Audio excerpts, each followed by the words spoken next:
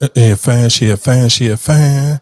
I said she a fan, she a fan, she a fan. There we go. Let's rock and roll. I said she a fan, she a fan, and a 69 God. I ain't gonna lie to you, dog. I don't know how. I know Drake could come back, but dog, that song is OD ridiculous, though. That's gonna be a hard jump. I heard a what's name joint that New Jersey beat Also, on that joint. You ready? Like one of them little house joints. Yeah, I ain't gonna lie to you. That's gonna be that's a tough climb, dog. That song's so crazy.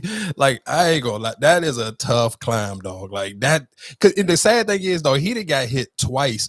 He got hit twice with 2 hits in like one summer. Like, and the crazy thing is, cause like that, let's be clear, that Like That Joint is still ridiculous. And then that Not Like Us, that's gonna be a hard climb, though. You gotta come back with slappers, or you gotta just take a crazy break. And the only thing I don't like is I don't like how people kind of already counting him out like he waved the white flag, because whatever that little story he posted in his Insta story, I don't think he waved the white flag. I just think he felt like, all right, I'm gonna come back with some summer vibes. I'm not about to just dedicate my whole.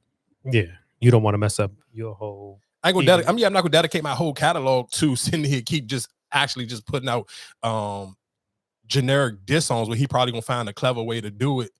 But yeah, I ain't gonna. Them two are heaters to come behind. Like, I don't necessarily know how you get ready to get it.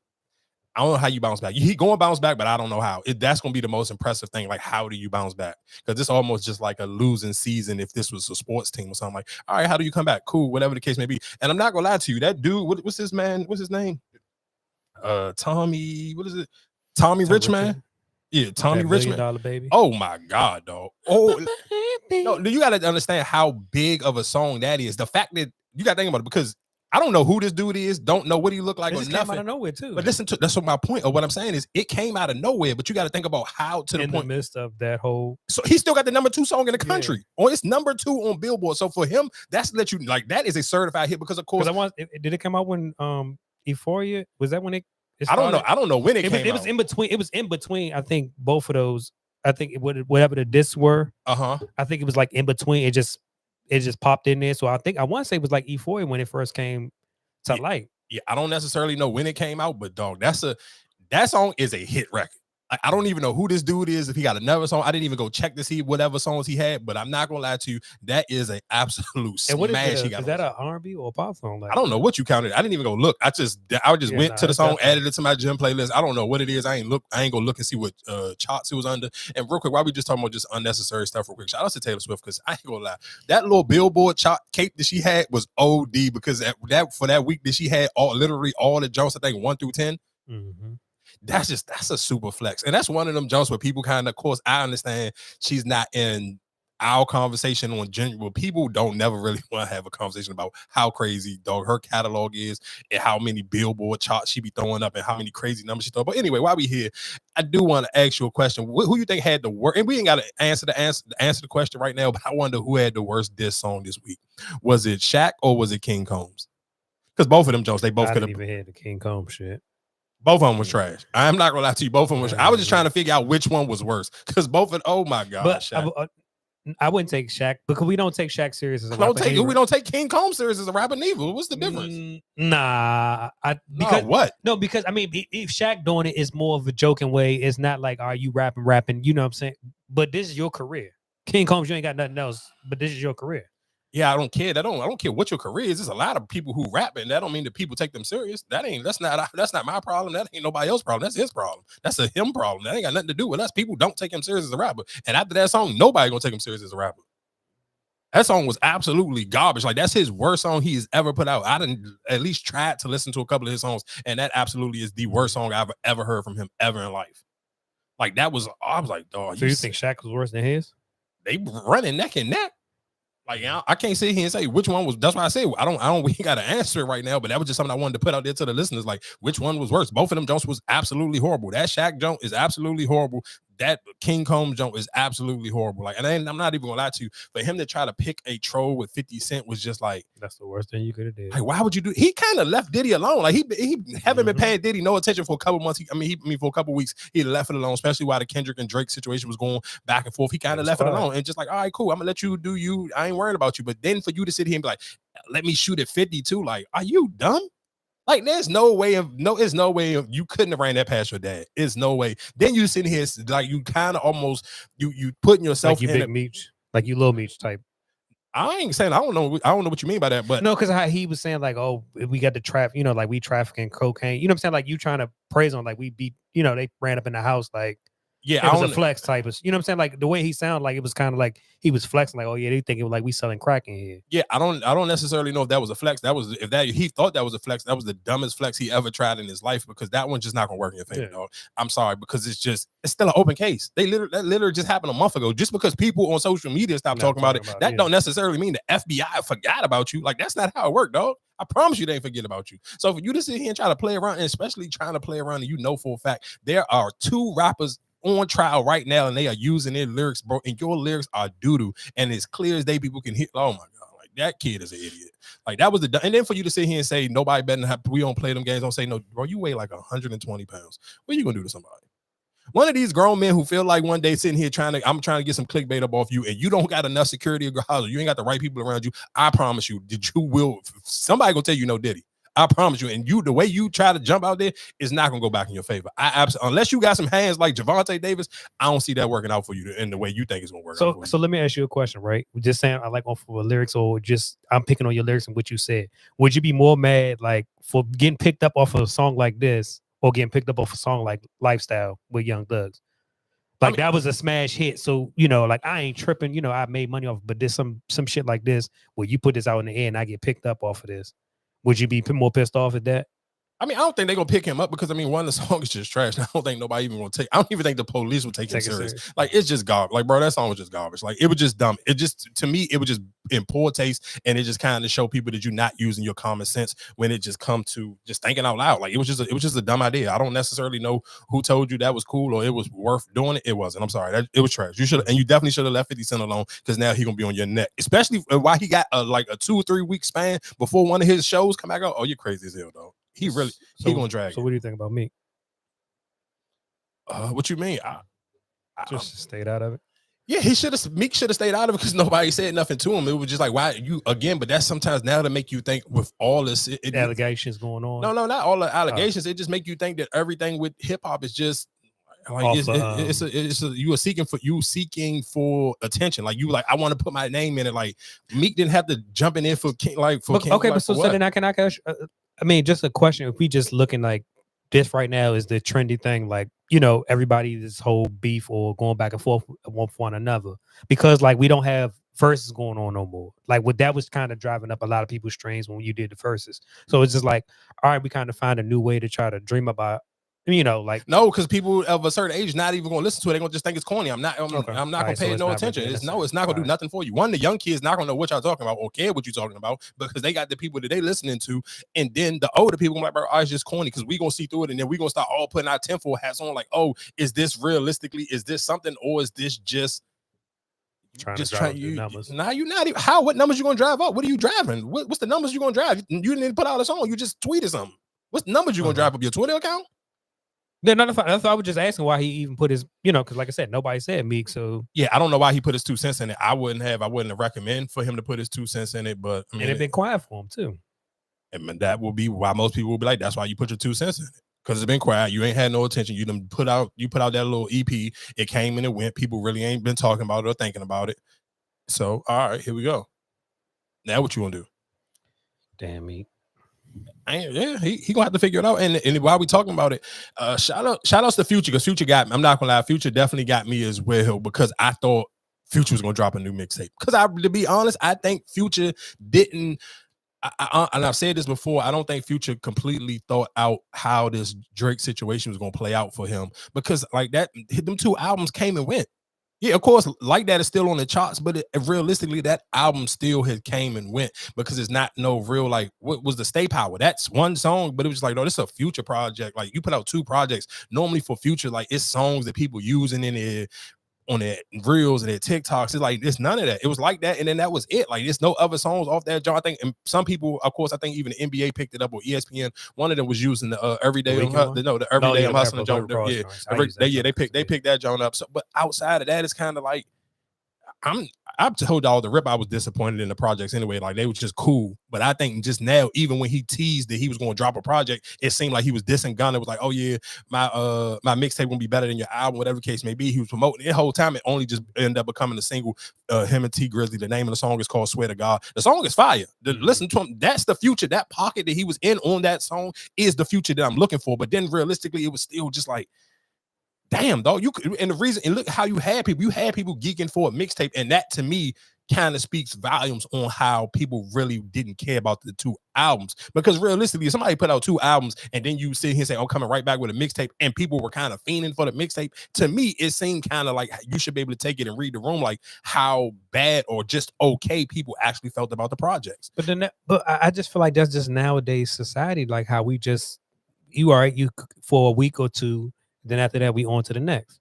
Because when you think about all the projects that's been putting out and how, all right, it might have had a little buzz for that whole week. Then it's like, all right, what next? Travis Scott, all, you know what I'm saying? Like, it don't last but so long. Yes, you're going to have a couple of songs here and there that you still got on your playlist or you still might hear. But it's like for a continuous, like a listen, like, oh, damn, I need to go back and listen to it. Because even with, like I said, for the SZA, that whole Snooze song, like that song is still getting played. But it's just like, all right, is everybody really listening to the whole album? You know, going back to listen to that album. I think it depends on who you are. I think if you actual fans of these people, I absolutely think people still go back and listen to them songs. Especially for somebody like SZA, she was on tour performing that song. So I'm know for a fact 9 times out of 10, most people when they on their way to a concert or leaving a concert, you playing the album and you getting so you can kind of sing along. So that's my question to you is this. I mean, because you're more of a Future fan, but because like I said, because you listen to a lot of music or you listen to a lot of different artists. So you saying, all right, it wasn't good for me to go back and listen to it again. So I'm really not paying no mind because I got new music now. Yeah, but I don't think everybody's not like me though. I don't think a lot of people take in that much music on a daily basis. I don't think a lot of people do that. So because because like I said, for me personally, I've listened to that album, both of them, more than, you know what I'm saying, several times. And even recently I've listened to that album. So that's why I was just wondering is, you know what I'm saying, like for everybody else, how is it?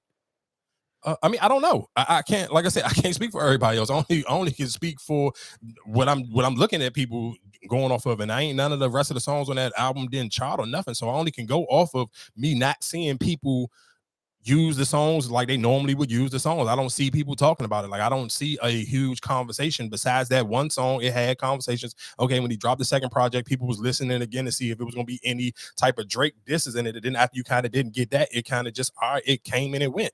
But I can't speak, like I said, I can't speak for everybody else because I looked at even when Chief Keef and Gunna dropped their projects, I seen people praising the Chief Keef John. I'm like, bro, this is trash. He made us almost wait, like almost that. It felt like almost 2 years. Was that the one you waited for? Yes, and it was garbage. So it was like, but I seen people who were like they like Chief Keef, like, oh, this is the Chief Keef back, this, that, and the third. Like I didn't feel that way. I'm like, bro, compared to the songs that he pre-released before he at least released the whole project, that Tony Montana, Racks in the Stuffed in the Couch or whatever that song, like them songs, the rest of that album didn't compare to that. There was like 2 songs on that album that I actually was like, all right, it was cool, it was fire. It was the John with him and G Herbo, and then I think the John with him and Quavo, the John with him and Tierra Whack was cool, but like that whole project, like it just was like, all right, this shit was all right. It wasn't even, matter of fact, to me, it wasn't better than the mixtape John that he just put out the other week where it was him and was it Mike Will. So like I said, I don't necessarily know. It's hard to realistically tell people. I think everybody got a different ear, and I think that was the conversation that we was having last week when we was talking about the Drake versus Kendrick Lamar situation. It's kind of like what you like in music. How much of a fan are you of somebody? Because like I said, it may be some people who still feel like those Future projects was fire, but me personally, I don't. And I just felt like the response wouldn't have been so crazy for people to want to see him put out a new mixtape if everybody else didn't feel the same way I did. Of course, some people just like you kind of not want to, you don't want to voice your opinion because sometimes people just don't like arguing with people about the preference of music that they like. So is it, I guess, I mean, you kind of, so that's why even them albums, I feel like that's more of a Metro showcase. You know what I'm saying? Like I feel that was more of a Metro project than it was a Future project to me. Yeah, but that's not. But that's never the case for nobody else. That's never been. Future has done endless projects with Future. With Metro. He done projects with Zaytoven. With Strictly. Future. He just did a whole project with Metro Boomin. Did a whole project with 21 Savage. It sound like a 21 Savage project. It ain't sound like a Metro Boomin. So I'm not like, that's what I'm saying. Like you giving him a cop out to is just like, no, the music was just blah. It was cool. Like it was just basic as hell. Like this was some basic Future music. This didn't have no real state power. And like I said, if it did, people would not have been so geeked up for him to drop a mixtape. And that's just like, I just don't think nobody would be that geek for you to come right back with and you literally just put out 2 projects. Like, people were geek. Oh man, he about to drop a mixtape. Oh, mixtape Future back. Like, people were geeking. And to me, if I'm on his management team, I'm on his promo team, I would tell y'all, pay attention to that. I don't think that was just like, I don't think that's like by accident that people just jumped out there and was so geeked up over that. So I mean, like I said, we'll see. Like I said, shout out to Future. That song with him and T Grizzly was fire. Like I said, that Chief Keef project was like, to me, it wasn't worth the pushback. Like, all those kept pushing it back for like, I felt like he almost pushed it back for like 2 years, but I probably over that. It was at least for like a year and some change.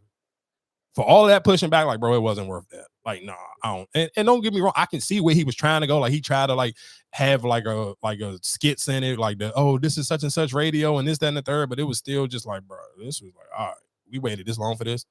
What was his last project? I mean, he just put out a joint with him and Mike Will a couple, but I don't know. I mean, it's been years. Chief Keef ain't put out nothing. No, I can't say years because he put out the joint with the with the Army men on there. I'm tripping. Like, I'm about to say years. He definitely. I think that was, what year was that? Chief Keef, when he put out that joint with the Army men on the front of that joint.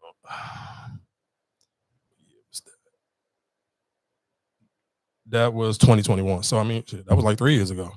Okay. So yeah, I mean, like I said, shout out to Chief Keef. What else? Let's get into. Oh yeah, bro, matter of fact, I guess because we did talk about the Shaq diss. I apologize, I'm scrambling over my words because we did talk about the Shaq diss to Shannon Sharpe. I guess we can get some backstory on why he dissed Shannon Sharpe. So of course, over last week, the Joker won his 3rd MVP. So on NBA TNT, he was giving out. They was giving him the award, and Shaq was like, "Hey, me and you cool, whatever case may be. We got some rapport. Me and your brother. I love y'all. I love you and your brothers, whatever case may be. But I'm gonna be honest with you because I want to say it to your face because it's already on. I don't want you to hear it, and I didn't say it to you when I'm talking to you. I felt like you didn't deserve this MVP. SGA deserved it. And then the joke laughed it off a little bit. Cool, whatever. Everybody got opinions, no hard feelings, whatever the case may be. Didn't he agree with him? I thought too. Nah, hell no, he didn't agree with him. No, I thought he. Okay. No, hell no. I thought they said he. Nah, he didn't agree with him. So then, of course, on Nightcap, it was Gilbert Arenas, Ocho Cinco, and Shannon Sharpe, and then they was talking about it. And so don't get me wrong, I seen a lot of people felt like what Shaq did was distasteful. So a lot of people didn't agree with what Shaq did or how he was moving about it. So Shannon Sharpe basically kind of called him out and was basically saying, if Shaq would have been putting in the work ethic, he wouldn't have, because he basically was trying to say Shaq seems like he's a little bit jealous. He seemed like he's jealous when he speaks on people like Joel Embiid or like Joker, because maybe he felt like he didn't have the work ethic and he left a lot in the gym. He didn't put out his 110%. He didn't give it his all. And of course, that's, conversations that Phil Jackson put in his book, and in plenty of interviews, you heard Kobe even call Shaq out for those things, basically sitting here saying like Shaq didn't take playing basketball serious. He was just dominant. This was something like a gift from God. He never really actually put in the work. And a lot of people felt like if Shaq would have put in the work, Shaq would have been 100 times better basketball player. So Shannon Sharpe kind of, said that, and it would seem like that was it was just like hate and it was jealousy. So then Shaq got a whiff of that. Of course he did, because Shannon Sharpe has a huge voice, and he basically was like, dog, you can't sit here and call me out or call me jealous if you're not a top 10 player in your sport. And let's be clear, I like the way that Shannon Sharpe kind of like gracefully bowed out, and he was like, yeah, I never, said that I'm whatever the case may be with Shaq. I never said that I was better than Shaq or whatever the case may be, or even compared myself to Shaq. And then Shannon Sharpe even named the tight ends that he felt like was better than him. He named Gronkowski, he named Travis Kelce, what was it, Antonio Gates, and who it was, what's the other dude that played for the Chiefs before? Tony Gonzalez. So he named all them and said, yeah, I think all of them guys are better than me, whatever the case may be. So Shannon Sharpe tried to take the high road of it. But I think two things can be true. One, Shaq was just like, and that's one thing Shaq kind of do a lot, and we can kind of get into that maybe in a little bit, space it out a little bit. But Shaq is like one of those people, because he's super rich and everybody know he's super rich. That's the first thing he gonna go to, because then that's the first thing he kind of threw back in Shannon Sharpe's face. Well, you say I'm lazy and I don't work hard, but my net worth is way more than yours, whatever the case may be. So that math ain't mathing. But see, my thing, even with Shannon Sharpe, I think you kind of discredit even Shaq. Let's say Shaq is not the most focused or whatever the case may be, but you brought up the whole conversation about him having one MVP. And then you saying, well, Joker got multiple, but he still have Finals MVP. He has 3 of them. Yeah, he got 3 of them. So that's what I'm saying. Like when you said that, I feel like you did throw slight at him. Like, well, you're not ready to top. But Shaq has how many rings, and he has how many Finals MVP, and you kind of like you threw that type of shade towards him. And I feel like why Shaq took it that way because you saying I'm jealous because Joker got 3 MVPs. But then at the end of the day, it's just like I feel like with the NBA and what they are messing up with, who are voting on these MVP votes. If Shaq don't even have an MVP voting for you know what I'm saying, he don't even have a vote in there. I feel like it's kind of messed up because he was a winner. He is a top 50 player and all that. But you telling me he don't have a vote in there, and that's why I kind of feel like it's just some things is like I get it where Shaq took it to heart. He's like, all right, we trying to throw shots at me, but like I am him. You know what I'm saying? I'm just telling him he should have won that championship. Yeah, I do. Be realistically, I don't think Shaq was hating when he said that because of course, I think everybody. If you said that. I feel like anybody. If you actually watch basketball, I feel like everybody and their mother felt like Shea should have got it just because the dramatic from not making the playoffs at all last year for them to be the number 1 seed in the West. It's hard for you to explain how the Joker got it again. So yeah, and the simple fact is just when you look at a team like the OKC, it's just like, well, damn, you got Shea and you got Chet. Both of them hopefully could have been one could have won Rookie of the Year. The other one could have won MVP. You did get was Coach of the Year. Yeah, but that's not even, and that's like, damn, that don't even mean shit to us. It don't mean nothing to them, and it doesn't. And realistically, I don't feel like the MVP award is it doesn't mean no. Let's be clear. I was gonna have a crazy take into these last 2 games with Denver and the way the Joker turned it up. So he kind of realistically he'd have shot himself some bail where people kind of really can't drag it, and then Dallas and kind of got the chokehold on OKC. So it's kind of like it's kind of watering down the points that you could have made maybe a couple days ago before the last Denver game because the Joker definitely was balling out his mind, especially last night. He played OD, but still. We talking about just off a regular season, I do feel like it takes away because realistically, I still don't think nobody, I don't care how many awards the Joker got, I don't think nobody would take prime Joker over prime Shaq. No, you're right. So I do feel like I get what Shaq was defending because even for Shea, though, he lost by 300 points. 300 votes. And I think that was the thing that pissed people off more was like, though, he literally lost by 300 votes. Explain how did this make sense? And then also, even with Shannon Sharp, you still got to think about it. Shaq lost to Steve Nash, his year, probably one of his best years in that whole, you know what I'm saying? Like he had a great year. And I think that year they won 60 games. Yeah, but I think the crazy, what's name? Steve Nash and them won 60 games. Right. That's what I'm saying. I think, but that's what you rewarded him with because he won 60 games. And I think he was like assists something, but Shaq was leading in the points. But I think only Steve Nash was leading in assists. Yeah, I think so. I think realistically, the one thing I guess for just even when you having these sports debates now and you kind of can see because you living in real time, you kind of got to even almost train your brain to be like, we're not going to always be able to throw stats and awards and to really be able to judge players. Yeah, and that's what my only thing is just like when you throw that and then I get it, the Wilk and Bill Russell comps, you know, like if you setting that as a standard, they have all the hardware. And that's why even when you say, well, Shaq, he might not even be I'm like, he is top. You can't between 1 and 2, he is top 3. If he are you talking about big man? Yeah, okay. For the big man. So it's like but I do think Shaq trying to put a little bit gas. I don't necessarily know if Shaq is a top 10 player of all time. No, he's not. He's not a top 10 player of all time because we talking about all players. No, I won't put him in the top 10. Top 15, maybe. Top 10. And that's but that's the thing. You saying top, he might be 11. He might not be 10. You know what I'm saying? He might be 11 or 12. I don't like that's no discredit. So okay, so I think so I guess let's, and ladies, I promise we'll get to something else in the quick, but I just had to kind of get this out of the way because we were talking about the diss song.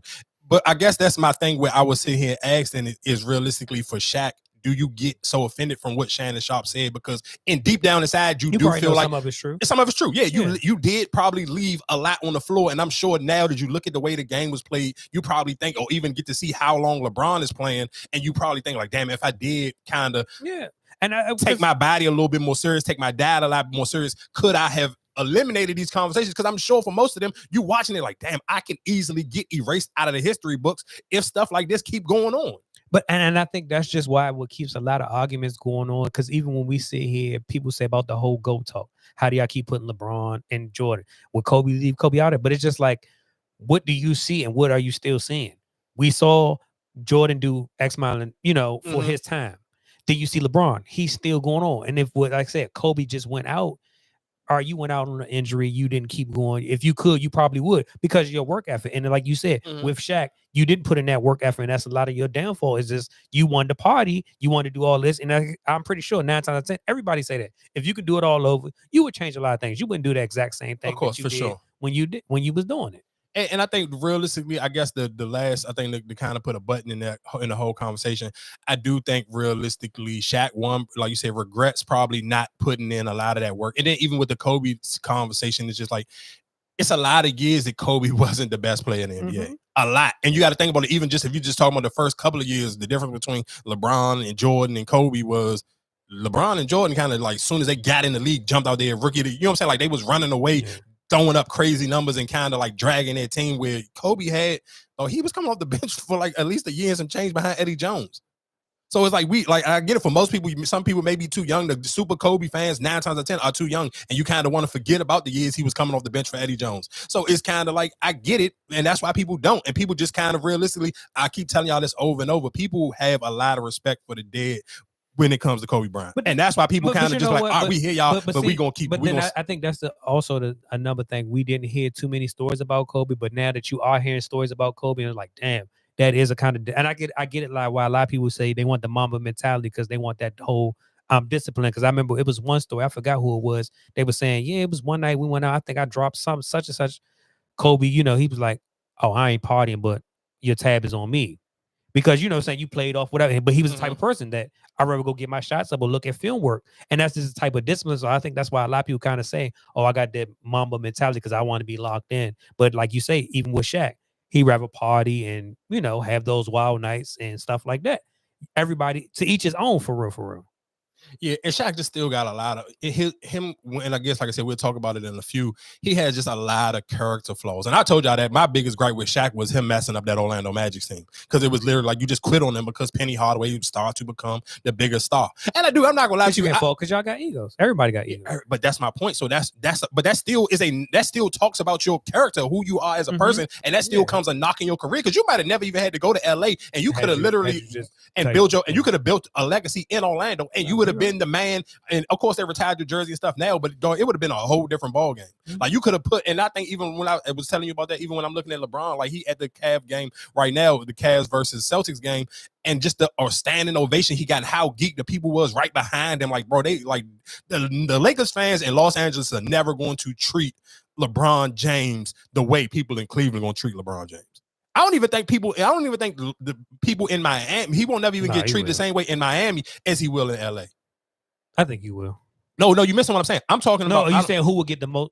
Who you saying get? I'm saying Miami fans will give him more love than Lakers. Yeah, of course. Yeah, because I feel like a lot of people still holding on to that whole Laker legacy.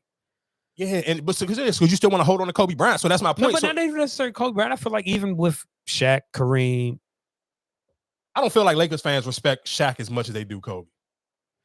No, I still think he still owns that. And I feel like, no, Kobe, yes, over Shaq. If you're saying if both of them at the same time, Kobe's going to get more of a standing ovation than Shaq. But I feel like Shaq is still a top Laker. Like he's in there. So we say if the dead top 5 is let's say Kobe, Shaq, Magic. You know what I'm saying? Like, where the hell you going to put Kareem at? I mean, and Kareem, that's what I'm saying. Those the like the top 5, like all time Lakers. And then it's LeBron. I don't think LeBron got more love over. Over none of them. No, for sure. Of course not. Of course that's not. That's what I was saying. Of course not, for sure. Like I said, ladies, we can get into something else real quick. I just had to get that off my chest real fast. I apologize. Let that load up. Why does Joe keep doing that? What the hell is this Joe doing? Keep blacking out. Like us. The screen's still on. No, like the screen on, but it's just, I don't know why I keep, like it's just not, it ain't showing up. But I'm going to just let it. I can't even see like if it's like how it's loading or what is it even doing. Like that's blown. Which one did YouTube or the? No, not on YouTube. YouTube straight. Yeah, YouTube straight.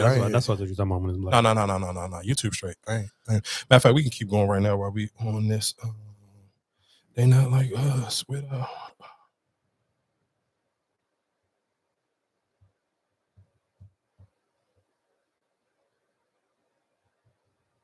Damn, why they took down? Since we still on Shaq, you want to talk about this Shawnee O'Neal? I was trying. We can talk about it. I just wanted to wait and let it load up real quick on the podcast app, and we can come back in with that. I'm just trying to look at all the stuff that I just let that jump low. I just play something. Damn, I don't think I picked that lingo up or the accent up. And I hear it all the time, too. They're going to have you say each word the best you can in a Baltimore accent. You, yo. Stupid. Whoa, dummy. Dang, dog. They probably gonna give me crap about this, dog, in the comments. I love Baltimore. Don't do me wrong now. Blue. Avenue. I got it. Avenue.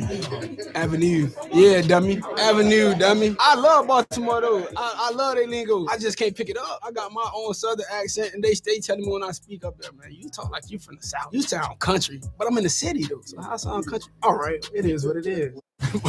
Damn. The crazy thing is, one shout out to Lamar Jackson. The crazy thing is, he sound like he picked up that accent pretty well. He probably don't feel like he said it well, but to me, he kind of knocked it that avenue. What up, dummy? What you doing, dummy? Like he kind of picked some of that up, like to the point. Do. I feel like those is kind of easy. The 2 was terrible.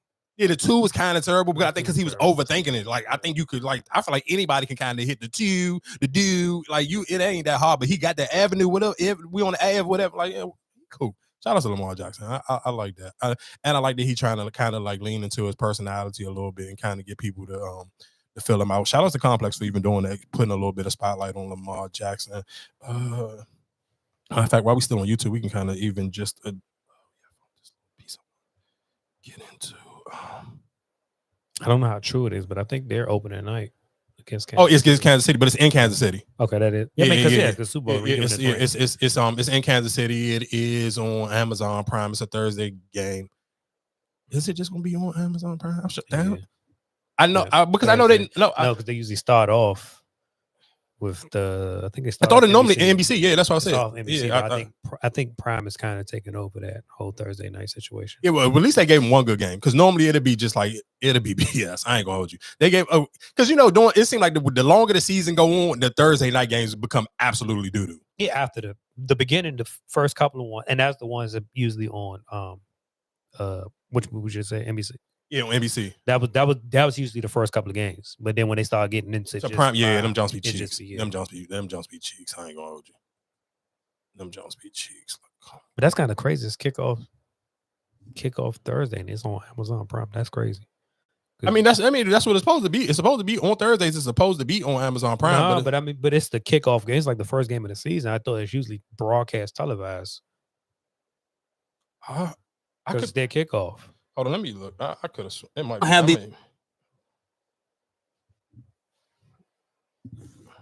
you doing that? The first Ravens, John. What is it?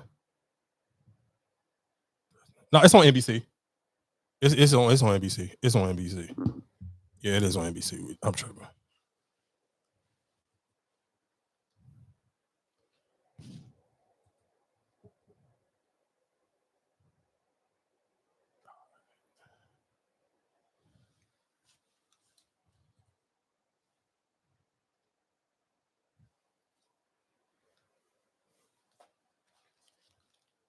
I have these.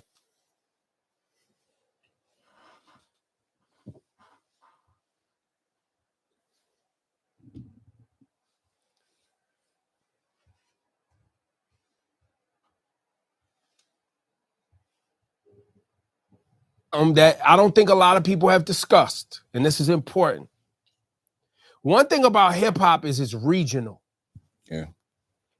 Geography is important. The map and the areas you own when it comes time for somebody to take your head off is very important in this game. It always has been. What's yours? Jay-Z, Brooklyn, Nas, Queens, Pac, West Coast, Biggie, Brooklyn. Like you think about all Meek Mill, Philly's mine. Like these are mine. You can't even fuck with me in my town.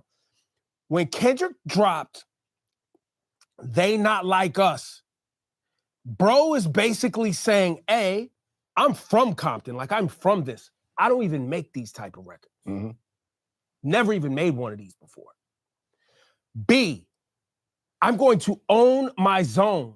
Literally, I'm going to provide my backyard where I live, where my family's cousins, where I went to school, with a soundtrack for this beef right here. Defending my home I'm going to put a flag down to defend my home turf. And on the same song, I'm going to ridicule you about co-opting Atlanta into your shit. That was the most important part. So now you can't even go ask them for a sound. And by the way, bro, what is your sound? What is yours? What do you own? Is what Kendrick, I feel, is asking on his song, because this is what I own. Can I be honest with you? I feel like Drake's biggest lyrical misstep in this whole battle was the line about you always acting like we're about to free the slaves.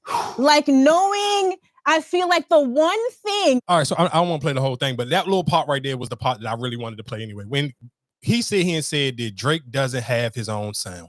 And of course, I get it. We talked about it last week, how I just think everybody kind of like, all right, the cool thing to say is let's just double down and let's kind of try to eliminate Drake. And that's from whatever media pundits or whoever on down, people's going to have their opinion, which is cool.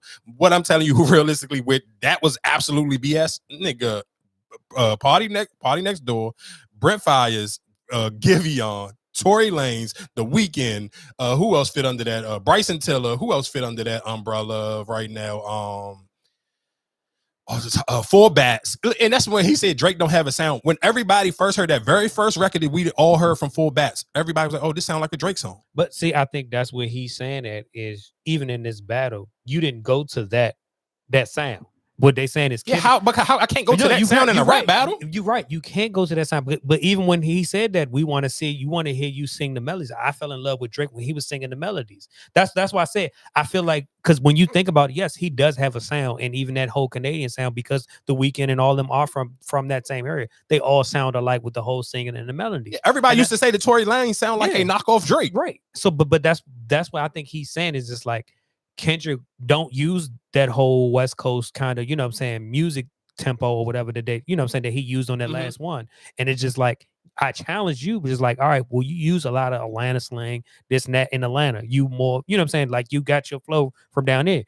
What's your, you know what I'm saying, where's your Canadian, what's your Canadian? Because I think that's what they kind of getting at him at is the whole, you a Canadian, like you coming over here. I get that, and that all sound cool, but then I can argue the same thing for Kendrick Lamar. And what's your sound? That song, the biggest song out of that is not your sound. It's where you're from, but it's not your sound. But that would be just like perfect example. That would be like somebody from DC sitting here saying, oh, I'm about to go do a go-go song, which realistically for the only person we can say that is their sound would be Wale, because that's the only person who introduced that sound to the world.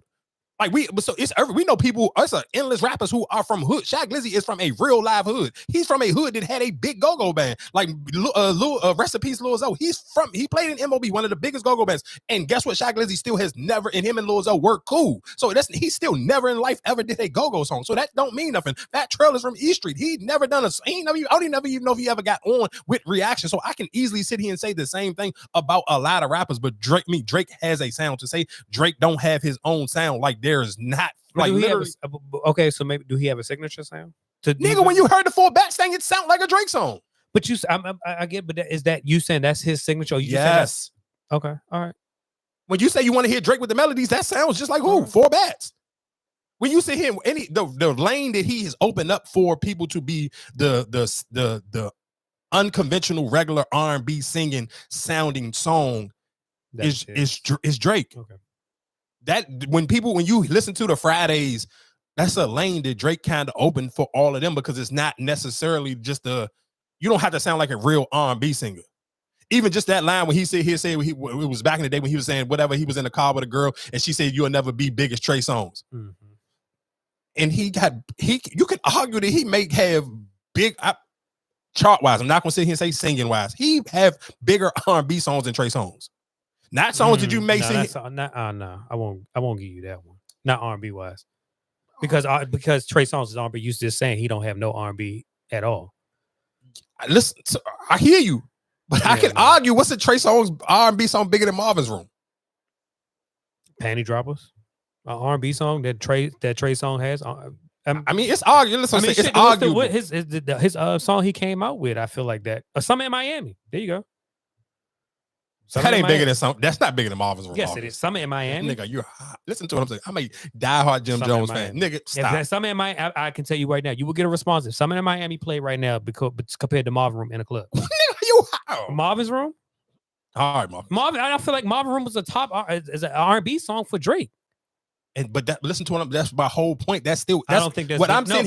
What I'm saying, but you saying R&B wise. We speaking on R&B. No, I'm not going to say Marvin Room is a bigger R&B song than anything that Drake songs. Okay, so let's cool. Let's say if I'm wrong with that one. Still, that's still a Drake sound. So with that being said, what is the Kendrick Lamar sounding song that's bigger than Marvin's Room?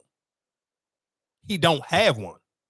So that's my point of that's why I told y'all last week, I could tell just the bias when people are just, okay, hey, we just see why Drake, this just like, I feel like it's kind of hard for you to even make that argument, because if you saying, even with Kendrick sounds or whatever, you say, like Drake was saying, he's all the freedom slaves. He's he got this sound where he's speaking for the people type of stuff. He do have a sound, but it's not a sound that everybody listens to.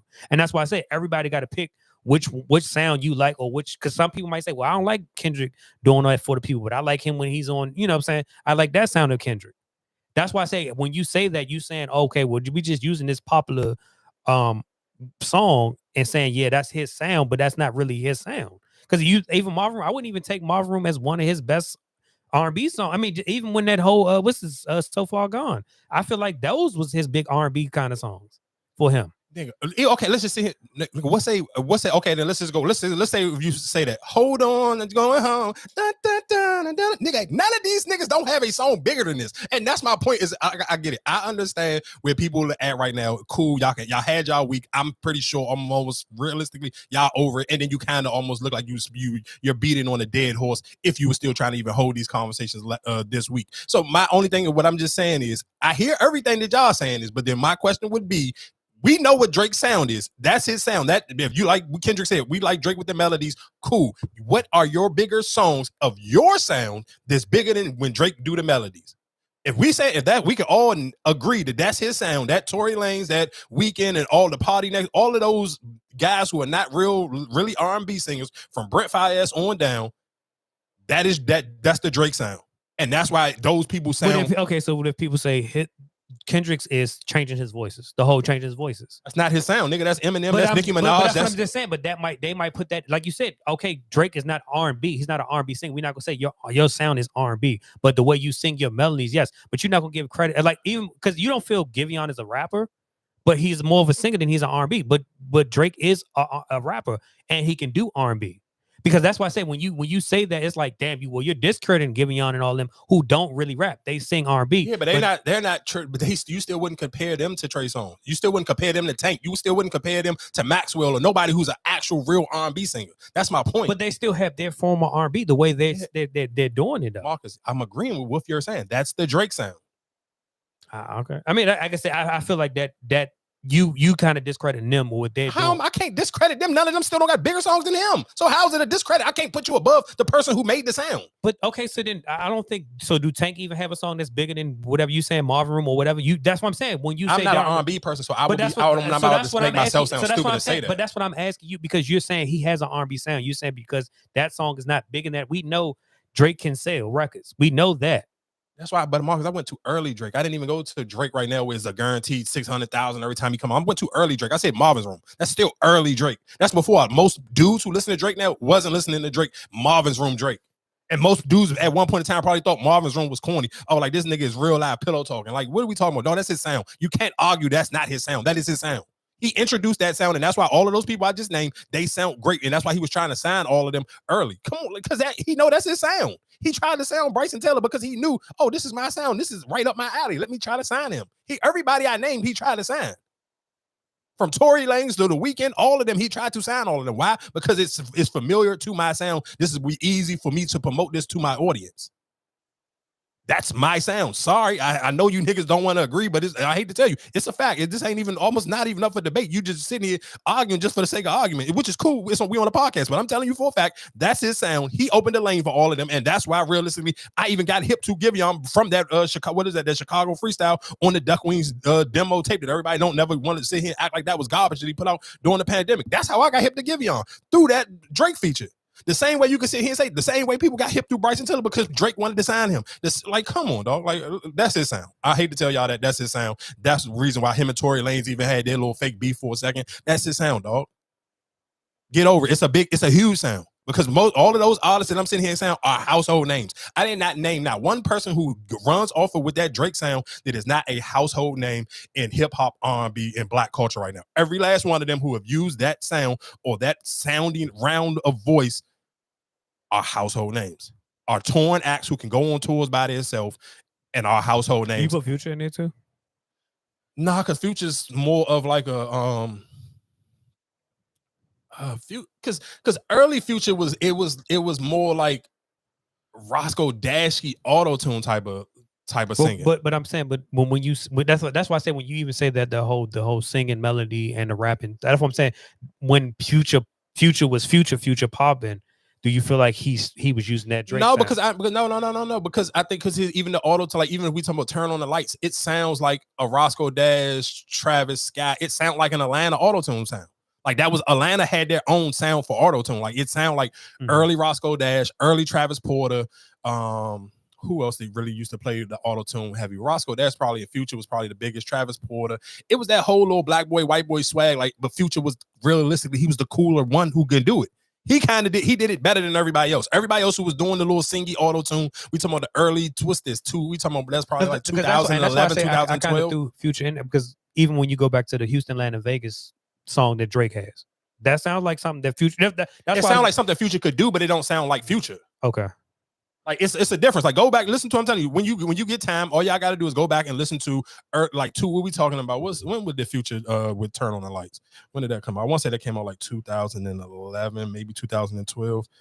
What was that? Turn on the Lights. I'm looking for. I'm looking like. When did that come out? 2012. That was it. Future. What was the name of it? Future called Pluto 3D.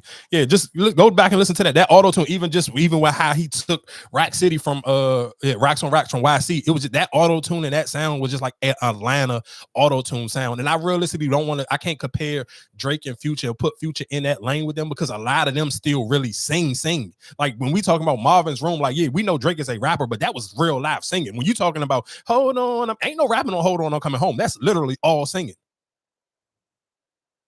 So it's not. So that's my point. It ain't really no. I'm still trying to remember the Marvin's Room, how like when he was singing on it for real. We can't play it because we're on YouTube, but you just gotta go back and listen to it. But we can take you can even if you want to take Marvin's Room out and just put on Hold On. We going home like nigga nah, come on, dog, stop.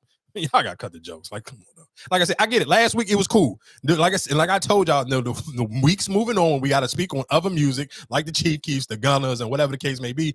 All right, I need to figure out where y'all at with it now. Let's talk about other music now. Let's kind of really get in your music bag and let me hear what y'all talking about. And I ain't gonna lie to you, the Gunna project was, oh man, Gunna, I ain't gonna lie to you, dog. You was kind of like Mid-East. Ooh.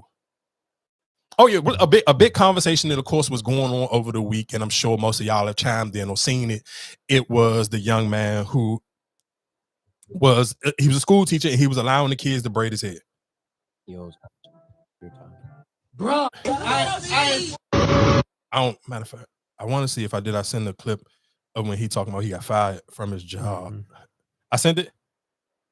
Oh, I don't know if you sent it to me. Well, anyway, he basically, a long story short, anyway, it was a school teacher and his video was going viral. He was from where? He from the area. For real? Yeah. Oh, I didn't know. But anyway, it was a school teacher who got fired for allowing, it looked like maybe like 5 or 6 young ladies help taking out his braids. And of course, the video went viral because he was doing it on TikTok and everybody had all their different opinions and different takes on it because they were sitting here saying, it's inappropriate. And realistically, I think for most people, especially if you are a parent and you're in your 30s, I'm sure when we think about getting your hair done, taking your braids out, it is an intimate thing because most of us, especially if you're in your 30s, you used it in intimate settings when you were younger, like those girls in that video. And I think it's hard for people to take out their own real life experiences. And that's why so many people realistically was up in arms about it. And I'm sure most people, it's hard to, of course, on captions or on social media, it's hard to explain it if you're not literally on a microphone and breaking it down. But we talked about this a million times on here. Like when you were younger and you were in high school, that was the way for you to sit here and be able to go over a girl's house. Oh, she knew how to do hair. You're going to go over there, you're going to sit between her legs. Of course, these young girls he ain't sitting between their legs. He had his teacher's desk and they all standing up taking his hair out. But that intimate setting when we're thinking about that's the age that most of us were using getting your hair done or braiding hair to be intimate with a girl that you may just like and she went to your school or y'all were dating or whatever the case may be, and it was kind of the way the parents allowed you to. I talked about that on here before, like during All-Star break or something, like when I was in high school, and I got to go over this girl's house and we was watching the whole All-Star weekend. She just doing my hair, whatever the case may be. And her mother left us in the house. Like, it's no thoughts to that. So I think for most people, if you of a certain age, that's automatically where your brain goes. So you just see a bunch of young girls taking his hair out, and it was kind of like, what the hell are you doing, dog? Why are you doing this? Because me knowing this situation, or even saying he create content, and like I said, I've seen his posts before, and even it is another guy that I even that I've been seeing. It's a taller guy that he be doing it. You know what I'm saying? The contents with the kids. So my thing, I don't feel like he was wrong or anything like from that video where they was taking his hair out, whatever the case may be.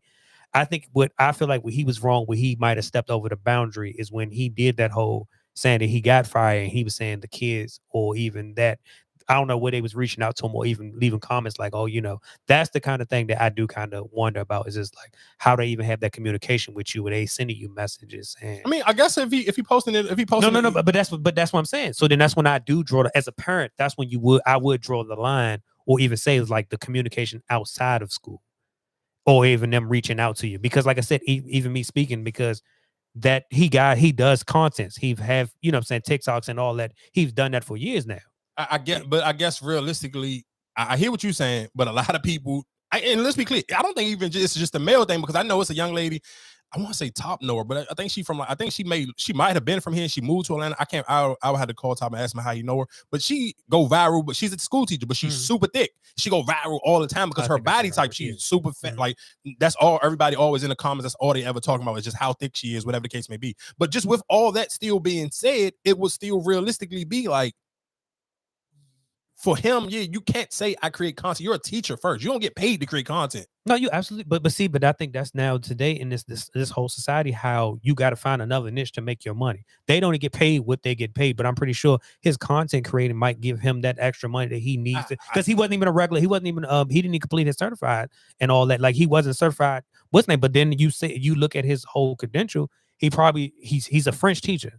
He's in the French school. You know what I'm saying? Like, that's the thing. I feel like, yes, he lost. If him losing his job, and this is like, how many people do you have as a black teacher in that field actually and fluent in French or even speaking French?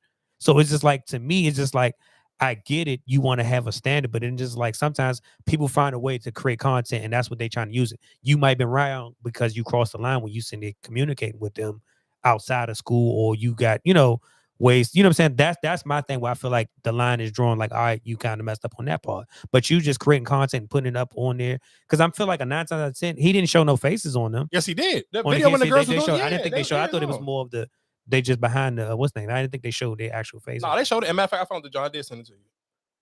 The controversy that has come from this video that I posted. I wanted to come on here and read some of the messages that my students are sending me during.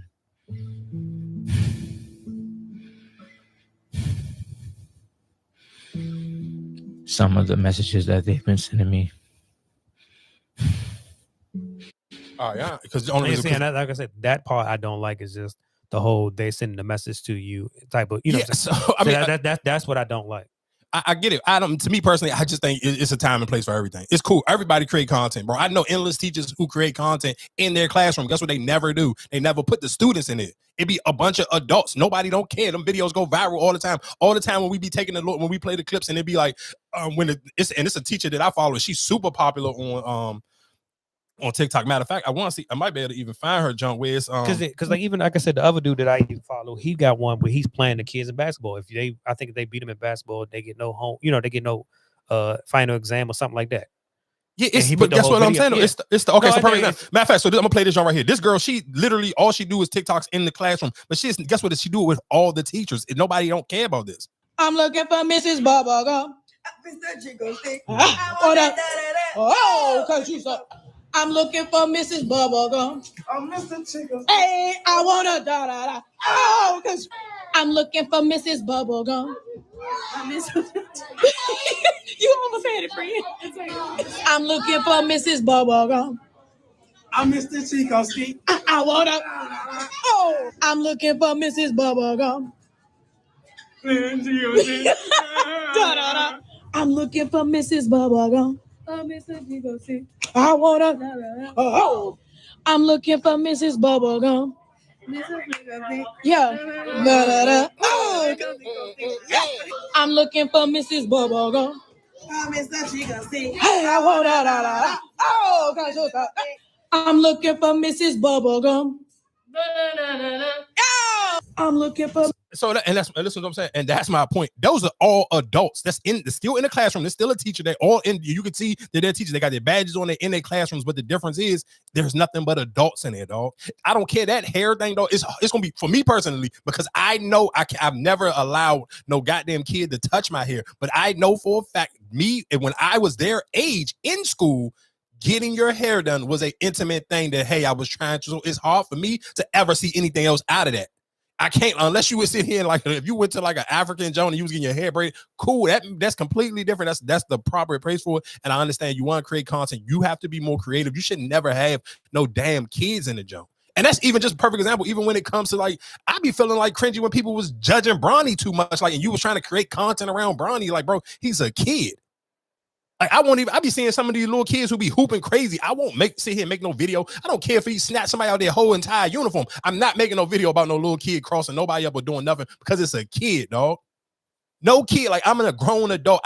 Nothing on my page should have nothing to do with no goddamn kids. It just shouldn't. I will skip them all the time. It's endless, dog. And we live in the DMV era. It's endless little kids out here right now. I will comment up under them Jones, leave the strong arm emojis, the fire emojis. They doing a great job. But guess what I ain't doing? I'm not creating no content about no little kid doing nothing. I don't care. It's not happening, dog. Sorry. It won't happen. It's never going to happen. He was out of pocket. If you call yourself a content creator, you need to find more creative ways than you sitting here allowing some little girls to take your hair out. I don't know what went across your mind to make you think this was fire. Nothing is fire about that. Like I'm sorry, like I'm not a parent, and this ain't nowhere in here. If that was my daughter, I would lose my goddamn mind. But okay, so then what's the like? But even when you go back to the kids we played before earlier, I think in the year with the whole Sexy Red situation, there were kids in that video. You didn't show their face. They were singing a song, and people but that's what I'm saying. Hell for that. I know, no, and because they're little, right? But right. This, what he's like I said with him, I like I've said, I've seen a couple of them videos, and that's why I say I don't feel like they were doing anything that was inappropriate out the way. I get what you're saying, but that's not fair because this is like if you had a daughter and she's like, okay, when I want to do hair. I want to cornrow. I want to do that. But you can say, well, nah, because this is how dudes used to get in your drawers. That's how I used to do it.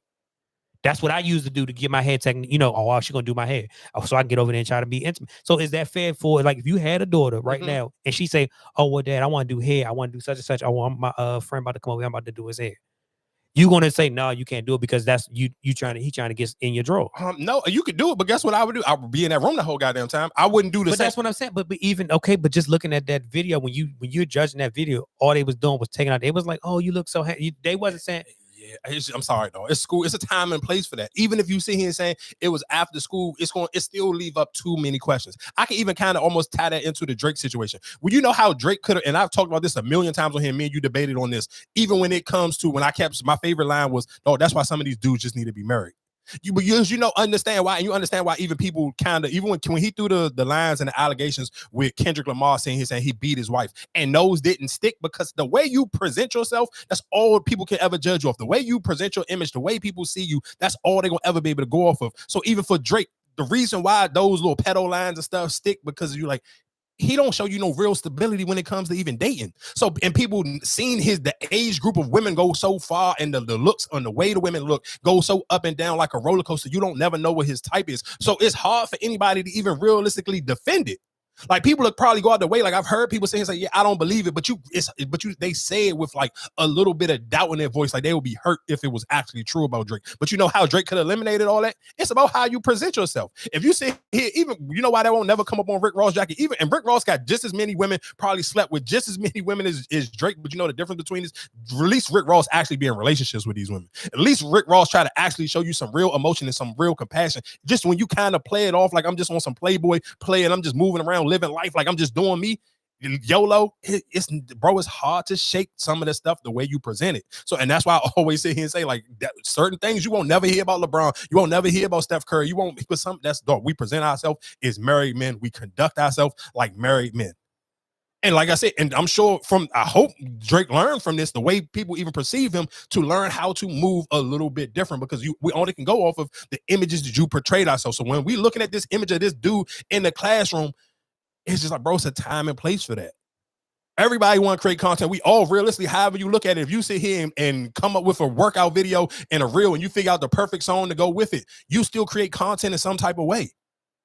And you know it's a time and a place for that. The same way when we sit here and see a girl wearing a workout outfit and it's just too sexual, people be like, oh, it's a time and a place for that. What type of gym you go to? Like, you're gonna always see people who judge it, because I may not judge it because I'm just maybe like, I'm on the internet, I appreciate it. But it's other people who really take the fitness content and really personal trainers, they take it completely serious. So it's other teachers out here who look like, bro, I create content, I'm a teacher too, but guess what I don't do? I don't show the kids. I don't have no type of setting with the kids like this. It's endless basketball coaches who only coach kids, and it's a way on how you present these kids to the world, because you don't want to leave no type of you can't never leave stuff up to people's imagination. And what he did is he left too much up for people's imagination in the way they gonna interpret this video when they see it. That's his fault. And you gotta kind of learn. You're an adult. You're gonna learn from your, like, no, you don't have no, I'm sorry, I don't know what to tell you. There's no way out of that. You gotta kind of live from your own experiences. This is on you. It's no other way. I'm sorry. Ain't no other way you can kind of look around that one. That's on him. He got to take that L. You got to think better. There's nothing wrong with creating content. Of course, I understand we all need to figure out other hustles, and but you got to figure it out. You got to leave them goddamn kids out of it. Unless they're your kids. If they're your kids, knock yourself out. Or if you're getting paid to sit here and train them, like this is a training program, then cool, because guess what? The kids need the video, and the most parents who pay for a personal trainer understand, hey, I need my kids to have these videos. I need them to have these highlight reels or whatever the case may be. So it's completely different. But a kid in a classroom and a kid that's training for sports is two different things. They not like us.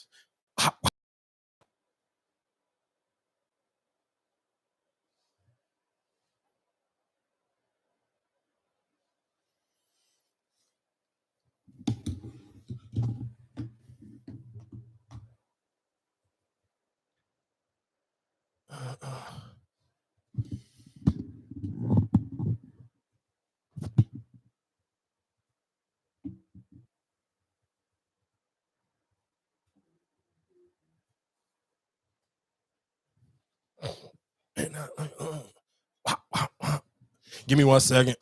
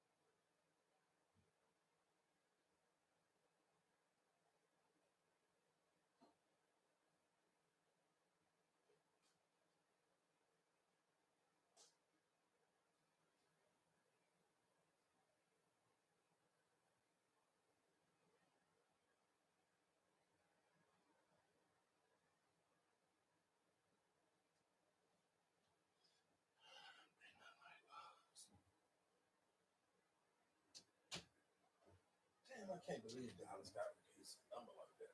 That's crazy.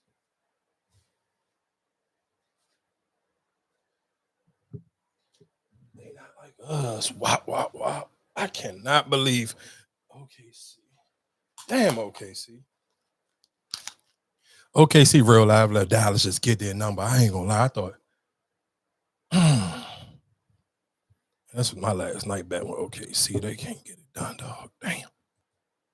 They not like us. Wow.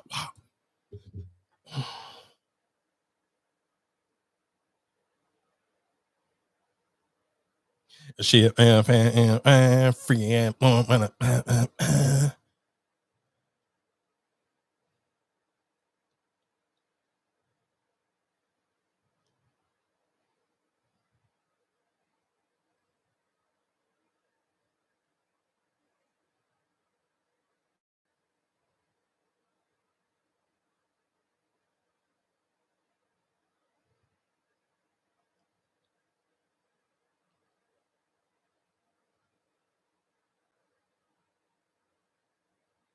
was he wanted.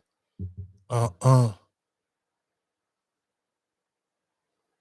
see, man, give me 1 second. I'm just trying to let this joint upload up on the podcast app, and we can continue to keep going, rocking and rolling. Give me 1 second. No, I'm cool.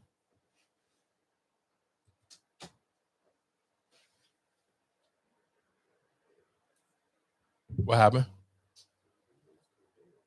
You said it went dead?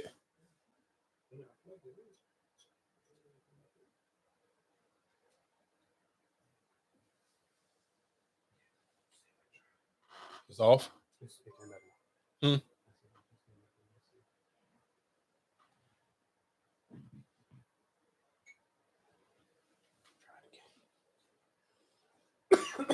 Is it plugged in?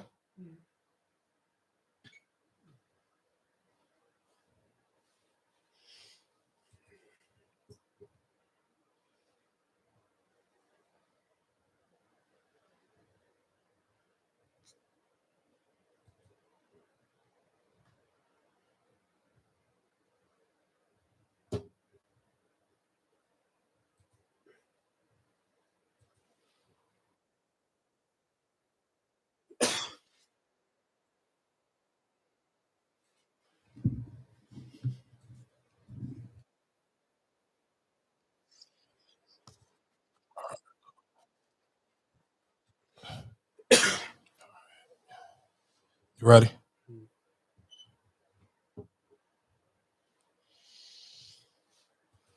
All right, because I do want to get into the Shaq and Shawnee O'Neal situation, and I also want to get into the Shaq and Tusi situation. Like Shaq had a busy week, and I do want to give Shaq a little bit of credit because I feel like the only person he kind of like took it to hill with was Shannon Sharp. He kind of realistically, he never really addressed Tusi, but I'm going to play this clip of Tusi in the car apologizing, and then we can, like I said, after we talk about Tusi, we can get into the Shawnee O'Neal situation. Nasty.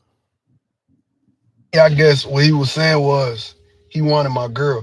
Which, like, if I would have read it like that, I never would have posted it because, I mean, niggas gonna DM your girl, but nigga, like, nigga, you don't got no business trying to fuck my girl. You like, he filmed like 7 foot.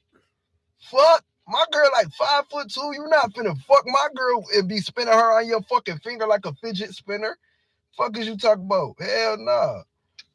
But yeah, though, if I would have knew that, I never would have really posted it. But I thought he was talking about something about my son. I just seen baby. Really, nigga? That's all I see. I just seen, can I have that baby? Nope. So apparently, I guess what he was saying was. So obviously, of course, Shaq slid. And this is, again, the conversation I just had about the Drake situation where it's like, oh, you got to kind of show some restraint on. I'm not gonna lie to you, and I'll be trying to be careful on judging it, but I be feel like I'm doing enough work on myself where I kind of got to be a little bit judgy, bro. You can't just be this horny, and that's just even for that play. I feel like if she came across your timeline, you saw her or whatever she posted, it brought your attention. I just feel like even with him, I feel like it's kind of nasty for you sitting here speaking on it, and then you took it a whole another way. Which I feel like is like, oh yeah, okay, no. Let's be clear. Two things can be true. You can absolutely right. Tusi is corny for sitting here going checking his girl DM to even see it. But then realistically, let's be honest. I don't necessarily know if he was checking her DM or she showed it like that. Oh, look at Shaq in my DM. Because let's be clear. If I'm not, let's be real. I understand that Shaq feel like because he got a certain amount of millions, and we had this conversation before. If I got 20 million. Whatever you can buy with 200 million, I can still buy the same exact thing with 20. You may be able to buy a house with 20 bedrooms and I may only be able to buy one with 10. But so how many bedrooms do I actually really need? So let's be clear. Or you can buy 30 cars and I may only be able to buy 7. I only can drive one at a time. So let's be real. So that's my whole thing where it comes to certain times where I understand that Shaq always loves to lean with the I got bread, I got money situation. That's all fine and dandy, and which is cool. But realistically, Toosie's still a millionaire. His girl, realistically, I can't imagine, pause, no Diddy, I can't imagine a woman being attractive to Toosie and actually being attractive to Shaq if we take the money out. Because most women, let's be honest and let's be real, most women who are attracted to Shaq, it is because he's rich. Shaq ain't no super handsome dude. He ain't got no swag or nothing like that. Shaq literally he's just rich and he dressed like he from Walmart. Let's keep it a buck. So it's just not, it ain't too much or to it. So if a dude got some bread, his girl ain't gonna be as geeked to go run to Shaq because all right, he got money too. So I could realistically, that's why I don't want to go too crazy. I feel like that's kind of slight on Shaq because Shaq is still Shaq. So what do that mean? But I'm just saying, regardless of I feel like because a female gonna talk to because it's still Shaq. No, she's not. If I'm my boyfriend or baby father is Toosie, why? Why? Who is Toosie? Toosie don't have no what? No big song like that. Nigga, you're stupid. We just talked about him last year with my favorite song. What are you talking about? But we still talking about Shaq. You saying like Shaq is Marcus Toosie goes on tour by himself. Toosie is a big enough artist. Like, what are you talking about? If he got millions, nigga, you basically who cares? It don't matter. If I got millions of dollars, my girl is not going to be attracted to Shaq. Yes, you're Shaq. So what does that mean? So what? You're Shaq, and what do that mean? Okay. Nigga, his wife left him. She talked to a pastor. I'm sure Pastor Keon Henderson don't got as much money as Shaq. And she literally just went on a show and told people that she was never in love with him. What the hell are you talking about? He's still Shaq and what? He still ain't got nobody, nigga. He's still dating random girls. He tried to holler at the Home Depot girl. He's Shaq and then what? Obviously, it ain't whatever you about to say for him. It ain't working in his favor because that nigga's still single and horny as hell and everybody DM. What are you talking about?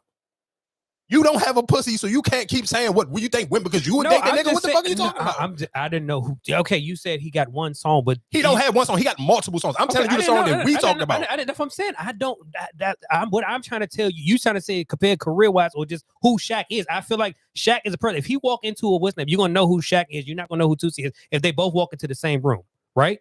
Cool. More people gonna flock to Shaq and try to talk to Shaq than it is to him. He's gonna be a regular Joe, but that's what I'm saying. You saying, well, because he got money, my girl should not be answering, shouldn't even be looking at Shaq because I do have money.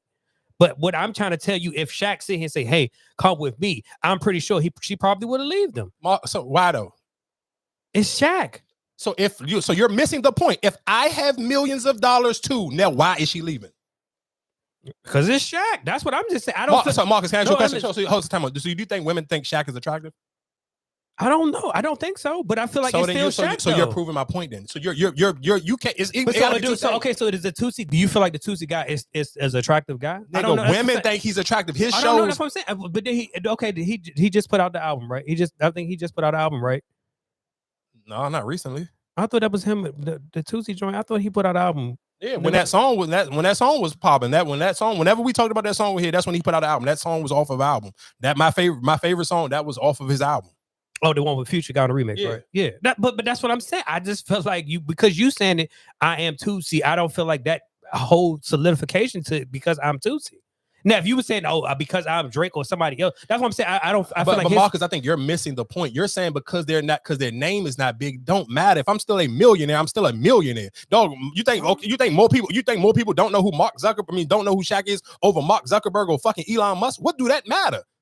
Elon Musk's wife ain't leaving him for Shaq because he's Shaq, nigga. No, I'm rich. I'm still rich. What are you talking about? So okay, so if you what was that's my only thing. So I even got a better one for you. We had this conversation on here. Drake is Drake, nigga. Him and Dylan Brooks was sharing a girl. What the fuck are we talking about? A certain type, right? They were sharing, but that's. But hold up. What you about to say? Hold up. But what did Drake threw the shot at Dylan Brooks, right? Or was because Dylan Brooks threw one of him first when they was when they was asking him who's the better Canadian, whatever I can't remember the story. We talked about it before already, but it don't matter. You're proving my point. If I'm a millionaire, dog. The woman now we are eliminating money. So you saying, oh, he's Shaq? It doesn't matter. If I got millions of dollars and he got millions of dollars, the money eliminates. Now is who is the woman more attracted to? Is she more attracted to Shaq or she's more attracted to Tootsie? I'm going to judge off of when Tootsie does his concerts and tours. There's nothing but a bunch of beautiful women at his shows. So I'm going to go on a limb that I feel is not like a limb. It's just common sense. I got 2 eyes. I'm doing my math. 2 + 2 gonna equal 4. Women think that Tootsie is more attractive than Shaq. I'm sorry. I hate to tell you that. I get it as a man, y'all you fandom and gate him for Shaq is different. But guess what? Women, if she's sitting here saying, hey, I'm a regular dude who work a regular job, yes, your girl will leave for Shaq every time. But we're talking about millionaires. No, my girl will not leave to go be with Shaq. You know why? Because I already can buy her everything she wants just as well. So she has no reason to date Shaq if she doesn't find Shaq attractive. That's how it go. When we eliminate the money, it's gonna go back to looks, just like when you was in high school. Do you have the swag? Do you have the looks? Because we're not talking about money no more.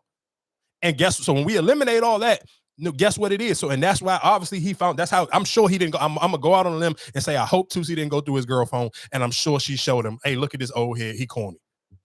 And Shaq is that old, and he need to stop being that thirsty. That is corny, and that's super thirsty, bro. But if I didn't know that was your girl, that was just a girl that I don't listen. She was on the Explore page. She came down my Explore page. I didn't know that was your girl. So guess what? So now listen what I'm telling you. You're missing the point, and you're proving my point. That obviously he shouldn't talk to random girls. No. Yeah, that's what I'm saying. 1, and then 2, you're proving my point of if he's Shaq, he shouldn't have to slide in nobody else's DM. They should jump in his DM if he's Shaq. That's what you're saying. Oh, he's Shaq. So if he's Shaq, why they don't come in his DM? Why he got to go to theirs? I wish we would have seen the rest of the conversation. It wasn't no other rest of the conversation. That was it. She just did it. She ain't talked to him. She never wrote back. Okay. I thought it was just that part. He just he didn't know. That was it. So I'm Marcus. We know how petty Shaq is. Shaq would have showed the rest if it was something else to it. That's what I'm saying. He didn't even speak on it. Because you caught red-handed, horny man. But I'm 9 times out of 10. I'm pretty sure a lot of them are in DMs that they should be in. I mean, that's a man. That is a man. Dog, it's not a man. It's a man who just is horny. No, but you even said it yourself. I'm in DMs at 3 o'clock in the morning. I'm in people DMs I shouldn't be in. No, but guess what? It's a mutual conversation there. I'm not just jumping in some random person DM at 3 in the morning. It got to be already a conversation there. If it's not a conversation there, or if I'm not in the close friends, why am I in somebody DM at 3 a.m.? No, because you're gonna look weird and you're gonna look horny and stupid. Oh, you know how social media work. You know how girls group chat work. Why would I set myself up to look this corny? That's what Shaq is doing. He looks silly as hell, and now to make that Shawnee conversation kind of look like I get it. Like nigga, you just too horny. You too all over the place, dog.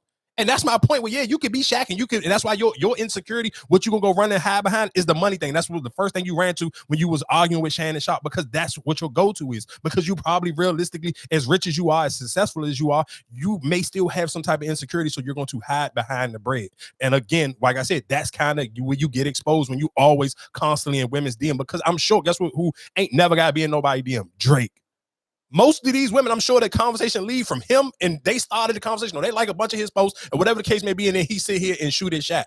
Or you do the mutual thing, dog. It's Instagram. You know how it works. But you got on Drake like, damn, why are you sending her? That girl who he sent money and she posted it. That's what I'm saying. You got on Drake before. It's like, why you in her DM? Niggas gonna be niggas. And I feel like Drake is a perfect example. I'm pretty sure he goes in people DMs.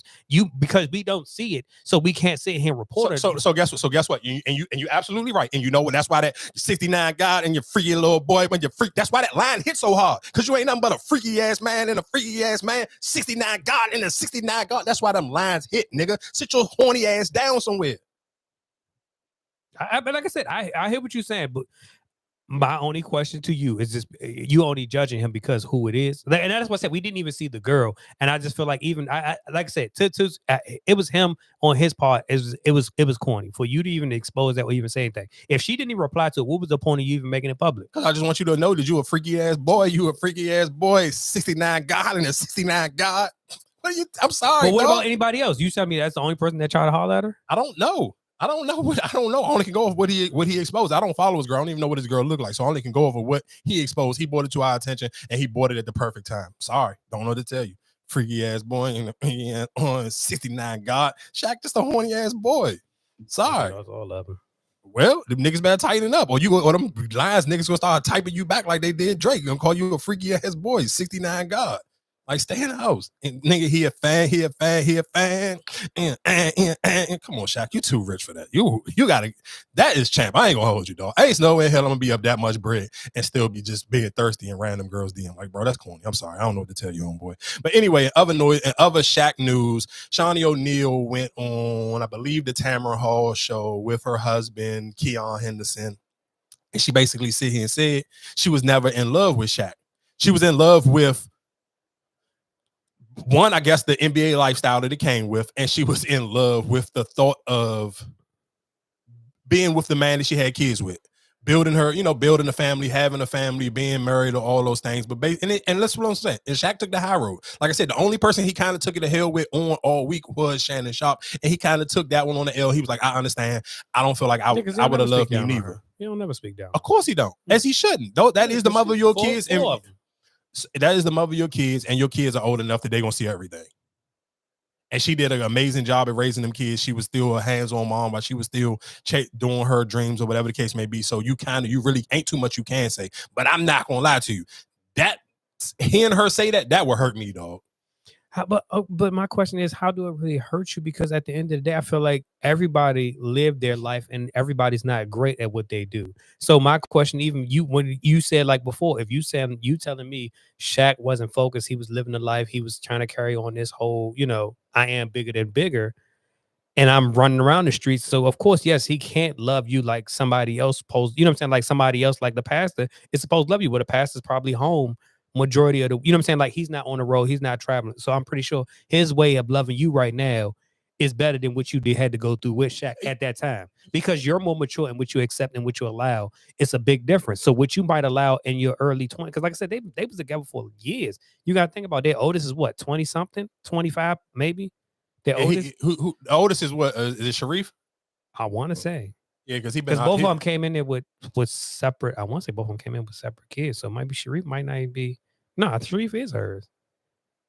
I want to say she got Sharif, another boy, and 2 girls, right? With her. You might be right. I'm not 100% positive. I'm not about to sit here and act like I know their real history.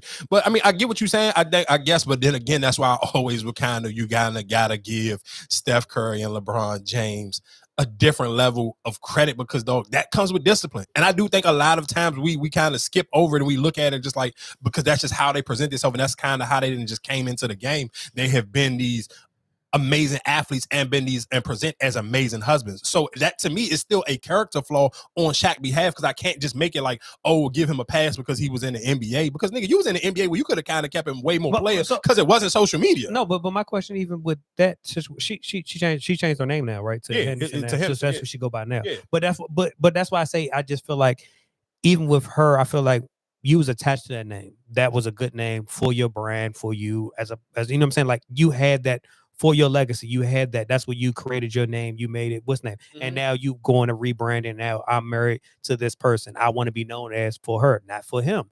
And I understand it. And I'm not going to sit here and judge you, because how many people we know got married young or even got into a real deep relationship at a young age, and then later on they feel like that person wasn't for them.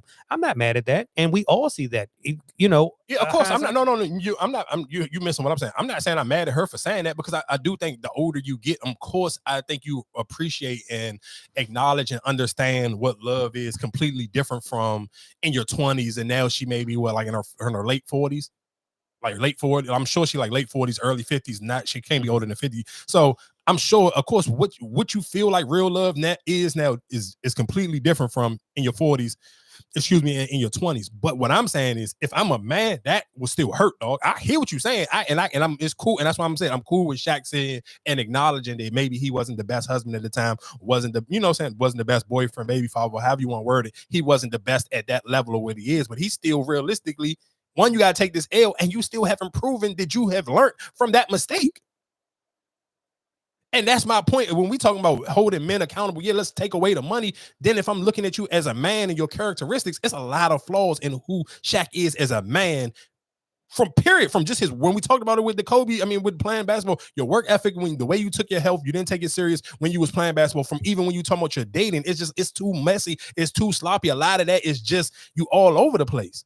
And that's hard to respect that, bro. You're a man in your 50s and you still trying to date girls in your 20s. Like, bro, what are we doing? But then that's why even with you, I just kind of question, like, when you say a lot of people, oh, you should be settled down, you should be this, you should be married, you should be. But it's like I said, people still do what they do, and it's just like even how many people praise Kobe for, you know, how he is and all that. You look at him, oh, he was a perfect person, but he also got caught in a situation. And even to me, why I was never really a fan of Kobe, because I didn't like how he threw Shaq under the bus when Shaq was doing whatever he was doing. He tried like, oh, it's other players that's cheating and all that. That's when they had that whole riffle between them two. And that's why I just say, I feel like when you look at other people and you use them as an example, nobody is perfect.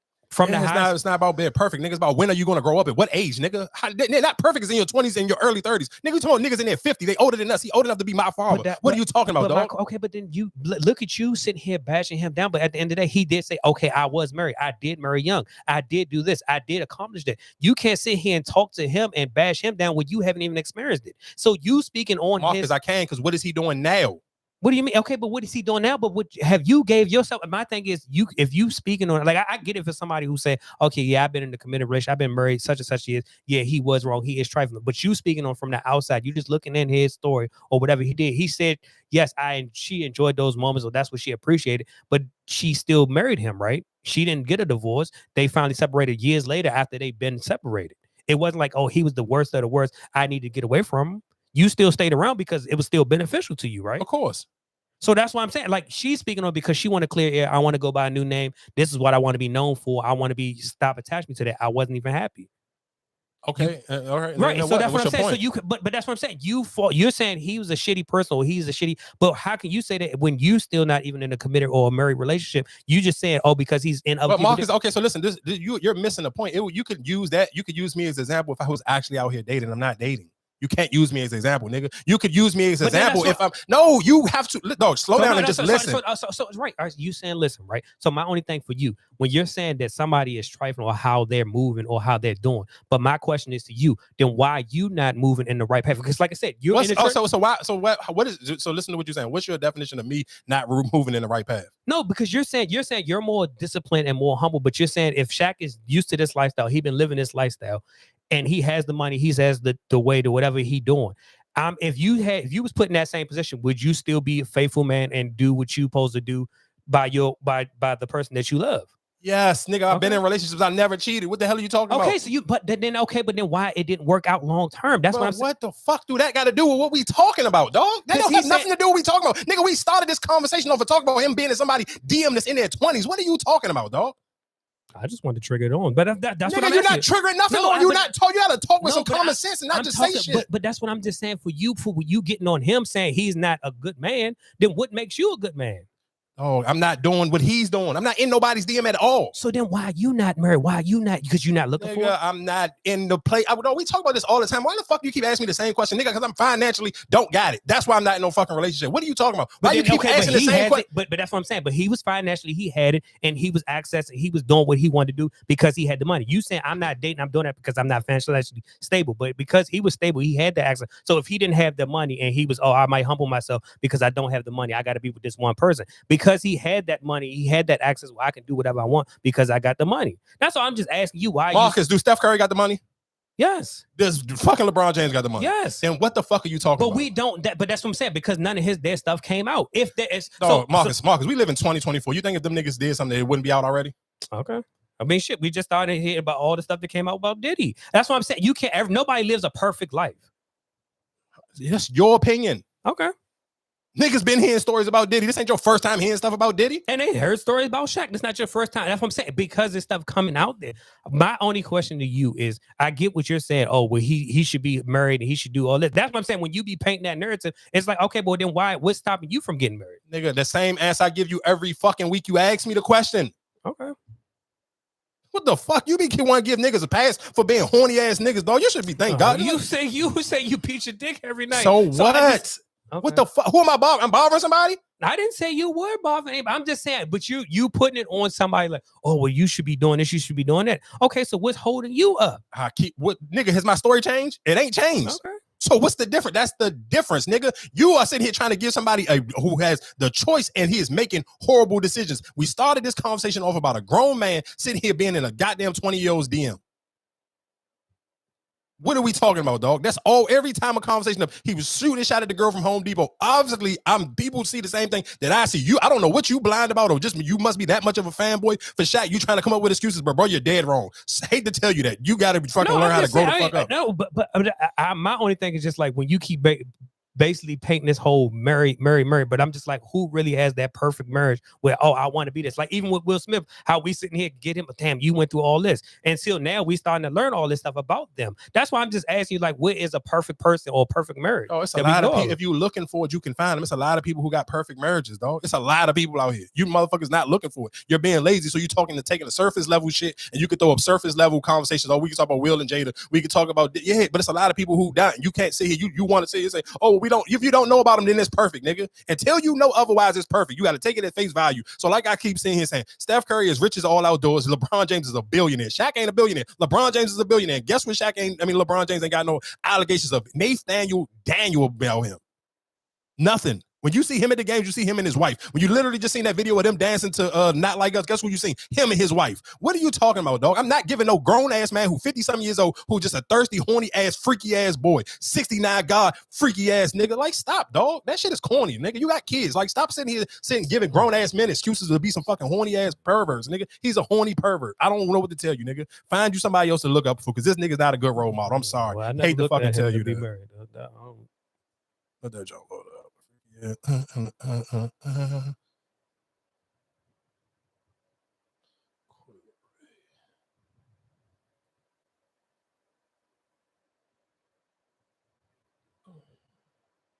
Do want to talk about this while we were about how That's an Awful Lot of Cough Syrup became one of the hottest brands out of LA.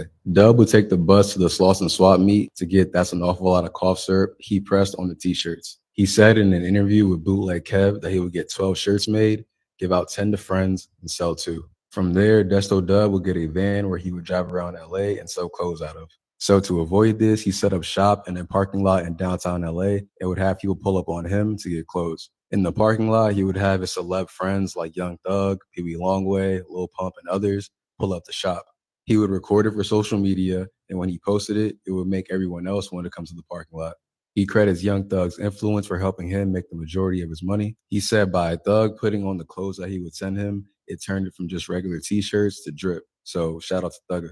Desto went from selling a couple hoodies a day to making $10,000 a day, every day, with no storefront overhead. Shortly after his time in the parking lot, he was able to buy $1 million crib, a couple cars, and open up 3 locations in Los Angeles, all within 9 to 10 months. In order to expand his brand, once he got his stores, he started doing collabs every few weeks with other brands to exchange customers. Desto's collab with Young Thug, Gunna, Draco the Ruler, Benny Hibachi, Kool Kai, and the list goes on. Desto's story is really inspiring about how he came from selling clothes from a van to becoming a self-made millionaire. Like and follow for more streetwear and fashion content, and comment down below what brand you guys want to see next. Here's a story. Shout outs to, and the reason why I wanted to play that, because I never knew the backstory to the dude who owned the clothing line called A Whole Lot of Cough Syrup, because his clothing line is super popular, and a lot of artists was doing collabos with him when they were dropping their projects. I want to say probably around the pandemic, I seen a lot of people doing different collabs with them when it was coming to time to kind of like for them to push merch and do certain things. And that is a lot of things, I guess, sometimes when people like moving to certain cities, how it's more beneficial to you, especially for streetwear brands.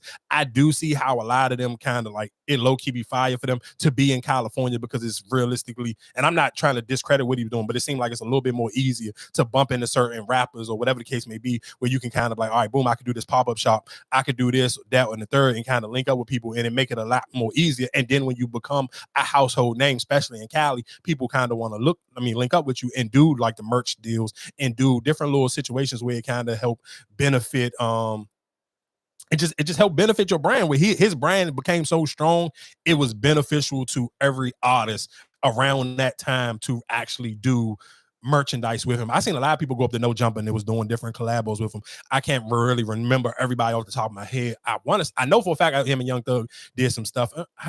Did Coily Ray do her stuff with him? I can't remember off the top of my head, but I like this line, and I just like the fact that I seen a lot of rappers kind of always rocking his stuff, and I just kind of wonder what was the real backstory to him. But him giving that story up now, I kind of like that a lot.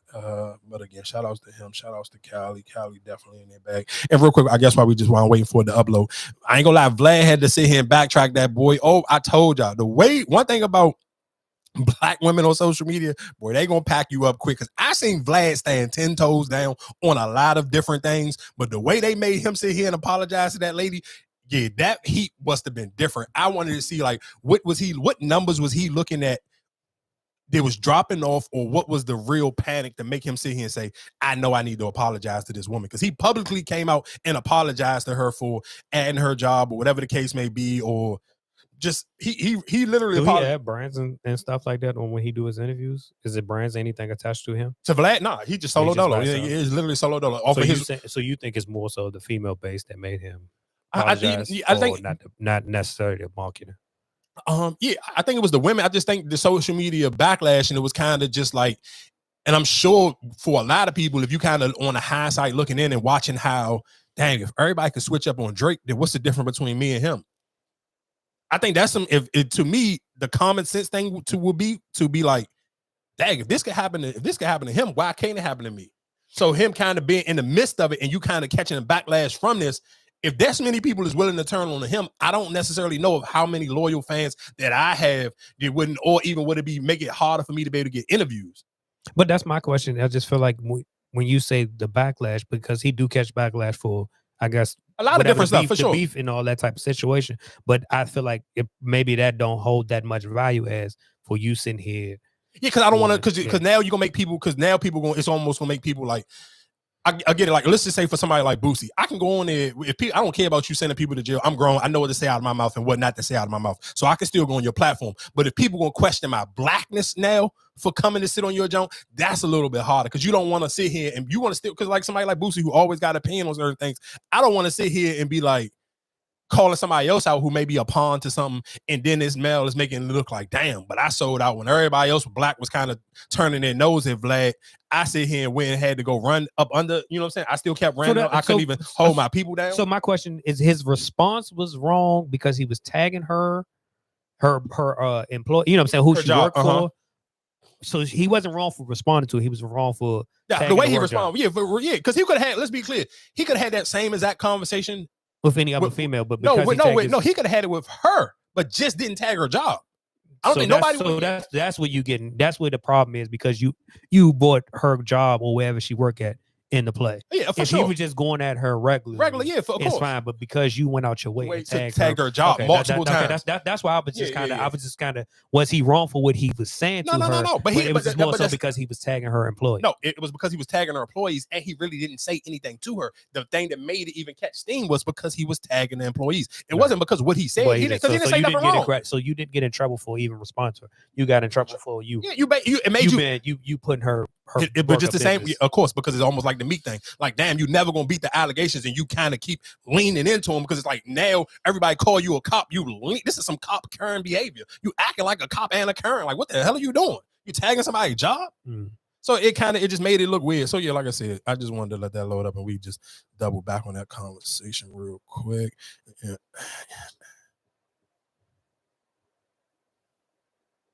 Because that's why I was kind of wondering, was he really catching that whole?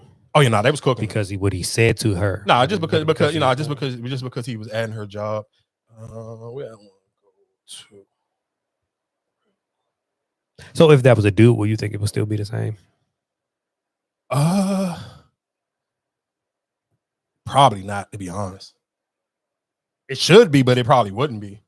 Because that's the same. That's why I say I feel like, because when you said that, you say he catch a lot of backlash for what he do with the gangs and all that stuff, and I'm just like, well, damn, if you outrageous about that, and just because he tagged her job employee, which you had, but I'm like, if it was a guy and he was tagging it, would you be in an uproar or even want him to apologize for if it was a guy that he was doing it to? Nah, because I don't think, let's be real, most people that wouldn't care. Like, it would be a man, you feel like you just got to defend yourself, but I feel like more people will come to the defense of a black woman on social media, because like, as a man, one of the things, of course, we see on all of those dating clips where it's like women complain about men not protecting them, not sitting here standing up for black women. So if it's something right here in your face where we ain't asking you to go to jail, we ain't asking you to physically put no hands on nobody, we just asking for you to take a stance via social media.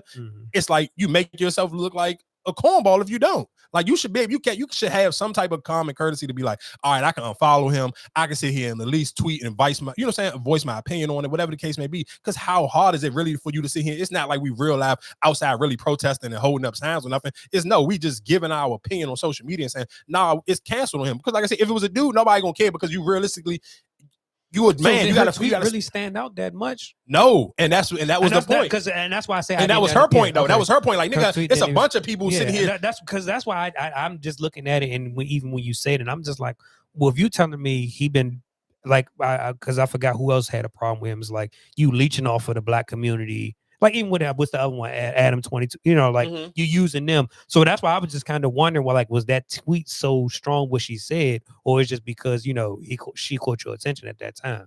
Because like I said, she didn't say nothing that wrong for you to sit here and gotta attack her employee. Yeah, it wasn't nothing. But let me see whatever direction I want to take this conversation to. Oh yeah, I do real quick. I do because we talking about. I just do want to take it real quick, the WNBA real quick, because I do got to feel like WNBA start tomorrow. For people who listen, I mean, well, it's today. If you're listening to on Tuesday, it do start on Tuesday. But the reason why I wanted to bring it in besides just that, of course, Kim, because you asked that question, you wondered was Kim Kardashian going to do her Skims line with the WNBA? Because that was something that you literally asked a couple of weeks ago. I don't even know how what even made us bring that conversation up, but that was something that we you were said. Talking about the whole the draft. How you said Sheen, or I mean not Sheen, what's the makeup? How did yeah. We was talking about the makeup, and you asked me about the Kims. Yeah. So I guess just to double back on that conversation, of course, getting ready to lead up to the launch of the new season of the WNBA, which is today. While y'all listening to this, Kim Kardashian did a Skims launch, and it was Kelsey Plum. But I'm just talking about in the one that the WNBA was actually posting on their page, because there was a bunch of women, because the young lady with the curly hair that played for the Mystics, she from God damn, she looked good. And Lexi Brown for the Sparks, she did one. But the one that the actually WNBA was posting on their page was Candace Parker, it was Kelsey Plum, it was what's the tall white girl that just got drafted by the Sparks, Steph Curry, God's sister, Cage. Would it be? God damn it! But cool, y'all know who we talking about. The tall, she literally looked like a model. So that line for her made perfect sense. It was her. It was the young lady that played for for Connecticut Suns. Oh my gosh, she looked, bro. I swear to God. No, she don't play for the. No, she don't play for. Yeah, she did do one. Scott Diggins did one too. Of course, everybody. God damn, that's one of the crazy things, and I'm glad for some of the older women are kind of, and of course, Skylar Diggins ain't old, but she is older when we talking about that new class that everybody talking in. So just for them to even kind of get that look, but the young lady she is asleep before all the dudes who listening. The young lady who played for the Connecticut Sun, she is one of them ones. I swear to God, and I've been following her for a couple years now. But she literally one of the ones. But she was in the ad for the WNBA. But I seen, of course, people going troll and people gonna say something. So I went to the comment section just to see what the temperature was and people. And let me tell you one thing. Again, when I'm talking about black women, will get you together quick. And they don't care who you are. You can be white, black, gay, or whatever. They gonna get you together in that comment section and in a heartbeat. So people was like, "Oh, are we over?" Because of course, they try to bring back the Angel Reese. But guess what? Angel Reese ain't in this ad. But people like, "Oh, are we over sexualizing the women?" Do the men had that? And people could not. I swear. They have it. Listen, but guess what? And that's what people said. And people was writing. People like, no. And that's what people said. People was like, dog, before you sit here and get in the comment section and ask a question that you could just Google the answer to, yes, the men already did this. Fucking Shay was already damn near balls half naked when he did his ad. The boy that played for the 49ers to take the pictures with Trump, he did the same thing. Barbosa. No, they both have already took the same as Zach Jones. And these, and you got that. Like I said, the NBA did it because a couple of them that was sponsored. I want to say Kuzma. Like all of them that what's name, they did their ads for that. Yeah, but launching the NBA. So exactly. So women was just off the rip. Like, stop trying to sit here and paint that narrative. And they kind of already shown you that women can do both. And you do. To me personally, but I feel like you do need to it's fine with over sexualizing them. It's fine with that because guess what? I'm bringing more people attention to it. Of course, for sure. You're not even looking at them because they're playing basketball. You're looking at them because they're more appealing, more eye appealing, they're more attractive. We've said that a million times. And I think that's the sad part. Is just like how a lot of people keep saying, oh, we over sexualize them, but you wouldn't even pay them no mind. And you know what's so crazy? Jason Whitlock had a video that was going viral, and I seen a dude repost it. He said, dog, I hate Jason Whitlock, but this is literally the second time I'd had to agree with him twice in 1 year, and it's pissing me off because he had it taken. He was like, dog, people have to give Angel Reese credit because she made being a sexy woman cool in the WNBA again. Nobody was looking at these women as women. They were looking at them as just like they play basketball. Like you done look, there were no like, damn, this was a beautiful woman. Like you don't really hear that conversation when you talk about I'm not talking about everybody, but the majority of the WNBA women, you never hear the words of damn, she beautiful, blase, blah, whatever else the case may be. And normally like, oh yeah, she could hoop or whatever the case may be. That conversation is normally not in there. So to be able to add that to the piece, yes, it helps. You're absolutely right. It helps. It helps sell product. It helps get asked. Because even if I'm lusty, if this girl if this girl is using her platform the right way, okay, I can take the lusty pictures, but let me of course post a bunch of my highlights the same way all the rap girls are doing it. And let's be clear, and I do want to tie this conversation into Coi Leray because she's over sexualizing herself and the music is not connecting, dog. Like I feel so bad for her. Every time I see Coi Leray post a video, I feel so bad because I'm like, let's be clear. That video. No. I'm not going to. She ain't found her range. That's what I feel like. She don't have an identity, and she's searching for her identity, and she's flip-flopping back and forth. What does she really want to do? What kind of person she want to be? Does she want to be poppity pop? Does she want to be R&B kind of? Do I want to be a rap? Like I feel like with her, she just bouncing back too much, back and forth. She can't just stay in her and she can't pick a lane that she want to be in. Because even when I think it was her birthday just passed recently, and they was doing like her reels, like the hits that she didn't have, and she got a lot of slaps with her, but it's just like none of them are the same. You got a bit of this, got a bit of that. None of them are the same. And I just feel like with her whole, I think she's going through a crisis identity. And don't get me wrong, she's more appealing in sex appeal wise. I'd rather see her come down my timeline than I see some of the other ones who better shape than her. But I feel like because she's still happy in her way. Let's just even use like Lizzo, how she just kind of used her body. And I just feel like even with Coi Leray, she's happy in her body and her presentation. I just feel like she just tried to address everybody else instead of just finding her own lane. And that's where everybody kind of get distracted by her because it's like, all right, well, damn, she do have the sex appeal. She do got this. She got the charisma. She can perform. But like I said, her music is just keep jumping from here to here. I get that, and I mean, and I agree with you. I'm not disagreeing with you, but I still think like, bro, you don't gotta be half naked every time you come on the gram. Like that video of her literally in a strip club like a damn stripper don't even go with the song, and the song was trash. That's why I say I just feel like she's missing her because but that don't have nothing to do with identity. But that's just like even with Doja Cat.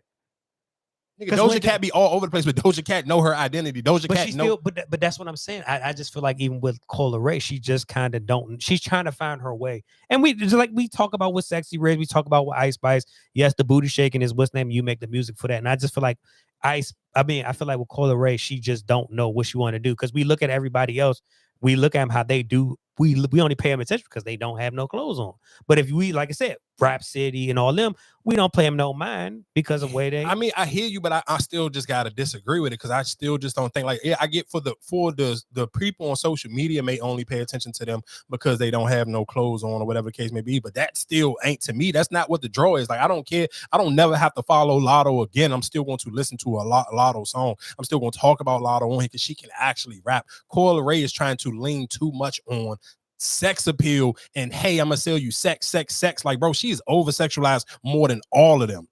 Like, she literally like dog. And I get it. Like, even for the Meg thing, I guess you can even kind of compare it to Meg. Like, Meg just dropped the junk where she damn near half naked too, but it's just like, bro, Meg can still rap. If I cut the song off, if I cut the video off, it still sound like a Meg Thee Stallion song. That's why I said I agree with you. I feel like Coi Leray has not found her sound yet. She doesn't have no identity at all, and it's literally like her go-to mode is going to be, let me just get butt naked. That to me is just is weak because it's just like nobody's going to take you serious because people feel like it's a gimmick. One, because you're super skinny. And for the average person, that's not that's not the ideal body type for people. So that's the kind of thing where I feel like she kind of losing people that because of course, like Megan makes sense for her to be naked because it's just like that body type for the majority of the masses, that body type for a woman to be naked and look like Meg Thee Stallion, it makes sense. For Coi Leray, it almost is kind of like it's the opposite of the Lotto. I mean, not Lotto, but Lizzo situation, because it seemed like it's more of a troll than you sitting here really believing in the way you look. So my question, do you feel like I need to be this way so you won't put me in, so I won't end up like Bow Wow, where I can't be, you know what I'm saying? Like you look at me like I'm kid friendly, I'm poppity, you know what I'm saying? Like, but that comes with the music, dog. That don't have nothing to do with the way because you half naked on social media, don't mean that people still won't look at you like you a kid. No, because I'm just saying like her voice and personality is kind of like a little bubbly, like I still want you. I want you to still take me as a woman type. You know what I'm saying? That's why I gotta show you my that's body. what I'm saying though. But Marcus, I forgot who we was talking about last week when we was talking about it. But you can put that in your music. You can make your music more mature where I don't have to see you no certain way. Like it don't sit here. Matter of fact, when I sit here and you can sit here and have a adult sound with you, and you can still be young. Like people, that was stuff that people was arguing with Chloe Bailey about because they were sitting here saying her music is too grown and people don't see her that way. But she was like, I don't care how y'all trying to paint me. I know how old my actual ID say is. So I'm making the music for my age group. That's just like it's a lot of people like she's still the same age as a lot of these girls. But it's like, if you don't take time to sit here and actually hone a sound for you, that's why I agree with what you're saying. I think she's trying to figure out her sound. She don't know what type of sound she needs. But if you want people to take you more mature, then make more mature music. It's not about, hey, I'm just going to keep showing y'all I'm grown because I'm naked. That don't make you grown, dog. It's a bunch of little girls who sit here on social media. And when I say little girls, I mean 18, 19-year-old girls who are half naked on social media too. That don't make them grown. That don't mean that somebody that was their uncle or cousin not gonna look at you like, little girl, go put some goddamn clothes on. So it's just my whole thing with Coi Leray, and that's how most people look at her. It's like, I don't know Benzino. He's not my friend. But when I still look at her, I'm just like, bro, like, why do you just gotta be butt naked all the time? You put out good music, but figure out a identity in your music. Put some substance in your music. You know how to make hit records, but guess what your music has? No identity. So I don't know, have you ever had your heart broke before? How many relationships have you ever been in? What's the longest relationship you ever been in? Like that's those songs, like having substance in your music. And that's why when we talk about people like Rod Wave, Lil Durk, NBA Youngboy, a lot of those people who like super emotional with their music, especially like Rod Wave and Durk and Youngboy, the reason why they have a huge loyal fan base is because it's the substance, it's the content of the music, what they're talking about in the music. Their music, for somebody like, you might get mad at your kid, like, damn, how can you relate to this? Rod Wave is so goddamn depressing, but we don't know what them kids how they really actually feel. But obviously it's something that's connecting to them with Rod Wave. She's not giving me nothing to connect to. All you sitting here like that. No, if you listen to that song and watch the video, that song and that video don't even make sense. That's my point of where you're literally just running to sex and that's the difference between her and Meg. Yeah, Meg did the whole little half naked joint with the video game, but that's a part of anime. People watch anime porn. That's just a part of that it fits in that category. So it made sense for the song and the video. It made sense for Meg. But like I said, again, I cannot watch the video and just listen to a song. It sounds like a Meg Thee Stallion song. You know what a Meg song's supposed to sound like. Like you said with Coi Leray, is no identity there. I don't even know what she's supposed to sound like. So are you okay with it if she's capitalizing off this sex sales? She's not, though. No. But that's what I'm saying. So then your music should be sex. You know what I'm saying? Like, that's what I'm saying. Like, I that's why I say with her, it's just like she don't have an identity. Because I forgot what the song before that I think she put out, which more of like an R&B sexual kind of song. And it fit. And it was like, damn, like she need to start making these kind of songs, R&B wise, where she's trying, you know what I'm saying? She's R&B and rapping and all that. And that's why I just feel like with her, like I said, she don't have her identity. And it's just like, even with Dej Loaf, it's like, we look at her, but it's like, all right, well, damn, Dej Loaf can't rap. But then it's like, all right, am I attracted to her because of her raps or just her appeal? So I feel like even with Coi Leray, it's like, I'm but slow down. But just go back to what you just said with Dej Loaf. Dej Loaf her sex appeal is her swag. She every time people like Dej Loaf because the way she dressed, the way she carry herself. Dej Loaf is not an over sexualized woman. Dej Loaf know how to make great music, but the only Dej Loaf biggest problem for Dej Loaf is she's not consistent. If she stayed consistent, nobody will be able to steal your swag. Nobody will steal your sauce. You can't put out one big record and then disappear. And then she had other follow-up songs. I know, but to be honest with you, but like when you even say the whole consistency, I feel like she's been the most consistent out of everybody. Out of Coi Leray. Yeah, putting out music. But listen to what I'm saying though. Again, what you just said though, you can't miss the biggest point you made. She don't have no identity. She don't have no identity. Yeah. The songs don't have no identity. Yeah. She don't have an identity, and her songs don't have no identity. Yeah. So that's the biggest problem. It's not even just about being naked. You're being naked for no reason, and for most people, it's turning them off. And maybe in her mind, like I said, when I look at her, I feel like I'm looking at the same thing that Lizzo do. For most people, if that's not the average body type you're really into, it's going to be a turn off because people gonna feel like you're doing it just to troll people. again, if you hone in on locking and finding a real identity, if you sit here and say, I'm going to lean into, like you said, if you like the R&B sound from her, if she locked in and said, I'm going to give you a whole project of this. Let me take my time and let me actually work this. Let me put some clothes on so people can actually listen to the music, because people going to look at it like it's antics. Because if the songs ain't big, Doja Cat could do all the antics she want in the world because her music is big. Her songs are huge. She's a huge artist. Even though she didn't do crazy numbers her first week out, it don't matter. You cut on the radio, you're going to hear, if you listen to the radio for an hour straight, you're going to hear Doja Cat song. You may even hear two. So that's my point. That's the difference between her and Coyle Ray. Is like you can't sit here and be like, well, Doja Cat can do it. Yeah, but Coyle Ray ain't big as Doja Cat. And at least for Doja Cat, she got some type of substance to her music. Even if you don't like the music, the message behind the music, she still has substance behind it. It's still talking about something. It's still consistent. You kind of almost know what a Doja Cat song will sound like. And Doja Cat is one of those people who can rapidy rap, and she can still make pop songs as well. And she even made a big rap song. That Paint the Town Red, that was a big rap song. She was on that joint just rapping with a soul sample. Like, that's, like I said, it's cool. Real quick, I guess we got kind of bounced all over the place, but we supposed to talk about WNBA. And because you did ask me last week, can you bet? You can bet right now. So if you on here, you got to place your bets before the first game on Tuesday. Like if you want to do like the same way I did with football, I took the Chicago Sky to make the playoffs. They got an Angel Reese averaging 15 points a game. So I basically just took like that. What, 15 points? Yeah, I didn't take that one. I took Angel Reese for Rookie of the Year though. So and the thing is, if you're a real gambler, because Black wrote me and was like, damn, it's plus 3,500. So you could bet, if you bet 100, you can win 3,500 and she win MVP. I'm not gonna go that crazy, but you could take that 10 and turn it into $350 for MVP. I mean, for Rookie of the Year. Oh, for Rookie of the Year.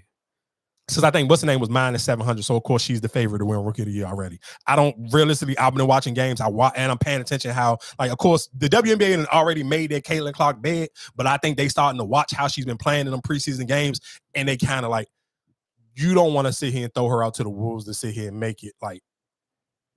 But I mean, you don't want it to be, because realistically, but that's what I say. Even if, like, not to just go back into sports, but we just like, even we had to hold the conversation before where we was just like, Victor Wembanyama and Chet. Yes, Victor is more of a marketer, but we feel like Chet had a better season this year. So, and I like, if we look at both of them, even if Angel Reese do average 15, and let's say she averaged a double, right? And they make the playoffs. But then let's say, all right, well, Caitlin Clark averaged 25 and they don't make the playoffs.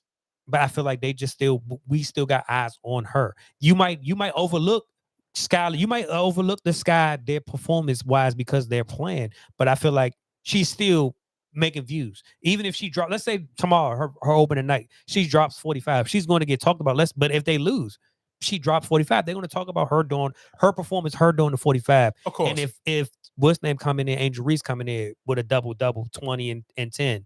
And they win. It's not going to get talked about, because, like I said, it's more of, she is a popular conversation. No. Okay, no. I listen to everything you just said. I totally agree with, but I do think the difference between Victor Wembanyama and Chet will be, it's going to be the Black women again, because realistically, I know the WNBA don't want that voice again, so they're gonna have to be very careful with that Rookie of the Year award. Like Caitlin Clark is gonna have to be she's gonna have to be a problem. This is what I'm telling you, Marcus. You can't. I can't, because look how they already made them change their goddamn TV schedule. No, and that's why I'm saying they made them change, because, and I said the Caitlin Clark effect. We can't bypass that. And I feel like when you say the women, the audience, or whatever the case may be, I get what you're about to say, but I feel like even Caitlin Clark's supporters or anybody else is going to over Trump her, because it's not just, I'm not looking at a race. I have men, women, and you know what I'm saying? Yeah, like, but I guess what you're going to realistically, I just think what you're going to say is like, you have the Black women, but I feel like the Black women don't even support the WNBA like they should.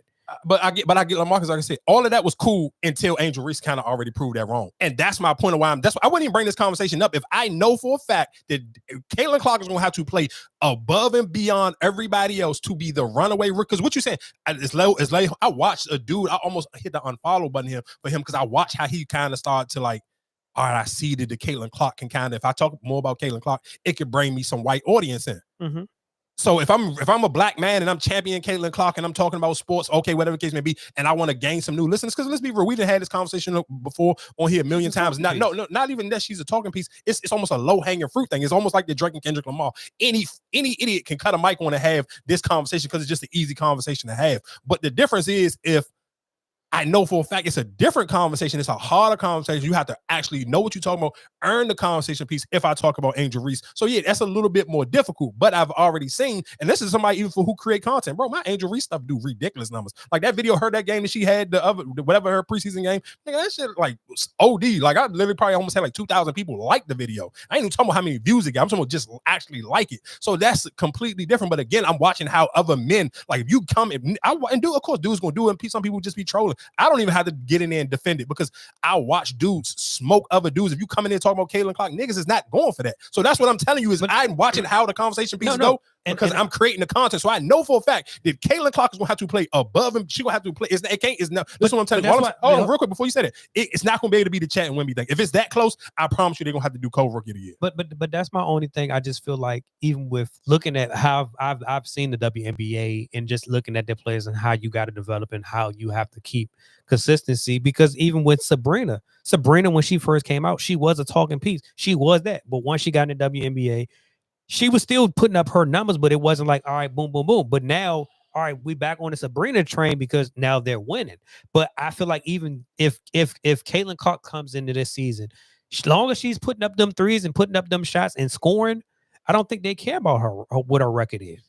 I don't think that even goes to play. I get what you saying, but I get it. But we know who she's coming in there with, and we know who they compare. If she don't make the playoffs and the Sky make the playoffs, bro, I'm telling you, I get what you. I hear what you're saying, and we seen it go with the Victor Wembanyama and the Chet thing. I'm just telling you. Didn't what's name win the MVP last year, and they had the worst record.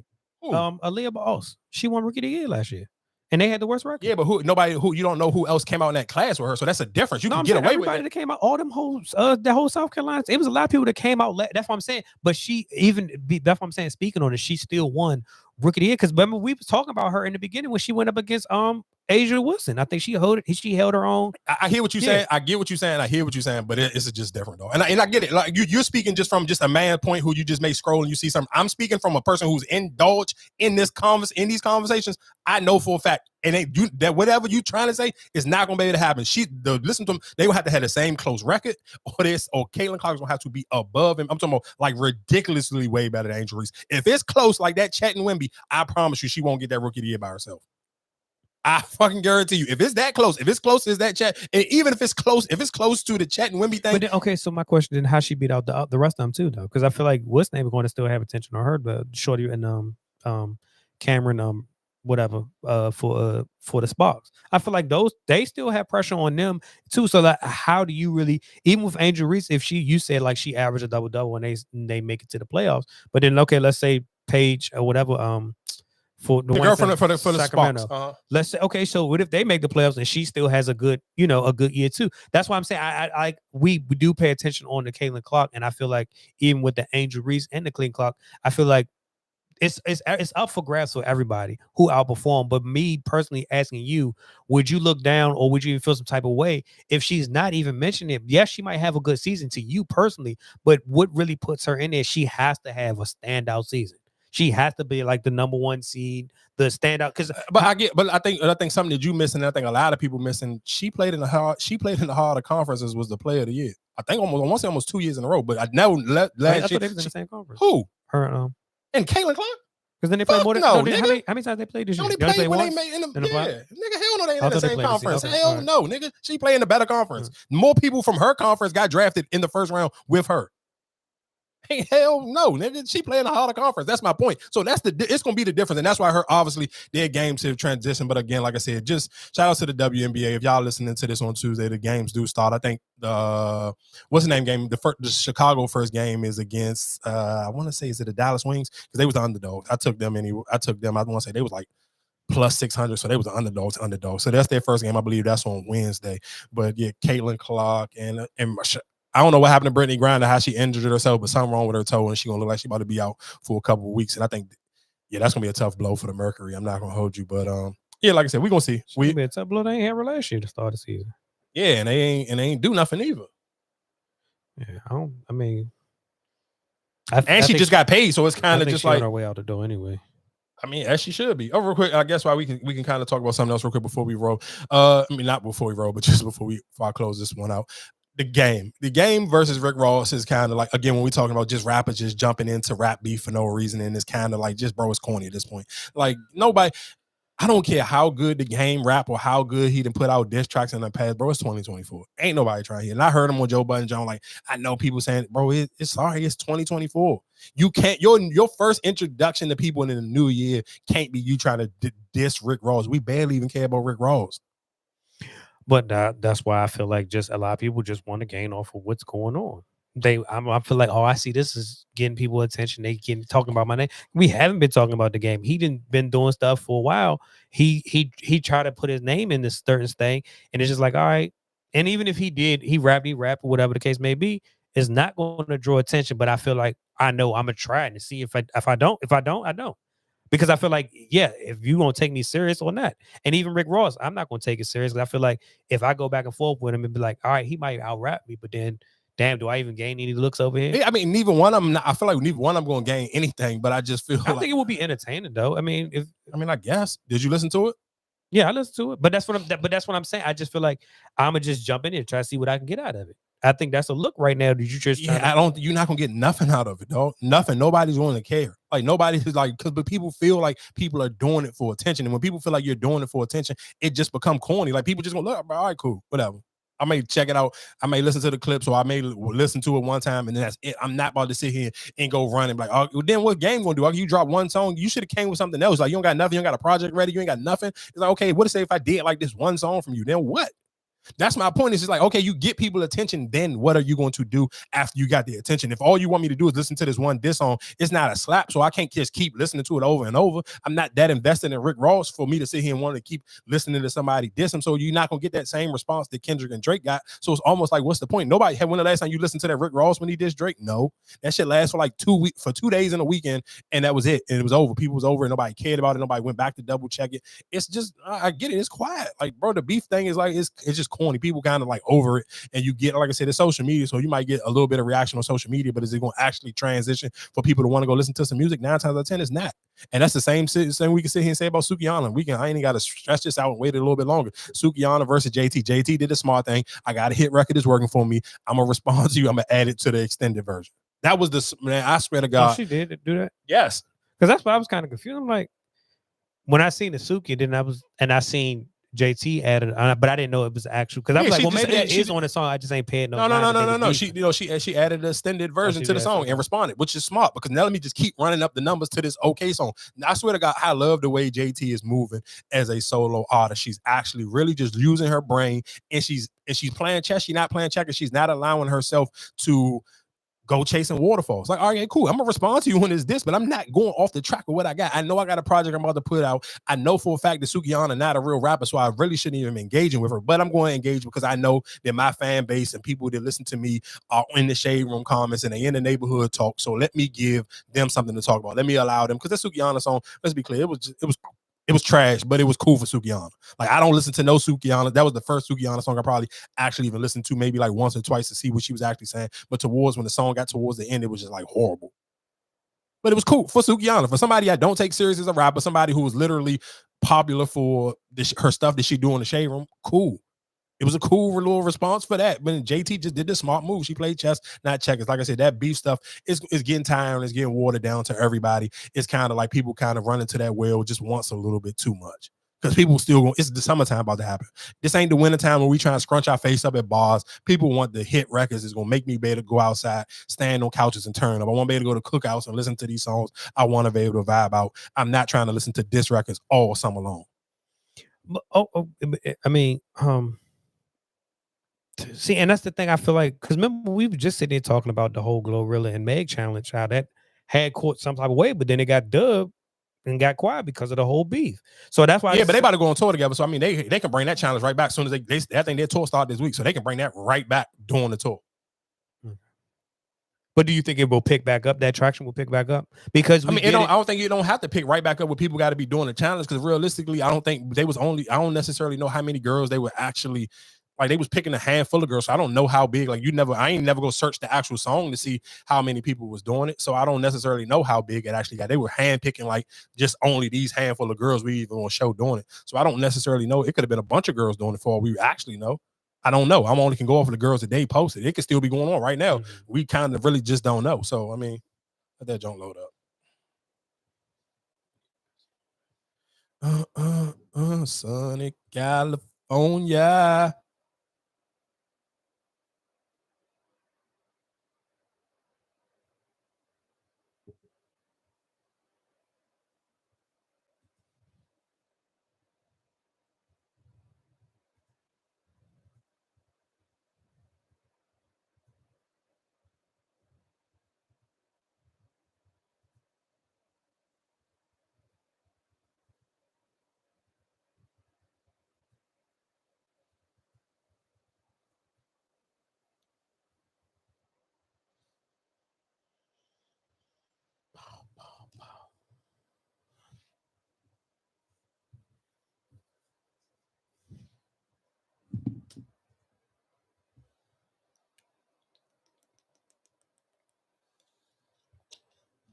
Just give me 1 second if you're watching this joint on YouTube. Let this load up real quick. I need to take a pee break.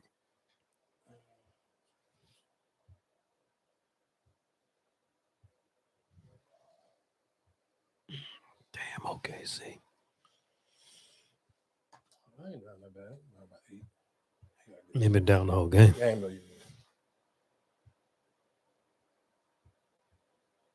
About to go back home. Down 3-1. That was right. But you know what they tell other black women? What? We don't do feet. I didn't know that. I humble.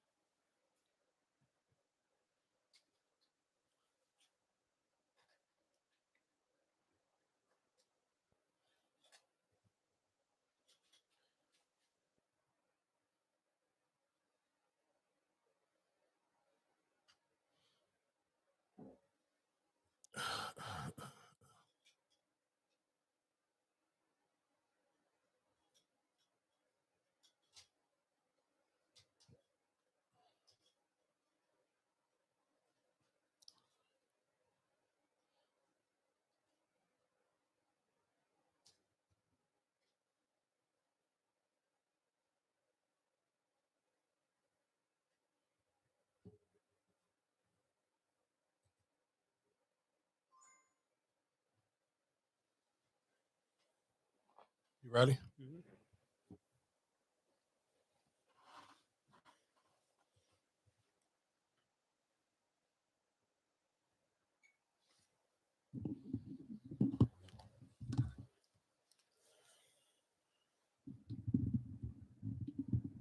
From the streets, who I have a pleasure of speaking with. Mary J. Blige. Miss Mary, you look amazing. Can you let them know what's going on with the boots? What's going on with these boots is that they just been released. Yes. The Mary J. Blige boot is officially in the universe. It's Yes. out there. Everybody's been requesting and asking for it. The announcement was made on stage while I was wearing them with a fucking fire outfit. Yes. But right now they are available. Okay. Monday morning. Yes. Thank you. You can go and get them, Giuseppe. Yes. Thank you so much for your time. You're welcome. Face from the streets, who I have a pleasure of speaking with.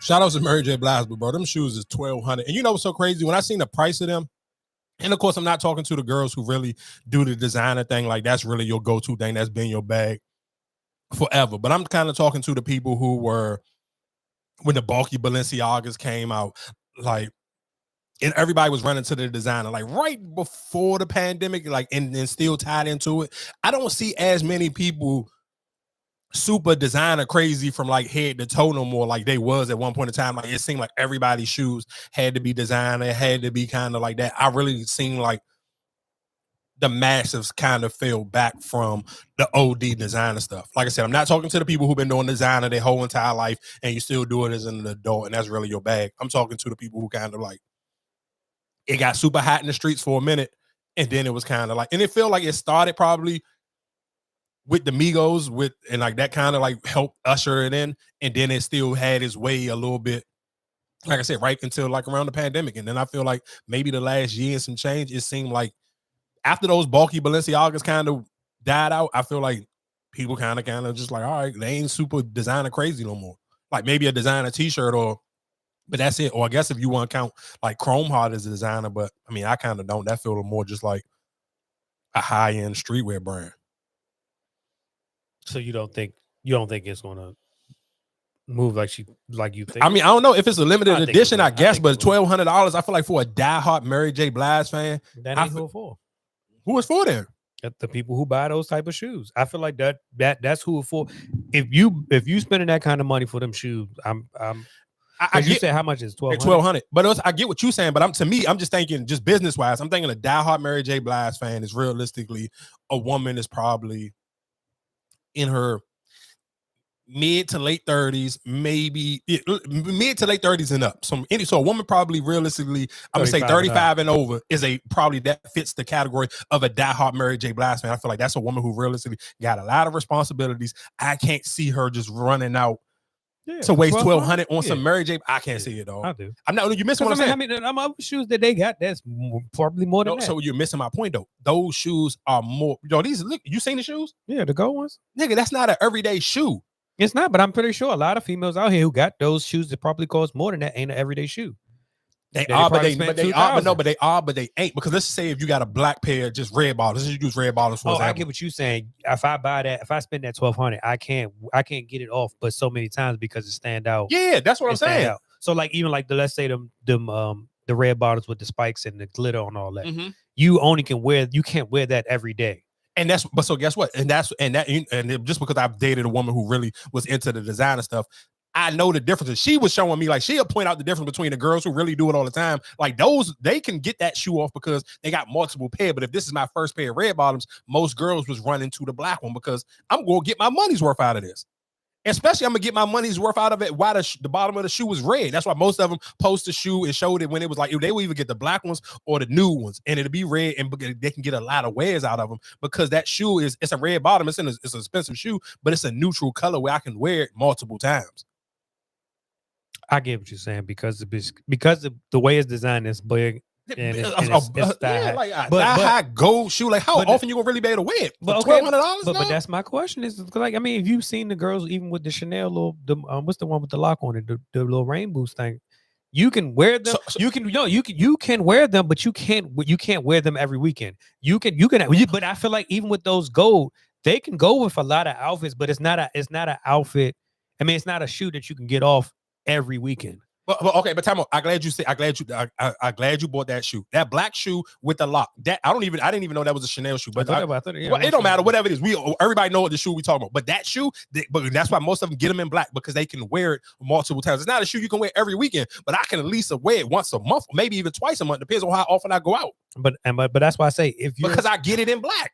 If you're spending that money, I feel like you're going to be able to wear it, and you're not going to even trip off of because I paid $1,200. I'm gonna wear them for what they are for, and I'm fine with if I'm only wearing them maybe. Yeah, no, listen to what I'm saying. I agree with you. If this was, I agree for the regular girls who always just wear designer regardless, you're absolutely right. They'll spend the $1,200 and won't think twice about it. They're not even trying to wear it a bunch of times. They may wear it one time in the summertime with some booty shorts, and then may throw them back in the closet until like the holidays or something, and bring them back out like around Thanksgiving or Christmas or something. I'm with you on that one. I totally agree. But that's for the girls. Wasn't even talking about them. I'm talking about the diehard Mary J. Blige fans. Where I feel like if this was, or the girls who was running to just get the Beyonce stuff, the like the silver hats and stuff like those type of girls who really are super fans like that to do like match up whatever their favorite artist. I feel like if it was a Steve Madden boot and it was probably like $150, I feel like they would have sell out way quicker than a $1,200 Giuseppe boot. I could be wrong. I'm not a woman. I don't know, but I've dated women. I've bought enough stuff. I feel like I kind of can understand it. It's gonna be tricky with a $1,200 shoe that you only can wear once in a blue moon. What's the joint that what was it? This J-Lo and them, the little Timberland looking joint. Well, that wasn't an everyday kind of, but that was. You got to think about back then. It was though. It was still a Timberland. So? I mean, I don't. That was a long time ago, and I was super young then, so I can't really. It's hard to kind of. That was kind of like one of those shoes that you couldn't wear with everything. Yeah, you couldn't, but I mean, they tried. I mean, I guess they tried, but I mean, cool. Like I said, we neither one of us is women. I'm just giving my opinion on it because of the price point. I feel like if it was a cheaper price, then maybe I feel like more people will run to it. But we'll see. The summertime it'll be about. We'll see how many women run and go by. I don't think it's going to be as many as Mary as it should be for her to make that a signature look for Mary J. Blige. I feel like if it was a Steve Madden shoe and it was cheaper, I feel like you'll see way more people with it. And probably if it wasn't that gold, black. Yeah, about to say if it was black, you probably would see way more people with it because black I can kind of pull it off a little bit more. Like black, I can really get that off. I can get that off almost all summer with some booty shorts. Yeah. But the gold is a little bit like you kind of like, let's be clear. Like, dog, people going like, that's going to be a hard shoe to like really wear a lot. Like, even if you had a gold pair, just regular Nikes, like or a pair of sneakers, how often are you really going to be able to get them off like that? Shit, if I ain't taking pictures, I can get it off a lot. Yeah, but if you did, then what?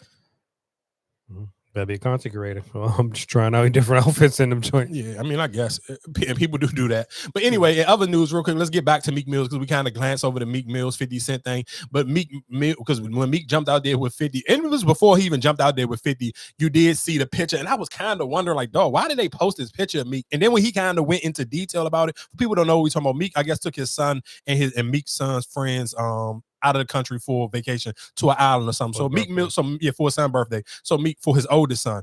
So Meek posted a picture of, I guess, like he was playing in the sand or something, or they was in the water, whatever case may be, because you could tell like that's the only way sand like really was. The way the sand was stuck on his face, it looked like okay, he just got out of the water. He maybe just playing in the sand with his kids. And in context of what was going on, I get it now. It's kind of like I'm being a dad, dog. Y'all dragging it and trying to make it something that it's not. I get it because he was saying like, I don't pay the blogs to post me, so of course they're gonna do anything to tear me down. And even when he making jokes about, because everybody making jokes about it, but because I'm not in bed with y'all, I'm not spending no money with you. You have no reason to defend me because that was a homegirl of mine sent me a picture. Like I forgot it was something else, and I'm like, oh, why did they use this picture of Meek? Meek Mill's got a million pictures. Why are y'all using the picture to talk about whatever he got going on with 50 Cent? Is the stuff with him and his like the recent picture he posted on his Insta story with sand on his face. Like, what's the point of that? But when he going into detail and breaking it down, like these blogs posting me like this because I don't have no PR company. I'm not paying them. I'm not in bed with them. And that's why they trying to just tear me down every chance they get to sit here and lean into the jokes. And which is that's why, but I've even looking at, if you don't have a PR, I just feel like Meek, you don't have to respond to everything. You don't have to literally, because even with the whole situation with him and his, the youngest one mother, like you went on there, you put your rant out, but you can't, like right now, the climate that you got, Meek, I feel like you shouldn't even be on social media at all. Whatever you doing, whatever you moving, just stay off social media, because I feel like everything that you sit here and say, they're gonna draw back. Oh, no Diddy, or no Diddy this, no Diddy that. You have a bad stink to your name, and I feel like even with you explain it. Oh, well, I ain't tripping because I'm on vacation with my kids, but it's just like if you didn't post it, they wouldn't have nothing. I get what you're saying, but I agree with what he was saying is though, like, because let's be real. Listen, let's use our common sense. Is Meek's not hot enough music wise for Meek to get posted as much as he do, and that's probably what he feel like. Though, if my music ain't really sticking and I'm not doing nothing, why y'all keep posting me then? Leave me the fuck alone. If I'm not lit music wise, why are y'all keeping posting me on the blogs? Why are you even checking what I'm tweeting, or why are you even checking my Insta story to even get this picture? I didn't post this on my page. I posted this on my Insta story, so somebody had to look at this picture, screenshot it, and then post it on there. Like, I'm not lit. If I'm not lit enough music wise, and that's why I kind of agree with him, is like, you're trying to tear me down. So you basically sitting here saying I can't enjoy my social media like regular people because y'all will just sit here and try to spin the narrative about me all the time. That's why I felt with what he was saying, and I agree with what he was saying.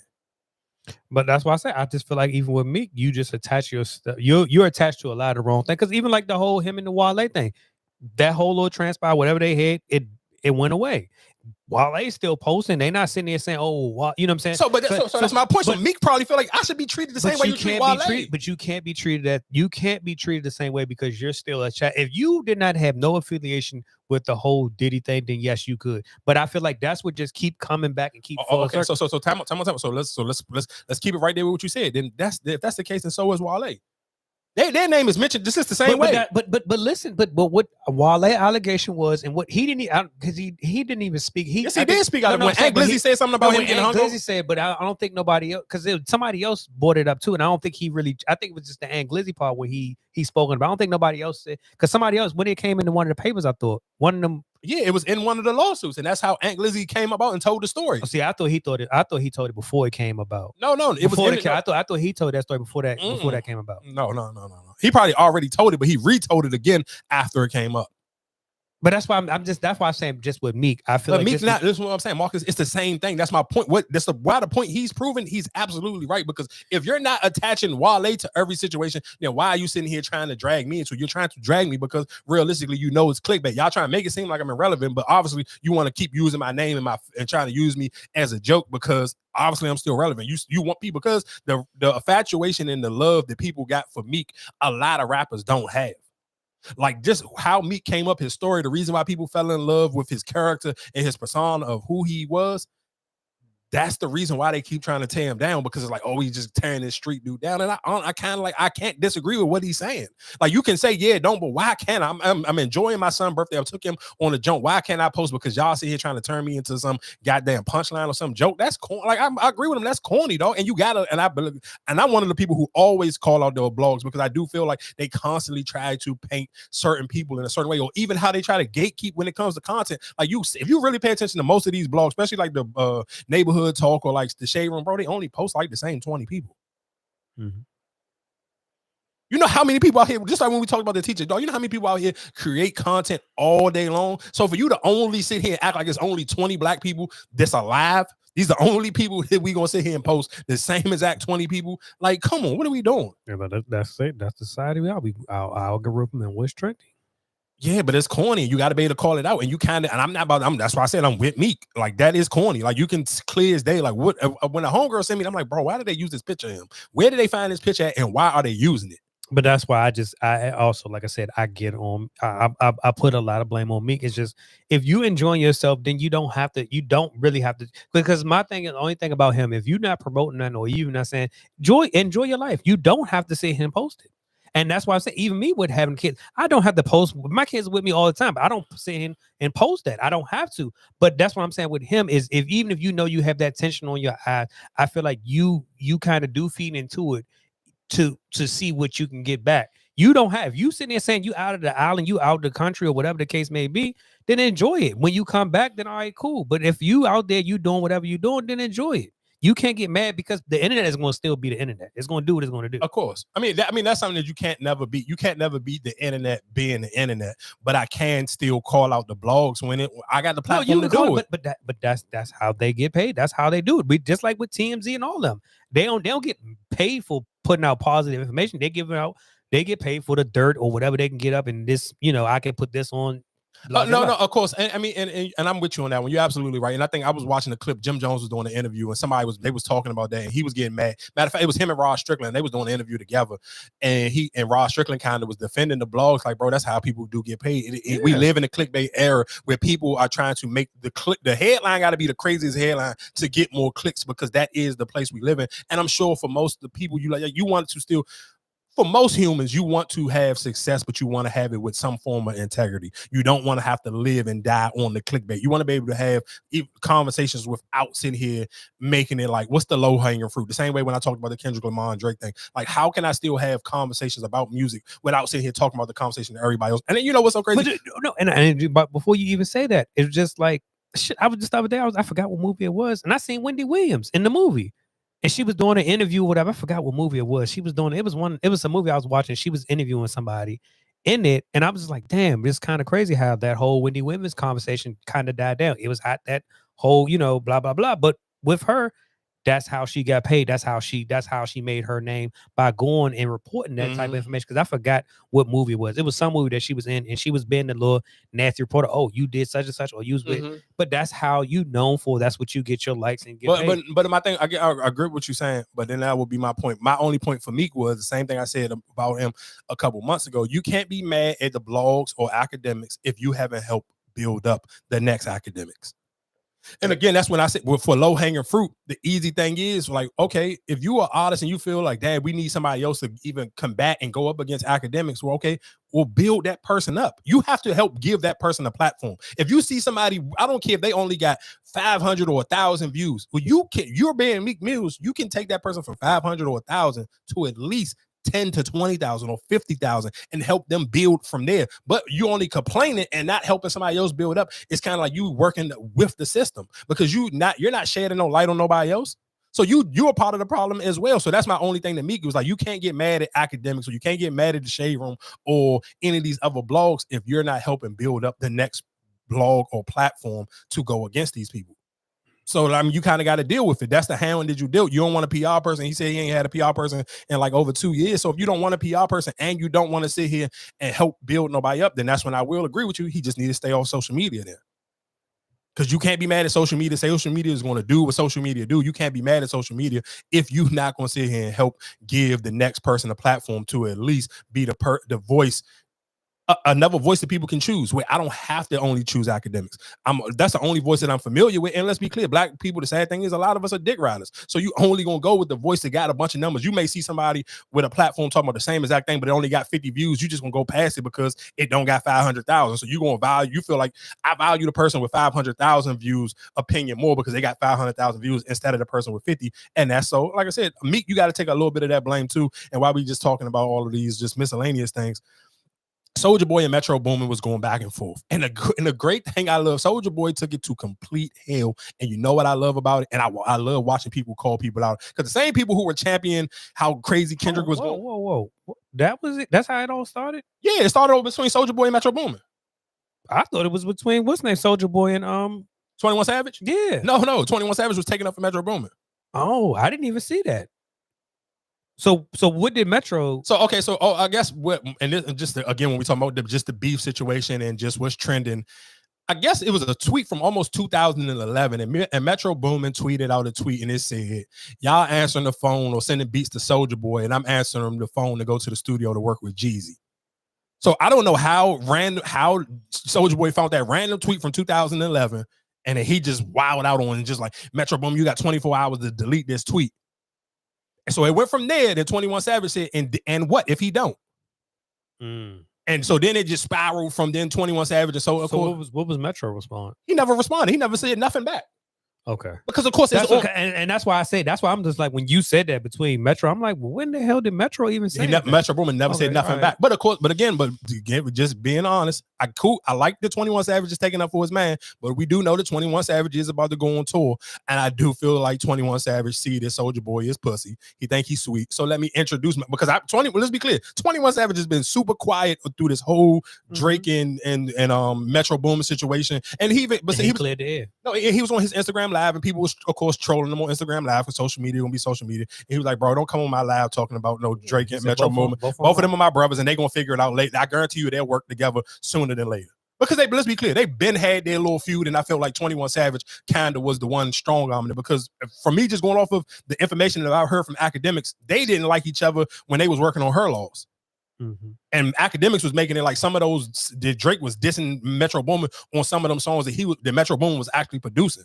Mm-hmm. So with all that being said, he's like, bro, they eventually work together. So I'm staying out of it. They'll figure it out, which is cool. And I do feel like, and that is kind of who 21 Savage is, because he did realistically, he even squashed the academics in Meek Mill's beef until recently, whenever this no Diddy situation came, and then academics started posting all the, so that kind of respawned. But at one point in time, they kind of was neutral. They wasn't talking about each other, and they was kind of leaving it alone until recent. But then, like I said, with all that being said, so 21 Savage, him and Soulja Boy going back, and then he uploaded the old video when Soulja Boy, this happened before, when I guess Soulja was like, man, I run Atlanta, whatever the case may be, and No Plug, the dude who killed what's my man name? Street.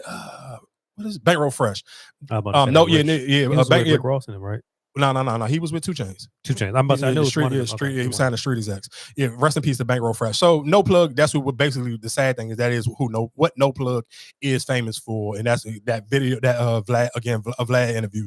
Him and 21 Savage both did a Vlad interview, and that's kind of like what his claim to fame was. But anyway, so No Plug pressed Soulja Boy out before, and it was a video. Soulja Boy said, "Nah, bro, you taking it wrong." Boom, boom. So 21 Savage I think either 21 Savage re-uploaded that video or No Plug re-uploaded that video when they had Young Thug. Soulja Boy, my bad, on FaceTime, basically cop and plead. So they sit here and re-uploaded the case maybe. But Soulja Boy kept dragging it, and he just kept disrespecting Metro Boomin mother. And then he was disrespecting Soulja Boy, disrespecting 21 Savage. Like, I ain't supposed to be scared of nobody from British or the UK or whatever the case may be. So they was going back and forth. And the 21 Savage like, yeah, cool, whatever. When I see you, you already know what it's gonna be. And then Meek Mill's kind of inserted himself in that and was like, he asked Soulja Boy, if you keep threatening 21 Savage on social media, if he see you and do something on site because you promised to do something, I wonder, will that be just can he use it as self-defense? Because you threatening him. You threaten him on social media, and what if he's just not willing to wait for what you're gonna do to him, and he do something to you as soon as he see you? And then, of course, that's when Soulja Boy took it to hell with Meek Mills and like, ain't you, when you get hit in the butt by Diddy? So again, like I said, that was kind of Meek. I don't know how Meek inserted himself in some of this situation. I do feel like he kind of was just like, you see the hot hand right now. I'm gonna play the hot hand. The hot hand is beef right now in hip hop, so I'm just gonna keep playing the hand. But again, the reason why I wanted to bring this conversation up is, and I'm not mad at Metro. I'm sure Metro Boomin may not even been looking at social media, because again, rest in peace to Metro Boomin. He literally just lost his mom, I want to say like 2 years ago, to gun violence. I believe her boyfriend at the time killed her and took his own life, I believe. So I can't remember this. I know for a fact her boyfriend did kill her. I can't remember if I want to say he took his own life as well. So that's kind of like Soulja Boy took it to him, and I was like, damn, dog, that is very distasteful and disgusting for Soulja to do that. But then I seen people, like I said, people were retweeting it, and I seen somebody, they called the dude. He's like, no, they called this dude out. He's like, you're saying this is disgusting, but you retweeting it. I would have never seen it. And that was the crazy thing, is I follow this dude. I don't follow Soulja Boy. So I would have never seen it neither if you didn't retweet it. So it's the same thing. It was like, people like, sometimes you want to call stuff out and call out the behavior of certain things, but you're highlighting the behavior as well. Because for somebody like Soulja Boy, he's just looking for the antics. He's just looking for just the clicks. He's looking for the clicks, the retweets, and the views. And that's why I say, I just feel like even in today's society, I feel like we know that is the thing that bring people to it, sex, just drama, like that brings people. And that's why you even say, well, how can you why don't y'all lift the positivity? But we already know it, that lifting that positivity don't really get you no pay attention.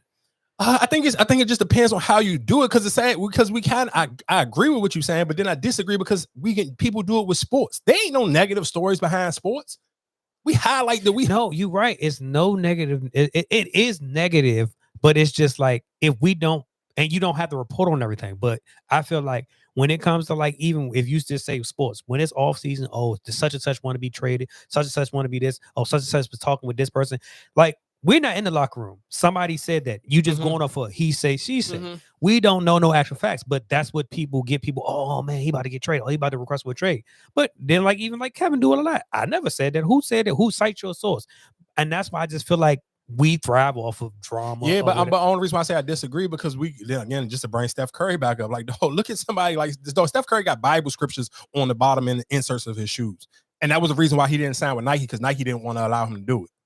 And Under Armour did let it go. So that's what I'm saying. It's some people don't, even Patrick Mahomes, it's some dudes who are got the squeaky clean image. Even looking like we said with Tom Brady for so long when he was with the Patriots, though, he didn't say a word. So that's why I say I disagree. Like, and I think that's just the sad thing is it's just something about black people when hip hop community, because guess what? What's the ain't no negative stories around Taylor Swift. What's the tea about Taylor Swift? She ain't got none. I mean, of course, outside of dating, but she a human. Yeah, I mean, that's just regular human stuff. You got a bad breakup, cool. I'm gonna put it into some music. But then that's why I say I just feel like even us as a culture or whatever, what we like and what we glorify, what we talk about, what we praise, and what we say, oh damn, chat, goddamn big chat. This is the thing, you know, that's what we do. No, I'm listening, but that's what I said. I'm not disagreeing with what you said, but I think we have to call it out and make it not seem like it's a thing. It's a black thing, and that's the sad part. Like, we indulge in that. We need all that because, again, like I said, we can talk about sports. We can go a name. No, you got to think about Charles Barkley was like, people was mad at him. You think about how many years ago because he had that commercial with Nike. I'm not a role model. Like, because people sit here when it comes to sports, like, people want the positive image. They want the positive, squeaky, clean athlete because he's more marketable. He's easier to promote. So that's my point of when I'm sitting here saying it's like, yeah, it's weak because athletes are black, but because realistically, sports is not dominated. The fans aren't dominated by black people. And I think even somebody was saying that when I think who bought that, I want to say Charlemagne, when he was kind of defending Vlad a little bit when the girl was saying you white stay out of black people's business, and he was kind of like, well, the sad thing is 70%. No, 70% of hip hop fans are white. Mm-hmm. 70% of the people who take in the music and support and buy tickets are white. So if they actually literally just say, okay, cool, we gonna mind our business, guess what you won't have? You won't have no billionaires from hip hop. You won't have no multimillionaires from hip hop. Because if we got it, and we talked about this even when we talking about Angel Reese and Caitlin Clark, we had to just literally rely only on the black dollar, don't necessarily know how far it will take you. So it's just that is what the case may be. And like I said, it's a sad case, but just to see how many people was kind of like saying that Soulja Boy was taking it too far, but then people like, you know, people keep receipts, especially just somebody you follow and you kind of really like their content, and people was calling them out like, okay, but just a week ago, y'all was cool with Kendrick Lamar taking it to hell on Drake, but you sit here saying that Soulja Boy taking it too far with Metro Boomin. What's the difference? Because both of them talking about somebody's family. But that's why when you say that, right, I think it's irrelevant. I mean, you're not irrelevant right now. And for you to just come out, like I said, for you to come out there and dig up that old tweet, Metro didn't say that. It wasn't like something that was recently that was tweeted. You saying that tweet was from 2000 and whatever. We bring it up. Nobody asked for that tweet. So that's why I'm just like, even me, I'm just looking at him like, well, Soulja, you was reaching like nobody. That no, nobody ain't saying that. I get what you're saying. You ain't got to go harking back on it. We all can agree. Soulja Boy is reaching. The game is reaching. It's just beef. People who starting up just random beef is reaching. But the point of what the biggest part of it is the community. How do we pick and choose what's taking it too far, and why do we clamor to negative stuff? Because how do you see how in one voice, 1 week you can be okay with Kendrick Lamar and Drake going back and forth and bringing each other kids and family into it, but then say Soulja Boy is taking it too far with Metro Boomin. And like I said, I respect 21 for taking up for him, but I can kind of sit here and see, like, all right, 21, you kind of been quiet for this whole time. Why sit here and pick on Soulja Boy? Because Metro Boomin, that's a fair fight for you. Y'all the same size. Soulja Boy is relevant for music. Metro Boomin should be able to defend himself as a man. Screw it if he don't rap on that. He can get on social media and defend himself as a man, or he could just pull up on Soulja Boy and fight the fair one, especially if you was disrespecting my mother. Like I said, and I'm gonna give him a pass because I mean it was Mother's Day, and I still have my mom, so I don't necessarily. I'm sure that's a hard day for a lot of people to deal with when it comes to social media on those holidays. And I feel like we could have that conversation in a minute because I send my thoughts and prayers out to a lot of women who have to battle with being a mom and may have already lost their mom. Like that. I don't even know how you deal with that holiday because I know it's tricky because you still want to celebrate yourself as a mother, but then you kind of don't have. I swear that Mother's Day is that is one of the most probably the trickiest holidays out of all the holidays. I think all of them. Yeah, all of them. Of course, when you start to lose family members close to you, or if you lost a family member, close to the holidays, but that one is sealed because it's like. How do you kind of like, and the reason why I say that one get a little bit more tricky because it's like, how do you celebrate yourself and you probably really not even in the mood to celebrate nothing because your mom ain't here? Like that one is tough though, especially for women who got like have to deal with that one. I send my thoughts and prayers out to y'all with that one, because I know that's a hard one. Like, and I don't. That's not even a conversation I even want to have with somebody. Even ask them how do they balance it. But that is kind of like I want to ask people like how do they deal with it, but I just don't want to ask them because like how do you even have that conversation? But I know that that's a tough joint to handle. Let that load up. Come on, OKC, y'all. My boy Chet trying to show some. He ain't had a crazy game yet. I feel like this is his best game so far. What's his numbers looking like tonight?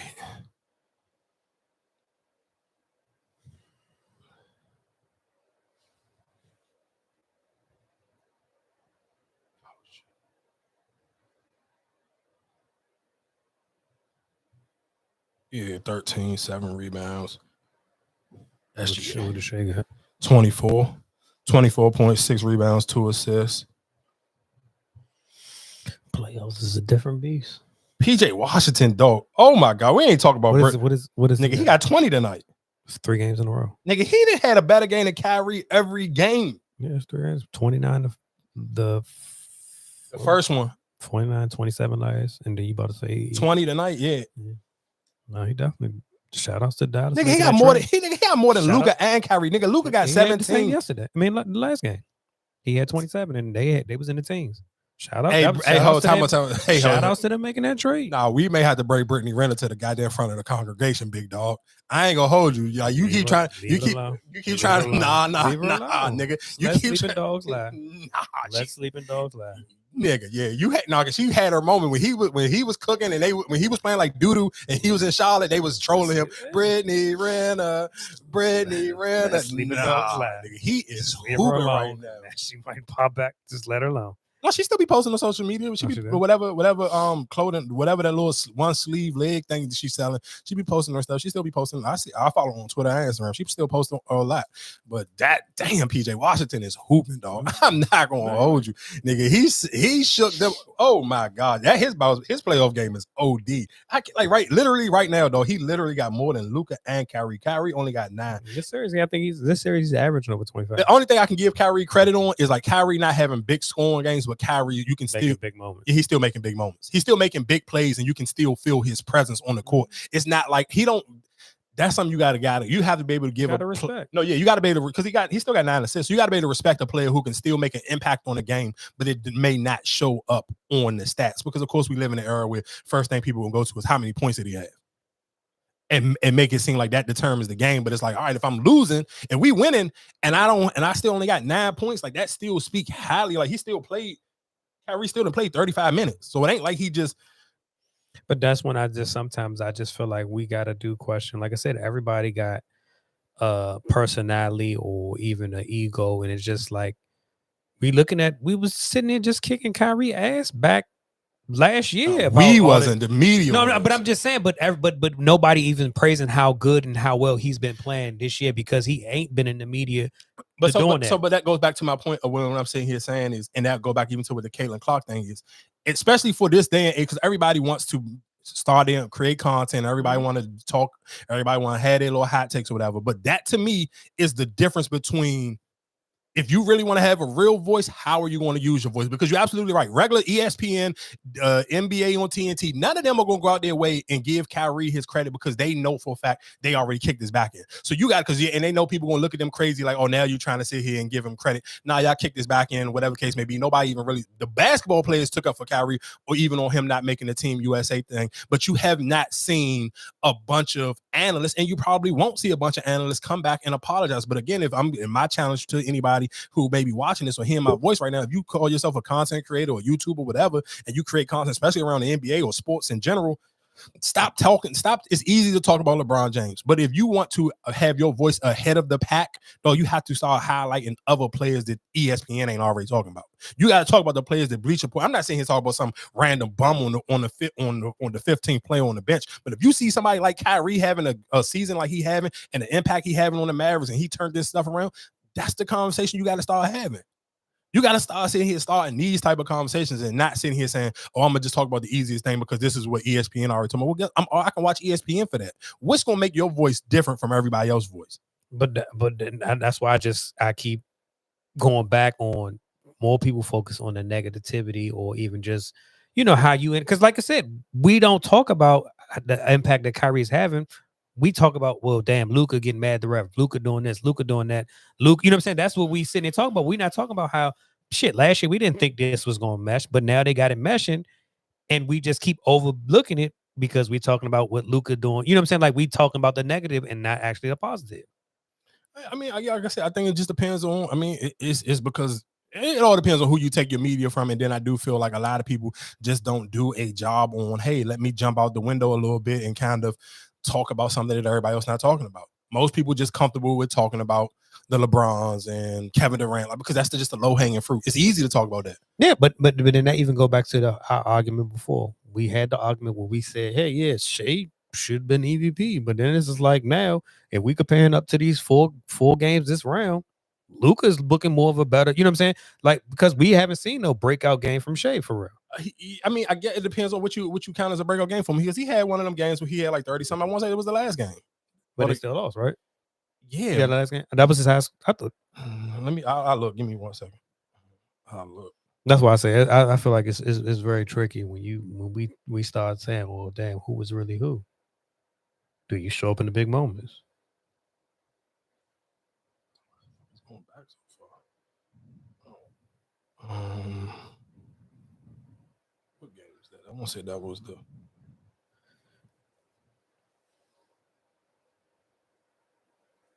Yeah, he had a 33-point game. That was game 3. No, game 2. Yeah, game 2. Game 2, he hit 33. So he can put up his numbers, but look, it's just I think that realistically, Dallas is just a better team. Dallas is a more physical team. Dallas is a more aggressive team, and you can kind of just see it at this point. It's like, they just a better team. Like, it's kind of hard to kind of debate that at this point. Let's go.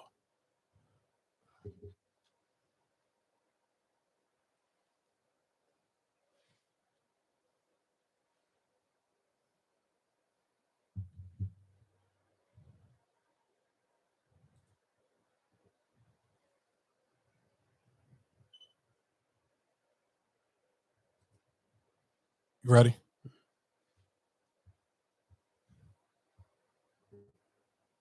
Yeah, y'all. So today I got a little story time of how Gunna right here basically stole my whole brand. So it actually all starts in 2018 with this dude right here, the VP of YSL Records. So as you can see right here, 2018, he sends me an email basically saying he's a big fan of the movement, my music, etc., and he wants to get on a call with me. At the same time, my brand and movement, PGM, had already been around for about 2 years, but it's really starting to come to fruition here. 2018, you see a lot of people with the timestamps there, using P's flooding it. At the same time, our logo was created, 2018, and you're going to want to remember this logo. Also around the same time, members started getting it tatted. Around this time of this recording, about 13 people have it tattooed. So about a year later, I get the opportunity to perform for Lil Keith and Lil Got It in Miami. It was a great show. I was the only opener. I got to meet a lot of their people, their team, etc. So flash forward a bit later, I'm going to post this photo using the P for the first time before the whole push and P, etc.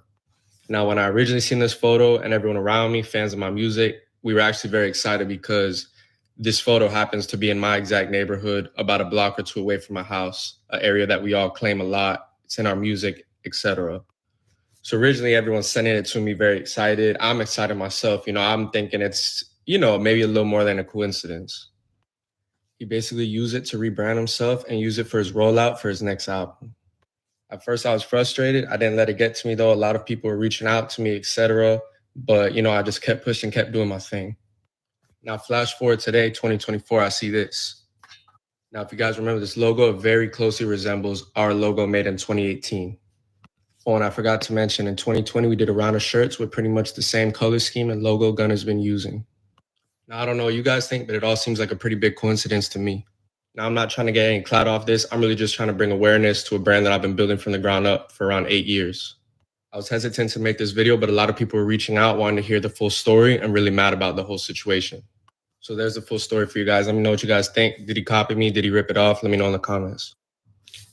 All right, so for y'all people who may not know or couldn't really pick up on the story, as a young man who basically sit here saying that it don't seem like he has a clothing line. It seemed like it's attached to his music and his music brand. So I guess his music brand and logo is the P with a star in it. The star kind of resemble almost like the Grand Theft. Who would make Grand Theft Auto? Whatever that was Rockstar. Yeah, that little star that they got in their video in the video game. He put it inside the P. So Gunna is coming out with a clothing line, and that's kind of like how he made his logo. I think the name of his clothing line is P. It's different. The star is placed in two different scenarios. Gunna's is placed like literally in the middle of the joint. This dude Joan is kind of pushed at the top. I kind of realistically, I feel, I mean, of course, you can't, I'm not gonna sit here and say it's clout chasing, because I mean, if he's telling the story, he got the timestamps and the dates to kind of like show it. It's kind of like you stuck in a hard place, because I don't necessarily know if you can.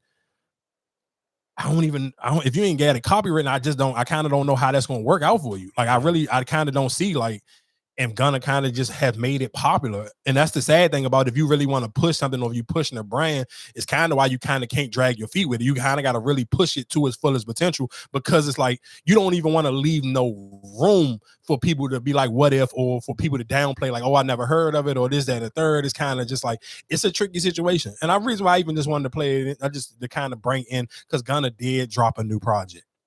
And I'm gonna be honest with y'all, it's nowhere near as good as the last one. It's cool. Is it a solid listen? Like, yeah, I can listen to it and just allow it to play out. Like, if I'm comparing it to the Chief Keef joint, which one do I think is better? It's the Gunna joint, but I don't think that is not a huge compliment to Gunna, because it's just, the Chief Keef joint to me was horrible, and the Gunna joint was just cool. And I'm comparing the Gunna project to the last Gunna project. I'm not even comparing it to when he had a bunch of features like with Pushin P and Drake and all them on it. I'm just saying, to his last project since he was in jail, he's not going to have another F You Mean.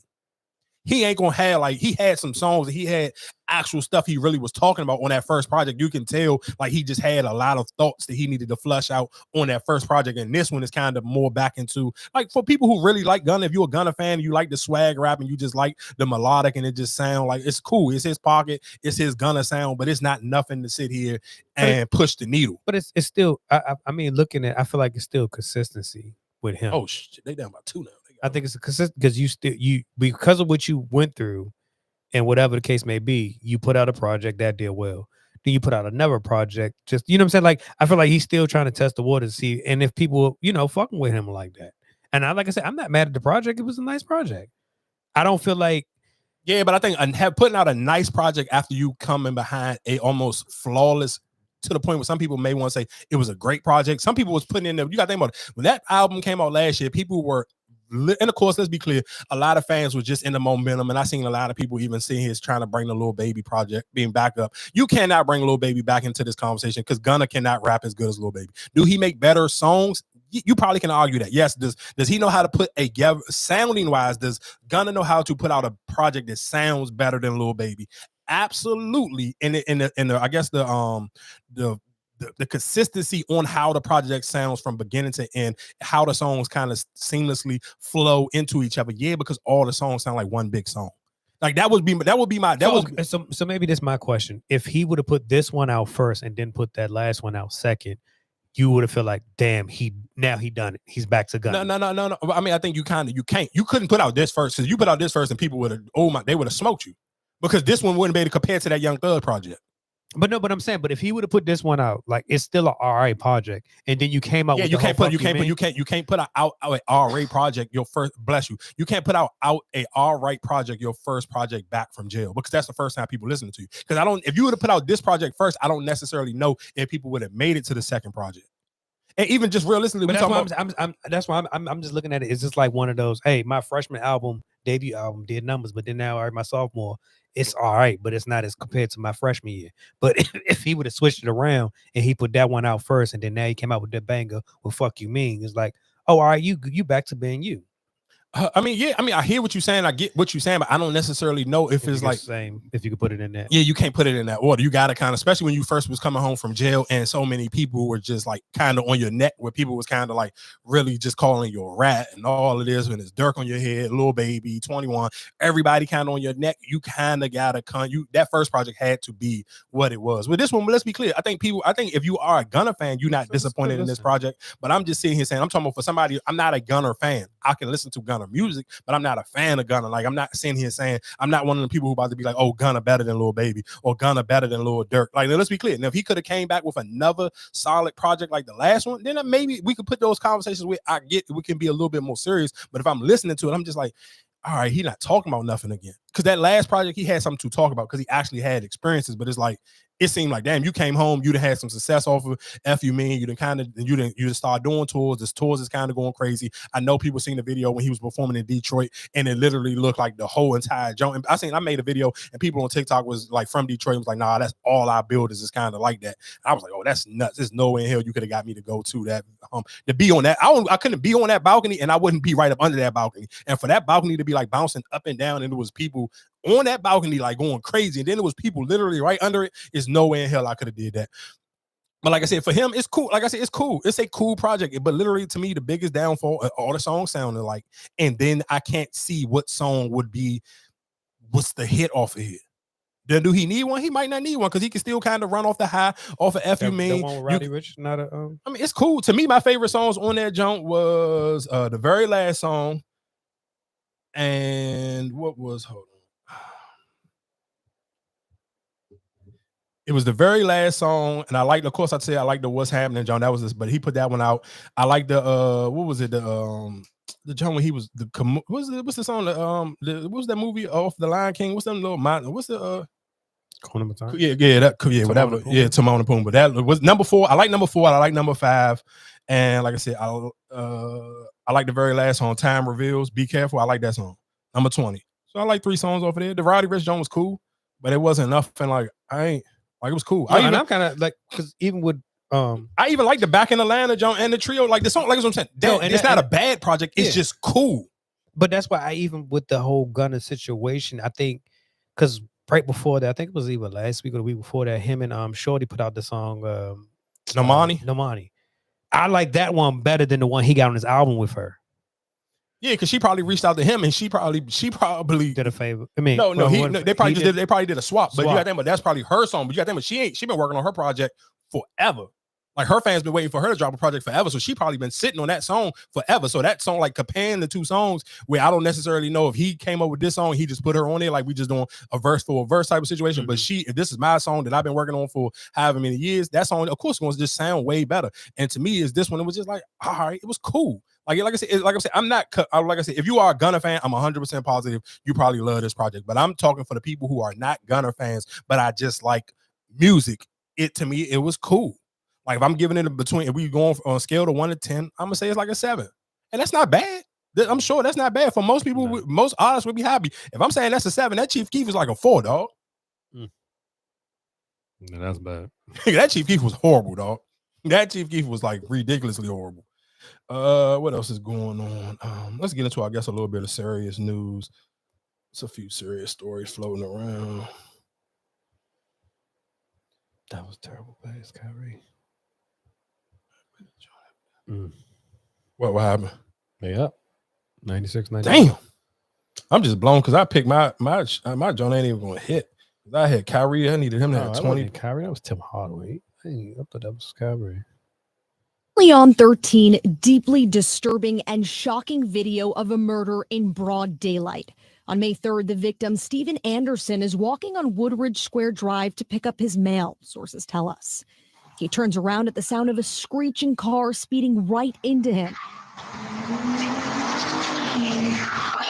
We're pausing the video right before he gets hit. The car reverses and hits him again, pushing him further into the street. Neighbors are on the phone, frantically calling 911. Other people to help me turn him over. They want us to turn him over. Another neighbor comes out with a pillow. And that's when the suspect, Karen Fisher, identified in court records as a man, but also described as she by police, returns with a knife in hand. The suspect yanks and flips Anderson over, straddles him, and kisses him. We're not showing what happens next because it's too graphic, but that's when police say Fisher stabs him 9 times. She casually walks off as if nothing happened and neighbors just watch. She then tries getting into another car while talking to witnesses. When that's unsuccessful, she leaps over the body and walks away. It's very disturbing, yeah, because, I have kids here. So Our kids could have been out here playing, and imagine that. 20-year-old Karen Fisher is in jail tonight, charged with murdering this 64-year-old. Her bond is set at $2 million. Only on 13. So for what the fuck did I just listen to? yeah, so this was basically a 22-year-old transgender woman killed a 64-year-old white man.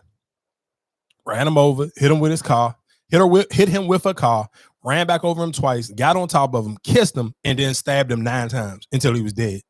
See, that's why I got confused when they said they was describing. They said like a heat, but they wasn't talking about the suspect on the ground. They was talking about the person who got on top. Because I mean, really, that threw me off, and I'm like, yeah, rolled over. And because again, I don't mean no disrespect because I don't necessarily know the real way you supposed to describe it because it still looks like a man just with a wig on. So that's why they kind of like, of course you on the news, you're trying to be politically correct. But if you're just looking at the dude, it's kind of like he still look like a dude just with a wig on. Like he don't have no boobs or nothing, no butt or nothing where you kind of can really tell he's trying to make a transition. It just literally look like a dude with a dress on. But I mean, even just, I guess, the way he responded and the way he went about killing this man is kind of like, it seemed like it was like like a love interest that went bad. Yeah. That was crazy. Why we talking about love interest is going bad, and again on how people got to figure out who you deal with, who you have babies with, how you lay up in the bed, and who you lay up in bed with. Freddie Gibbs, bro. You can't never kind of avoid a lot of these situations, and then again, kind of even why I'm saying when we talk about Shaq. I only can judge you off of the way you are presented on social media and the way your behavior and a pattern. It's hard to shake certain patterns if you betray yourself a certain way and it consistently keeps popping up. So Freddie Gibbs I believe him and his young lady started dating. After the blow up between the Freddie Gibbs situation and the girl posted, his ex or his baby mom, his last baby mom's posted a picture of him spraying his cheeks wide open, I believe. She was the one who made the diss track? The old baby mom. The one who when Joe and them played the diss track on the podcast, the one who had the video, had the picture of him spraying his cheeks. That was the one who made the diss track. So this new girl is the girl that I guess the reason right before the diss track or whatever case may be, him and her were like posting the pictures, I think like in January or something, or February, close to Valentine's Day, kissing each other, taking a picture, whatever, and he got her pregnant. So this is a new girl. He got pregnant. And I guess I don't know, they had an argument, but basically he posted his response to her because she posted a picture showing that she was pregnant, and then she posted like she had bruises on her ear, her feet, her wrist. I think that's what people was getting in her comments talking about when she posted. I think everything became, that's when she put that up there when she posted the whole pregnancy thing and whatever her whatever her caption was. I think that's what everybody started getting on her about. Mm-hmm. And then I think that's when she was like, well, y'all don't know the truth and what he do and all that. I think that's when she showed the pictures. Yeah, so and even with all that being said, she even apologized to the baby mother, the one who did the Freddie Gibbs situation, because she was basically saying, I judged you because I thought he treated you this way because you were an adult entertainer. And that's the sad thing, because a lot of people do stuff like that. You kind of paint people in a certain picture and feel like, oh, people only treat you this way because of your choice of your job. Basically trying to discredit her because, okay, you make you make porn videos, you make OnlyFans videos. He don't got no reason to respect you. So she came out and apologized to her, like, I'm coming to you as a woman, as loud as I was disrespecting you and trying to discredit you, and I was taking his side because I was new in a relationship with him and I was newly in love with him. I was discrediting you, and realistically, I got the same treatment, and I don't do none of this stuff. So if he treated me the same way, it's not about the job that you have or how you came off as a woman. It's about his lack of respect for women. So he tried to show, he posted texts of her, I guess, basically like admitting that she couldn't keep her hands to herself, or the reason why these arguments or these fights started because she was swinging on him first. Not sitting here saying that make it no better. He probably, in his mind, he thought it made it better. I kind of still disagree. It's like, all right, well, nigga, just because she hit you, you were still a man. You got to roll. That don't give you no right to put your hands back on, especially not to the point where you leaving bruises. So is he done? Like, I think he's not big enough for him to be done. And I think sometimes that is.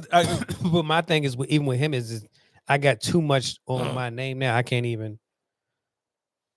Go ahead. I can't like because I don't know. Did people really get on him about the whole spreading his cheek I mean, yeah, they people. just I mean, made of course, on jokes, social but- media they make jokes about it, but I it's don't not think like nothing that. All right, you're gonna lose your fan base. Yeah, type. I don't think he got a big enough fan base. It's like it's such a underground fan base. Like he really real live underground hip hop. He don't have no real mainstream success. Like he don't have a big song that I could be like, oh, this is a Freddie Gibbs song. Everybody know this Freddie Gibbs song. He don't even have one of them. He got don't get it twisted. I'm not saying he don't have fans, but it's an underground fan base. It's one of those fan bases where, again, when we talking about Vlad or talking about the 70% is majority white people who listen to your music, he will be one of those people who probably 85% of the people who listen to Freddie Gibbs are probably like white kids in the middle of nowhere, America. Like they just die hard hip hop fans. They just love the lyrical rappers where it's not necessarily. What's wrong? He missed the free throw. Tied up. Oh, Luka, damn. 10 seconds left. Down by 2. Damn, I'm mad I just ain't take them straight money line. Why? That's why I gotta stop doing that, dog. Oh my God. But anyway, yeah, so just I don't think realistically, I don't think he can lose too much off of it. I think people, if you're a Freddie Gibbs fan, I don't necessarily know if you would stop being a Freddie Gibbs fan just because of this situation, but I don't necessarily know, like, yeah, I mean, I don't know. I feel like if you ain't really a fan, you probably really won't. It ain't that big of a deal. It's not that big of a deal, to be honest. And it should be. And that's the sad thing. I think if you probably learned anything else about the Kendrick Lamar situation, like just look how many people kind of really didn't care about if he actually was putting his hands on his wife. Like people, the sad thing is people don't take domestic violence serious. So for Freddie Gibbs, it's kind of like, I'm sure people who like his music still won't like his music. And people who wasn't listening to him in the first place still ain't gonna listen to him. Let that John load up. I need this.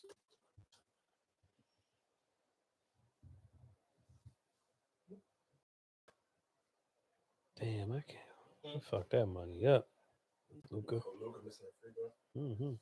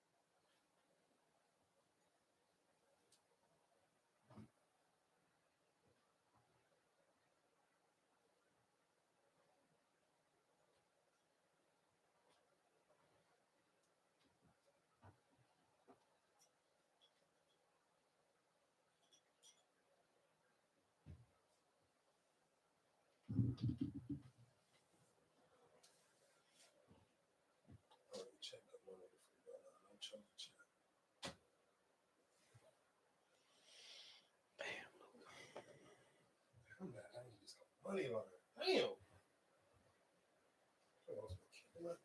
What'd you say? I ain't even bet nothing crazy, but I took them money line, but I had just points. I ain't hit none of my spread. Yeah, I ain't hit none of them. I know I had, hold on, I'll look.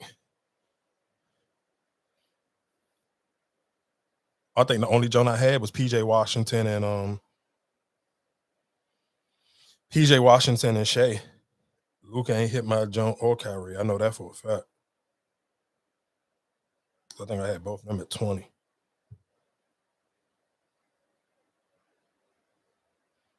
I had Luka at 25. He only got 18. I had Kyrie at 20. He only got 9. Yeah, only 2 to hit for me was Shea and PJ.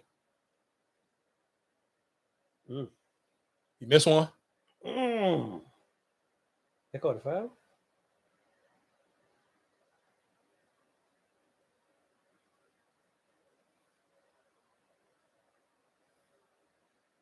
They say that's a 3-point shot. They called the foul.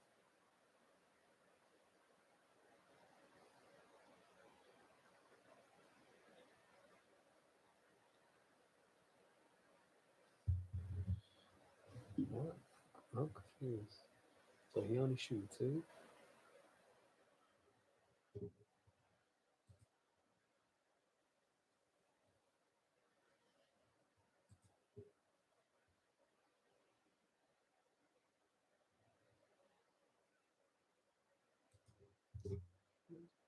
Special fried rice. They gave us the dip sauce, of course, but personally, I want to play this clip real quick of people that was outside of this. Ho King, after Kendrick's diss track of Drake, is a fever dream. There were people dancing outside, and Blog TL was even there. I even started dancing, but we came here at night for one thing and one thing I only. heard there's a Kendrick Lamar special. Is that true? No problem. All right, I'm excited, man. Kid don't even know what I ordered. I just asked for the Kendrick Lamar special. The manager ended up ordering us 4 dishes for $66 total. And of course, the first dish he ordered us was the new Ho King House Special Fried Rice. They gave So basically, for people who don't know what that is, that was basically just a basically people have been going to the restaurant that there was a new Hong Kong, whatever it's called. The joint that Kendrick Lamar said in the Euphoria video, since after he didn't mention that restaurant in the song, of course Drake in the Family Matters, he shot a video inside that restaurant, but people been going to it, shooting videos, doing repurposing the song, the Kendrick Lamar Jones, speeding it up, doing different little music videos in front of the restaurant. Even like the dude just said that was a Chinese dude here in the restaurant ordering different little dishes and just said he want the Kendrick Lamar special. So the restaurant is leaning into the beef. I think they added that on there. Yeah, they added it to it, the Kendrick Lamar special, whatever the case may be. So it's just people, and it's in Toronto. So I guess it kind of, and I listened to, what was I listening to? I want to say I was listening to Academics, and he was talking to somebody from Toronto that kind of do the same thing that he do, but it's the Toronto version. So the dude was kind of even saying, like, that's not a restaurant you kind of want to be going to just lollygagging. Like, that's kind of low key, like the spot for trappers only. And that's realistically how, you know, like early in Drake's career where he probably couldn't move the right way. That's how he got caught slipping, because you were in the wrong spot, not moving right.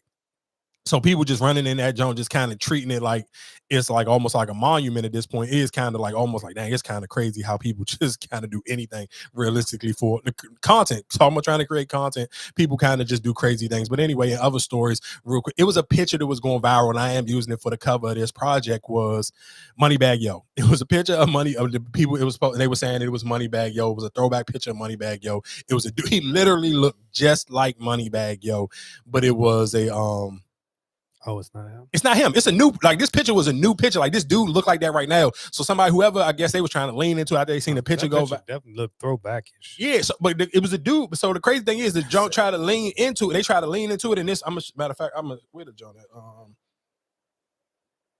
My mixtapes, because they try to, my mixtapes be throwing me off. They be just, with it. They be posting anything at this point. Like, they don't even. No sources, no.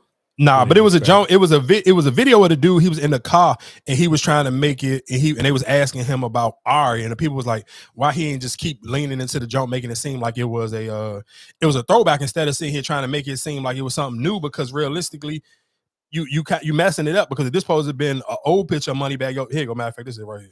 All right, so look, my thing is, how did you meet Ari? Man, I met a little Ari, bro, by seeing that. Look, first off, a nigga was in, goddamn it, the shot. For motherfuckers that don't know the Chicago. Yeah. The strip joint down that motherfucker, she came out and got them heels on you. So that's my point. He leaning into a new story. This is supposed to be an old Moneybagg Yo. If this was old, why you ask him about Ari? This is supposed to be before he even looked famous. So it was just like, of course, like I said, the picture looked old, but this was new. Obviously, this is a new joint. Whoever just took the picture, you took it on a bad phone. You ain't had no lighting. The picture came out. It looked old. The dude looked old. It looked like Moneybagg Yo before the fame. Like the shirt was just everything about the picture looked old, dirty, and dingy. And then Moneybagg Yo came. I was like, damn, y'all don't want take like the blog again. When we're talking about blogs, y'all just pick up any random story and run with it. Like, you create your own stories and create your own narratives and just literally run with anything. And this real life it's not even me. Y'all just making something up right now.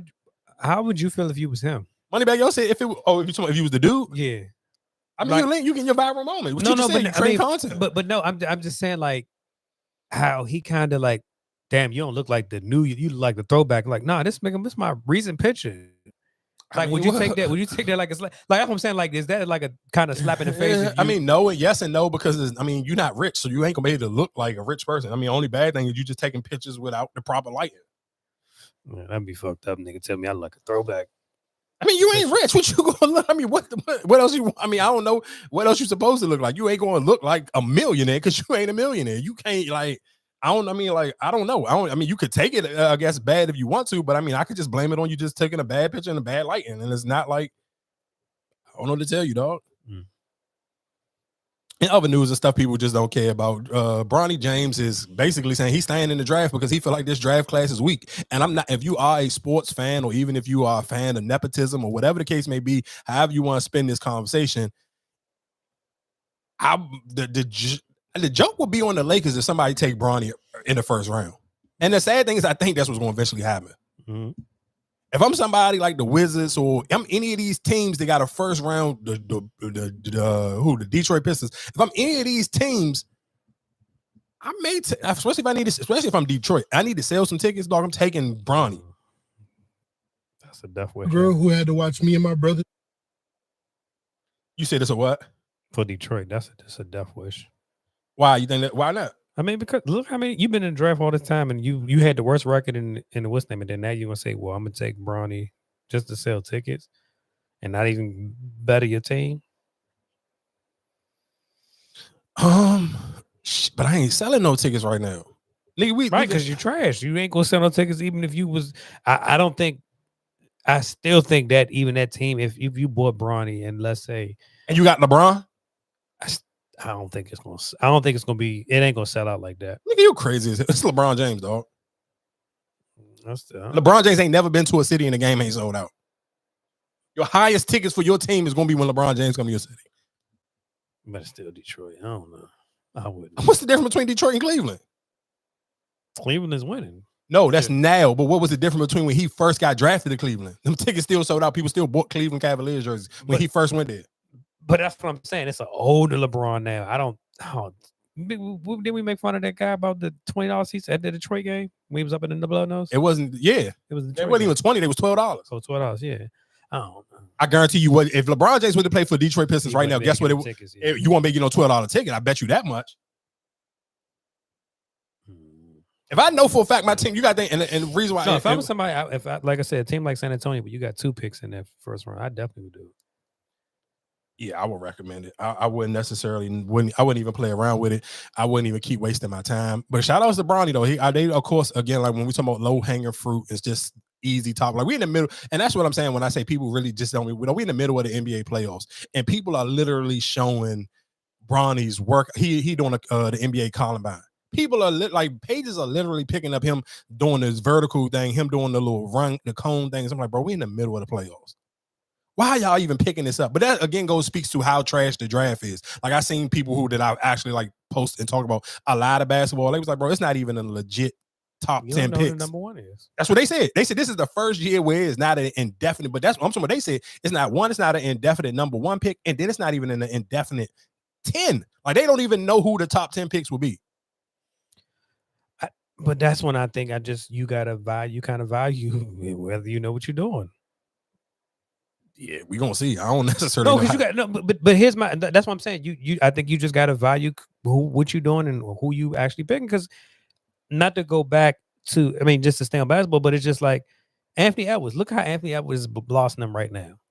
But he didn't really have no hype behind him. Still was the number 1 draft pick. He was still the number 1 draft pick. But when you look at it and like hindsight, it's like, all right, well, then we did make the right decision to take him. And I'm just saying, look at the other people who.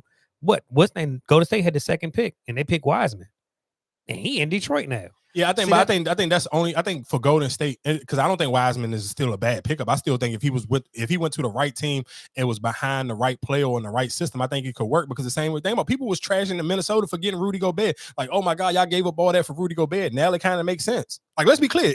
Last night, the Minnesota Timberwolves didn't lose because of Anthony Edwards or Rudy Gobert. They lost because Karl Anthony Towns wet the bed. Rudy Gobert was hooping yesterday. Like Rudy Gobert was real live hooping. You know what's so crazy? And we could get off sports. I do want to talk about Mother's Day for a little bit, and then I want to talk about Deshaun and BMF, and then we can get out of here. Real quick, because the crazy thing is we just had the conversation, but it became a huge deal about Rudy Gobert going to see his kid. Because we talked about it in real time, and while we was talking about it, they was already up by damn near 30 points. So it was kind of, but Gilbert Arenas, Draymond Green, shit, Charlamagne gave them niggas donkey of the day for sitting here telling him to miss the first game. So it was just crazy how that became a story. Real quick, and like I said, before we get out of the basketball topic, I do want to sit here. It was, of course, if y'all follow any of the sports pages, the big argument between all the athletes, football players, NFL players, and NBA players was which one could take 30 from the other sport and play in the other sport. So it was like it started with Austin Rivers. I don't even know how people just don't like him. So that's why he kind of gonna get whatever his opinion is, people gonna always argue with it. So he was basically saying I could take 30 basketball players right now and put them in the NFL. And the NFL players, of course, the first thing was y'all too soft. There's no way in the world y'all could do that. They can. I mean, they know they can. Let's be clear. It was a lot of football players who took the emotion part out of it or wasn't looking for the clickbait moment, and they agreed with him because they were just like, bro, basketball players are just way more athletic. Let's be for real. Like you could put somebody like Zion at linebacker, or even if you don't want to put him at linebacker, because you feel like if you just off of raw talent and physical, you could put him at defense end. You could put somebody like LeBron at a tight end or whatever case may be. They was like, just imagine somebody like KD as your wide receiver. Yeah, long arms. And that was the point that Gilbert Arenas made. Gilbert Arenas like, bro, I'm 6'4", 225. I can just play wide receiver and run out of bounds. Yeah. And I think that's what that's what even with Austin, I guess it's just a messenger who was because people just don't like him. But even I think just in general, I've seen many of athletes play basketball and then go to football and be in the NFL. Yeah, because they wasn't good enough in basketball, so they played football. No. If y'all don't remember, Big Jared that played for Roosevelt, he was like 7 foot. He was like, he about to be the next Shaq. He never played a lick of football. He only played 1 year of football, and he went to the NFL. And so that's what I'm saying. It's easy to convert over from basketball to football. That's what I'm saying. I can't see a football player.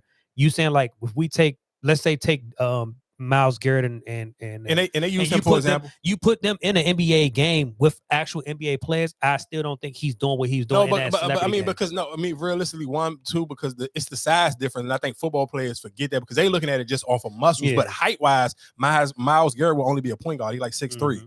So I think that's the sometimes. I mean, of course, it's just ego. It's like we talked about it before. Men with their ego, even when we talk about the Shannon Sharp and Shaq thing, it's just the ego thing. It's not nothing that we got to even kind of draw the conversation out too much longer. I do want to get into Mother's Day, but I do want to play this little commercial break before we get into Mother's Day.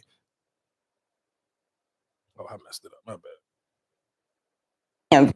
All right, hold on. I got to start over. But real quick, before I do play this little piece, I don't know if y'all have been watching the news, but it is a black bear running loose, and it got Is it Rockville? No, it started off in Northwest, and I think it got all the way to Arlington. When I seen the news today, it was saying that they seen the bear in Arlington, and they were trying to figure out how did it get to Arlington? Did it just swim across the Atlantic, or did it cross a bridge? Because they like, of course, it's 2024. People like, damn, if he would have got on the bridge, nobody don't got the camera footage, nobody seen it, or is he moving at nighttime when it's just super dark and nobody ain't paying attention? Like, how is he kind of moving from all the way from Northwest? And they was trying to figure out, is it the same exact bear, or is this just a coincidence that it's two black bears running loose? But some people was like, they don't think it's a coincidence, they think it's the same bear.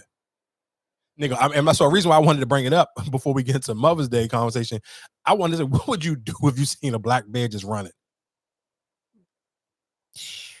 I don't know. To be honest with you, I don't know how I react. But if he's not running towards me, I'm minding my damn business. But do you try to hurry up? Like if you see him and he don't see you, do you try to just run for cover? No. What you mean? No, you just gonna stay out on the sidewalk? I don't think I'm gonna run because I forgot what bears are attracted to, or what are they, you know what I'm saying? Like, because I don't think they like noise. Because even remember that one video that went viral when they came up on the people's they was all out there videotaping them. They ended up coming up, jumping the fence or something like that. So I can't remember how they operate, but I don't know if I would just run for. I don't know. I don't think I would run for cover. I don't know. I think I probably stay still. Like I don't want them to look over it. Let's say if you got the option though. Let's say if you got the option to sit here and say, all right, my car is maybe 2 houses down. The bear is maybe 6 houses down. I can run to my car, or you just gonna stay here. Like he ain't seen me yet. I seen him, but it ain't like we made eye contact or nothing. But I just see him coming down the street. He's 6 houses away. Okay, but that's my question. You start running, he looking, he start chasing you. Then what? I'm just gonna be in my car. Hopefully you fast enough to get in your car. If he's 6 houses away, your car 2 houses away. I think I ain't gonna make no sudden move.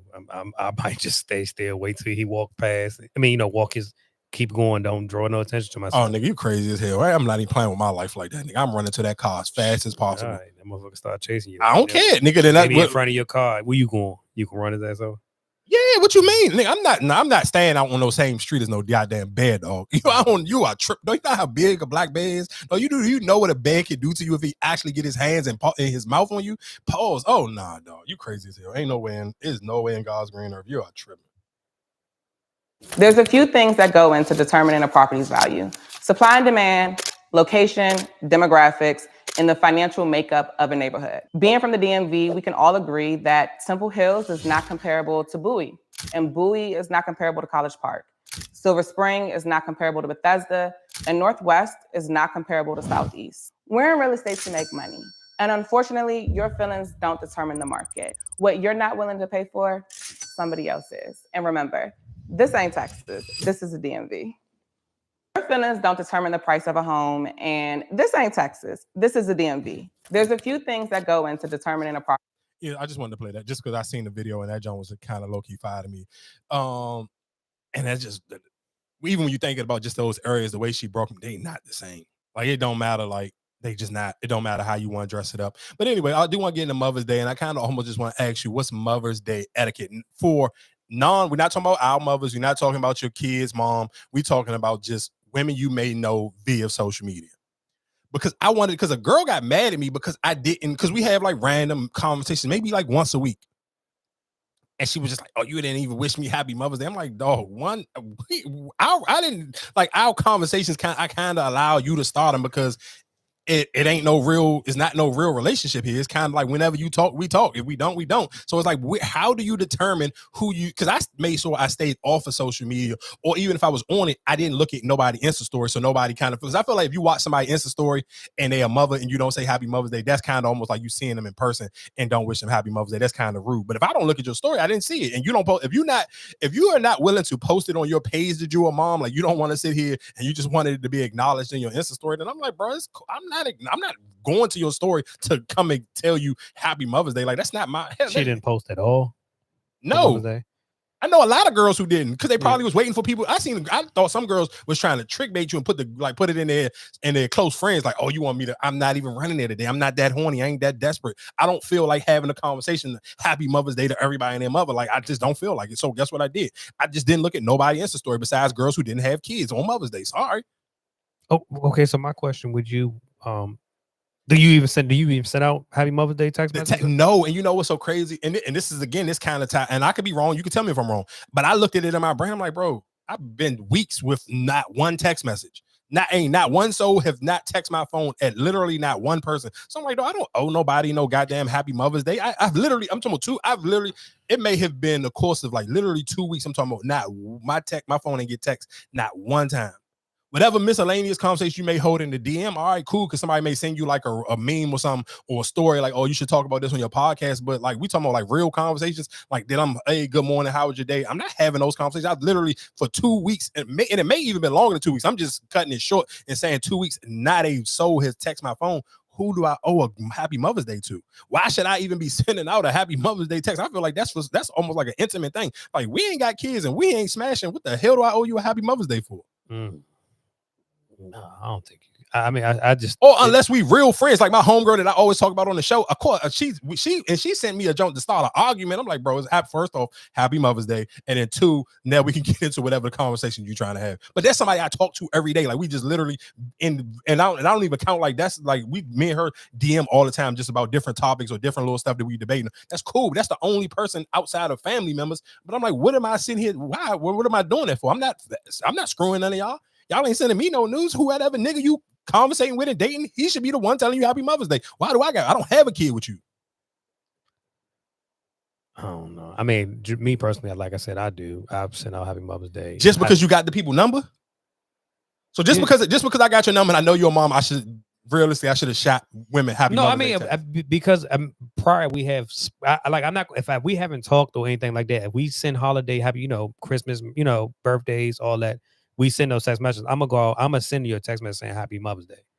Because like I said, we do come, but I'm not just, we used to mess around years ago and I'm just gonna randomly send you a happy Mother's Day. If we haven't talked or anything, no. But if I know we got a rapport where we compensate, on the holidays and all that, then yeah, I'm sending them. So what if say let's just say if I talk to this person, let's say 2 months ago. 2 months ago we was flirting and we was trying to communicate, but we haven't talked in 2 months. Like let's say 2 months ago we was texting and talking every day, but in 2 months passed and we haven't talked or nothing.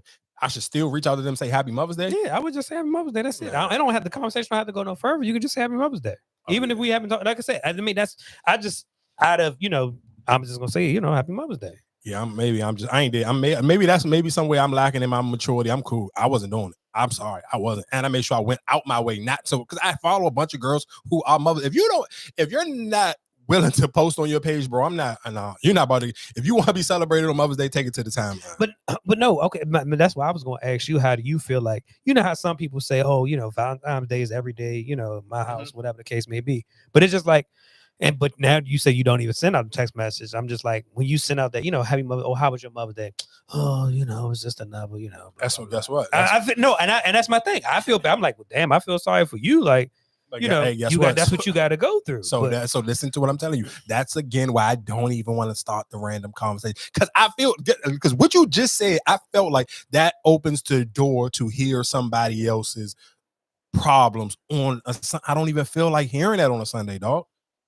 You don't know how my week was. So me just sitting here saying, hey, Happy Mother's Day. I don't want to sit here and nail you sit here and give me a long sob story why your Mother's Day was trash. Bro, I'm not the one sleeping. You ain't giving me no cheeks. You ain't sending me no videos, no nudes, no nothing. We ain't going out on no dates. So guess what, dog? I don't really care about your Mother's Day. I'm going to keep it a buck. I ain't get you pregnant. I'm not the reason why you are a mom. So I shouldn't have the responsibilities of sitting here saying Happy Mother's Day to you for what? Like, what is the purpose of that? I realistically don't. I feel like Mother's Day is for whoever helped you create them kids and whatever nigga you giving some cheeks to that day. After that, it's a dub, dog. Nobody else really owe you a Happy Mother's Day besides your kids, the person who helped you make them kids, and whatever nigga you letting crack the cheeks now. Not your friends too? They mothers too. I mean, y'all can have, if that's what y'all want. Like, how is one? No, I'm just saying, even like your male friends. I mean, if y'all conversate, like if we conversate on a regular, we don't conversate on a regular. I'm not about to just randomly tell you Happy Mother's Day because y'all are the same people who complain about no Christmas and this, that, and the third. Like I seen a girl, literally the same girl who was like, "Oh, Dad, you didn't wish me." I seen her the day before post. Don't send me no long stories about how good of a mom I am. And I told her, I'm like, bro, I literally just seen you post the day before saying you don't want people just texting you how good of a mom you were, send you some bread. I'm not sending you no bread, so I'm not texting you neither. Do you feel like if I wish you Happy Mother's Day, I still got to get you a gift? Like when she said, I'm not doing nothing. No. That's what I'm saying. When she put that post up, she was just saying, "Don't send me the Happy Mother's Day. Send me some money." Yeah. Okay. Yeah, that's so how you mad if nobody ain't wish you Happy Mother's Day? That's kind of wild. And then I was kind of like, damn, if you miss me, just say that. What do you look? Nah, never mind. Why would you looking for if you don't miss me or you don't care about why would you looking for me to send you a Happy Mother's Day? Let's make this make sense. I swear to God, this is one of the reasons why like I said, I'm happy with literally being single, not going on dates, not shooting my shot. I can mind my business and literally don't have to think twice about none of these random holidays or nothing like that. I'd be so happy because that's another story, dog. Literally have to sit here and celebrate somebody else, and especially when you ain't got kids. Like, man, I gotta celebrate a decision you made with another nigga. But you should just say Happy Mother's Day. You ain't gotta go but so far. I'm saying if you was dating, we could take it out of screw this and just sending a random text. So all the dudes who are dating a single mom and you had to show up for this woman because a creation that somebody else helped her make. Because most baby fathers ain't showing up the way they supposed to. So now it's the boyfriend who got to show up. And it's rough out here. Hold up. But then that's gotten like a cheat code too. Like, I mean, like the women got the upper hand. It's just like you can get like how you just said. She just said, "Oh, don't send me no long text message. Send me the money." Mm-hmm. You can get it so many ways. Your Mother's Day, like okay, you wished her Happy Mother's Day, but then the other nigga who been in her DM, oh well, he just sent me 200 because I'm a mother. Then oh, my boyfriend, he got to take me out, and he's not the father of my, he's not the father of my kids, but he got to take me out because I'm a mother. Then oh, my baby father got to get me something from the kids too. It's like shout out to the women. Yeah, shout out to the women. I ain't got it for y'all, dog. I ain't gonna hold you. Get in my life. Y'all don't like none of my songs. Y'all don't like none of my songs. Let me not. I'm not. God, please. I told myself, this is why I don't get on live. This is why, just because y'all are so corny. Y'all jokes corny. Y'all corny. Broke as miserable as don't got nothing going on but to troll. It's corny. Corn on the cob. Like the shit is lame. Lame as corny as tyrant old. And it's not a key. Just be trying to be a cute and not even a kiki. It's yeah, broke. Broke. BROKE. Broke as it's always in my business worrying about what the fuck I got going on, ho. People who don't know who that was, that's Young Miami. Young Miami, realistically, she one of those people you can kind of almost put her in a conversation with Meek. It's like, then just stay off social media, because people gonna stay forever trying to troll you. People gonna stay in your mentions just saying certain things. You kind of can't catch a break. I did also see that she was trying to put out some shirts for Gay Pride. I forgot what the shirt said, but it was something. It's something had to do with supporting gay people, and she was giving out a that's gay. Something like I can't remember what it was something though. It's on her website. You can go on her website and look. She got a t-shirt coming out for Pride Month, because Pride Month is coming up towards the end of this month and the beginning of June. Because it start doing like Memorial Day weekend. It depends. June is Pride Month, but I know some of them, like some of the bigger ones. I can't remember what cities, but some of the cities they start in like doing Memorial Day weekend as well. But like I said, I can't. Young Miami just can't catch a break, and sometimes I think it's just because just when you can't. Again, it's just how you portray yourself on social media. When you kind of play like the super rich celebrity and you don't have no relatability, it's kind of like I'm just relying on how much money I got and how much better I am than the people who follow me. Bro, they gonna pick any reason, because they never gonna have as much money as you, so they gonna pick everything else that they can find to kind of drag you to hell and say your songs is trash. I'm not gonna lie, her and that Skilla Baby song, it was absolutely trash, but people were just going OD on her because you're just not. And it's sad, because I know I don't want to use the word, because people hate when try to tell people to be humble, but sometimes it's kind of like you have to find the sweet spot of being humble and kind of being braggadocious. And that's something, to me, that's one of the probably like the masterful things that Drake kind of has done. Because realistically, what's the Drake car? Drake don't show y'all his cars. Drake really show you the OD stuff that's like beyond super rich. He gonna show you the big house and he gonna show you the plane. But y'all don't know what kind of cars drive. When you see somebody like Rick Ross or Lil Baby and all them, they gonna show you the new Maybach. We got the what was the Virgil Maybach and all this. Like, Drake don't do none of that stuff. Drake is one of those people that kind of like know how to do like I'm gonna do the extreme braggadocious stuff, but I'm not doing the regular rapper braggadocious stuff. I even think about when he bought them Pharrell chains. You seen him wear them Jones twice. Once actually, and then he let the Chinese dude wear him in the new video. You seen him wear it in whatever that song off of Her Loss, and he had it in that video, and then he let the Chinese dude wear it in the other video. But he's not just like, I'm running around all day long with a bunch of my chains on. Drake is not Rick Ross. And I think for Young Miami, she's kind of like the girl version of Rick Ross. It's like, hey, look at me. I'm rich. And then people kind of be like, oh, you're corny. Like, and we don't like your songs, and we don't like nothing about you. Like, but I think that also go back to her image. The image you actually trying to paint, like you getting this money, rich bitch shit, and all this other stuff, but your actual fan base who actually support you don't really have that money that you rapping about. Yeah, and it becomes a turnoff to them. So like I said, I mean, I feel for her a little bit, but I mean, this kind of like the hole you dug in. You got to kind of figure it out and figure out how you're gonna dig yourself out of that hole. But let's get into it. I got the Shy and BMF was seized the end of the season, so let's get into it after we take this little load up break, and we can get right into BMF and get into the Shy. We can get up out of here.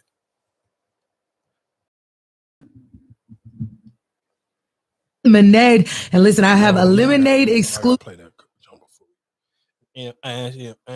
And go ahead, Sexy Red.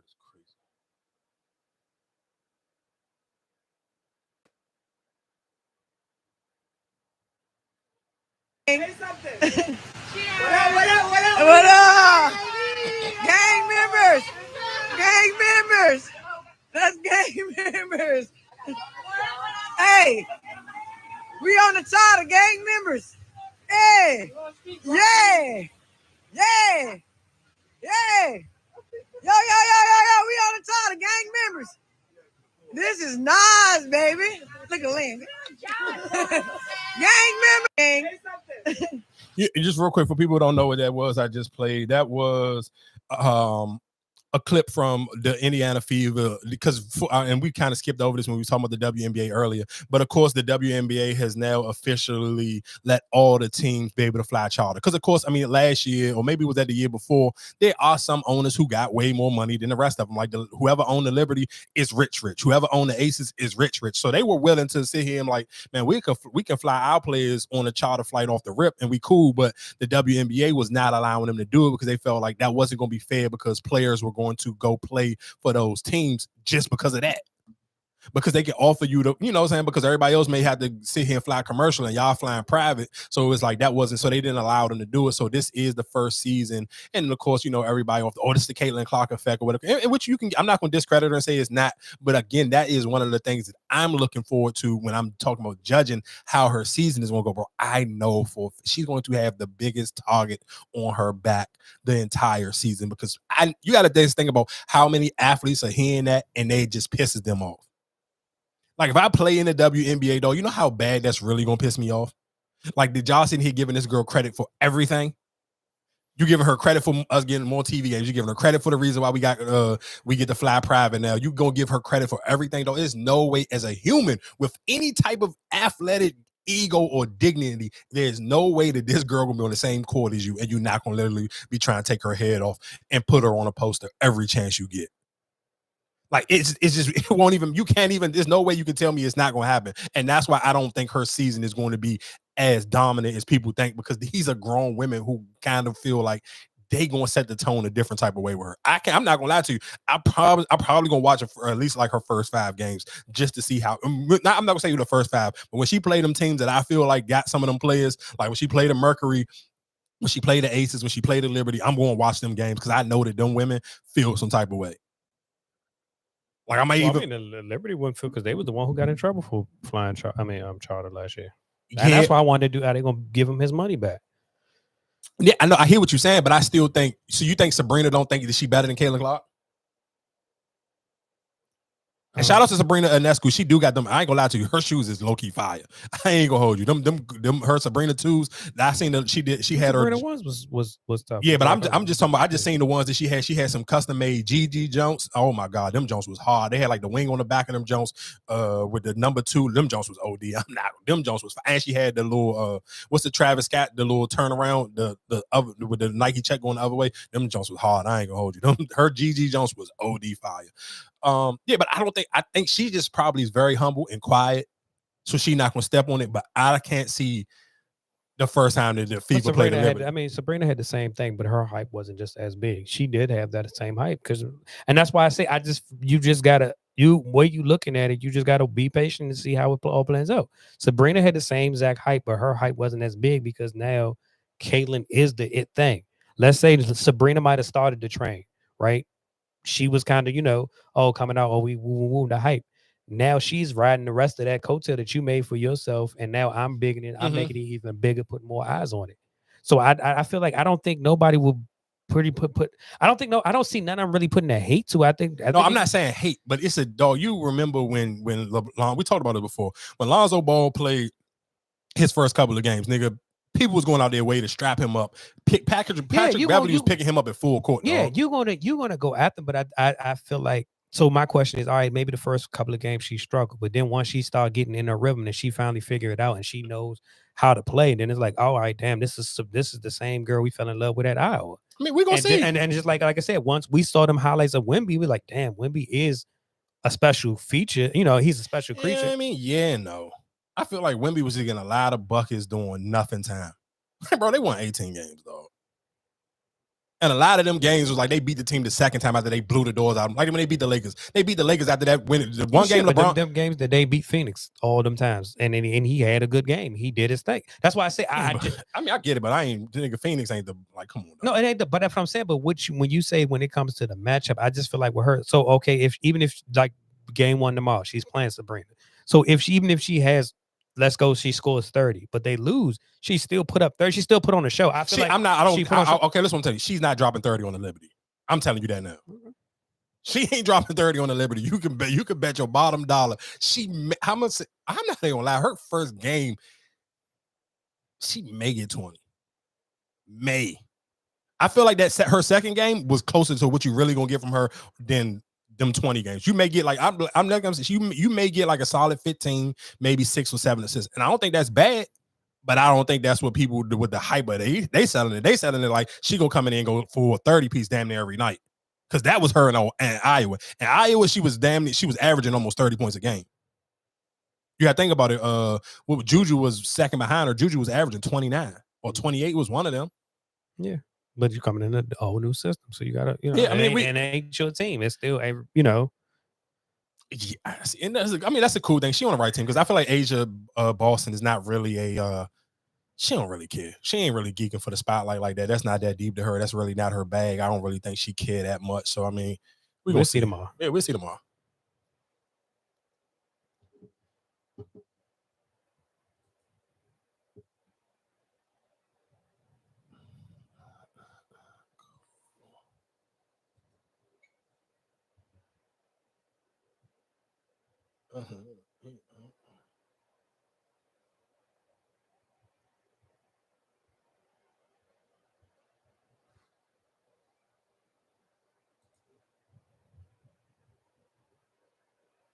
Lemonade. And listen, I have a Lemonade exclusive. I have a More Lex now. Sis, you have gone very, very viral for some recent videos you've posted, more specifically with you going to the CPS office and going ahead and giving your kids to CPS.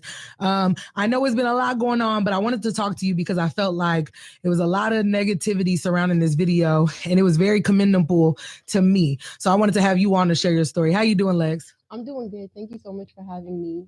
Absolutely. It was important for me to let you share your story. So I guess tell me what led up to you deciding to go ahead and give your kids to CPS. Where were you at mentally where you were like, you know what, I need help and this is what I need to do to make it better for my family? So honestly, well, as far as the mental state, I'm perfectly sane. Ain't nothing wrong with me. It's just, I love my kids so much. I just got tired. I want more for them. So it was like, I want more for them so much that it was eating me alive, like my very existence. And every day I'm waking up and going to sleep. I'm like, hell no, this can't be it. Fuck that. Like, no, I'm not going for that.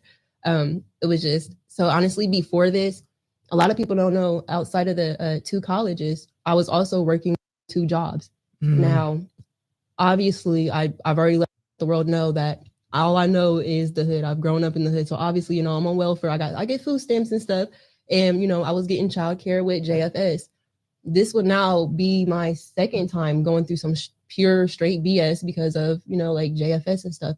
And so this time they took, for no reason, my childcare was still active, but they took my kids off the roster. And I'm like, okay, why'd y'all do that? So, you can't get a hold of them for like ever. So it's like once they did that, I ended up losing both my jobs. And I'm like, okay. And before that, like a lot of people I do music, I model and stuff. So like on behind the scenes, my music and stuff was progressing. That's also how I was able to get my house. Like when I got my house, I paid $6,500 cash for it. And my rent is $1,500 monthly. Plus I'm paying literally like almost $3,000 bills in a month alone. So yeah. So like when, JFS kind of did, I'm like, damn, like that really was like my everything. Like, I'm not a lazy person. It wasn't providing for my kids or being a mom that was the problem. That's my lifeline. Like I've been a mom since I was 15. My identity is mom. So that's what I identify as, but it was just like, once they did that, I was like, okay, well, shoot. Okay. If I get this bill and I'm like, okay, well, I still got 25 over here. I need to get like, it was like, it started to stack up. Yeah. So it was just like, okay, I'm not doing this no more. So best believe by the time I do come back for my kids, we're not going to be in the hood no more. I'm not going to say we're going to be like, Kylie Jenner rich, shout out to her, but period. But it's not like I'm going to be Kylie Jenner rich, but I'm not, you will not see me here in Columbus. Yeah. The ghetto parts of Columbus. Yeah. So I guess how many kids do you have? I have 5 kids. 5. Are So for people who don't or didn't understand the backstory of what she had going on, basically she sit here and took her 5 kids, what is called CPS or whatever the case may be. It was like basically she gave her kids up. Like, I can't do it because y'all sitting here took away my welfare, took away whatever government assistance I had, and my jobs wasn't cutting it. So I needed to go to the strip club. I needed to make some money, and I didn't have nobody to watch these kids at nighttime. So I needed to sit here and be able to bust his coochie open and be able to run my bag up. So these kids was kind of holding me back. So I'm gonna give them, and when I come back for my kids, I'll be able to afford to be able to put them in a better situation. I kind of respect it because it's like, I know for a fact, listening to it, seeing the headline, I was like, oh, that's kind of crazy. That is out of pocket. But when you kind of listening to her story, it's kind of like you had to respect her maturity to sit here and say, I know for a fact right now, I'm not fit to be able to provide my kids the lifestyle that they deserve. And I'm kind of half-assing them as a mother, got them living in the hood, and I feel like they deserve better. And I can't even really give myself no freedom because I got to be a full-time mom. How can I really go out here and chase the money? Let me sit here and get them over. And then I don't know how easy or how hard that process is after giving your kids up. I don't know how easy it's going to be for her to be able to get them back. But you said it's not? I said I'm pretty sure it's a lot. Yeah, so I don't necessarily. If you're turning over your rights to them, you sign everything. Oh yes, it's a right. It's a lot. I'm pretty sure it's a lot to get them actually back. Yeah, so I mean that part is gonna probably be the rough part. I didn't read the comments because I just seen it and just like, all right, let me send it, whatever case may be. But I seen it and it was kind of like, all right, I don't know. I mean, like I said, it's right after Mother's Day anyway, so I guess happy Mother's Day for all the women that's listening. And yeah, happy Mother's Day to all the women that's listening. I forgot. I should have even actually started the episode like that. But again, like I said, I do know how Mother's Day can be a tricky situation for multiple reasons. The same way a lot of these holidays can be. But let's get into it. The Shaq did return, and BMF was his final episode of the season.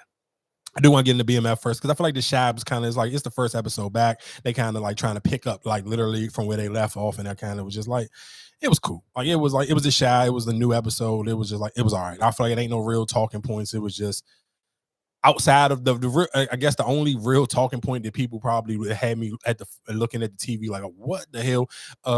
Bakari's sister got paid to come back. They paid her 30 bands to basically come back to Chicago to kind of keep eyes on Bakari. And that was Duda who paid the money to bring her back. And of course, now she, you know what I'm saying? Like she using the money to kind of fund her lifestyle. And she is, of course, flirting with Jama's girl. But the real reason, I was like, damn, they brought her back. Like, because it was just random. And even for Bakari, it was kind of random. Like, damn, you came in town. How you even know where to find me at? Now, so it kind of put 2 and 2 together, and it kind of made sense a little bit. Now, of course, Duda want to kill Emmett for them trying to kill him on the last episode. Amar Shepard, mom. It's like I said, it's the beginning. It's the season. Of course, The Shy is one of them shows you like it or you don't. It ain't no real crazy high violence or a lot of drama with it. Their drama is more realistic day-to-day, the average black person type of drama. It's regular people drama. It's not nothing too dramatic. I feel like they're trying to spice it up a little bit, of course, with the Duda character. But I mean, it's The Shy. It's cool. Like the first episode, if you watch it. It's no real strong talking points because besides that part, to me, that was like the only real standout part because they like literally just trying to build. And which the sad part is like, damn, Kev not coming back, and they got renewed for season 7 already.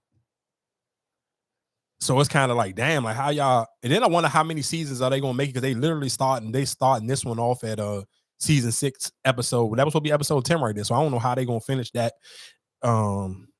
Yeah, I don't know. We gonna see. But realistically, let's really get into the real deal of Vander Holyfield. BMF, matter of fact, before we get into BMF, and I wish I would have started this episode because we talk about Mother's Day. And this is how, matter of fact, this is how the conversation I had with my homegirl started off. She sent me a video of Lil Meech taking his mom and his grandma to the strip club for Mother's Day. Now, of course, not actually on Mother's Day because it happened on Saturday. And then it was a shoot. I can't forget what it was a shootout in Atlanta. I hate when people try to word it like it was Mother's Day. It happened on Saturday, though. It didn't happen on Mother's Day. Mother's Day is actually Sunday. It happened Saturday night at the club. I hate when people do the times like that, bro. The next day to me don't start until like 5 a.m.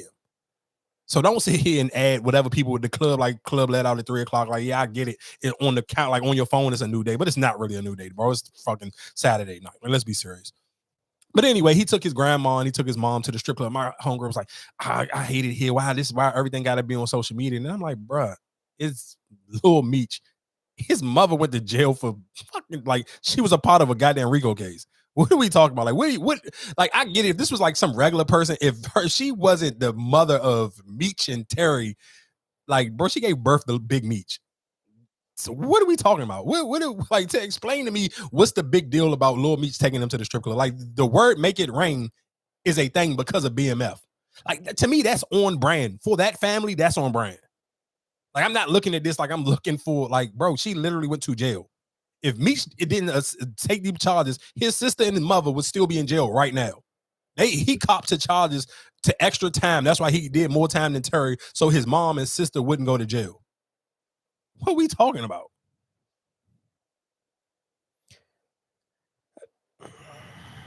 But we haven't.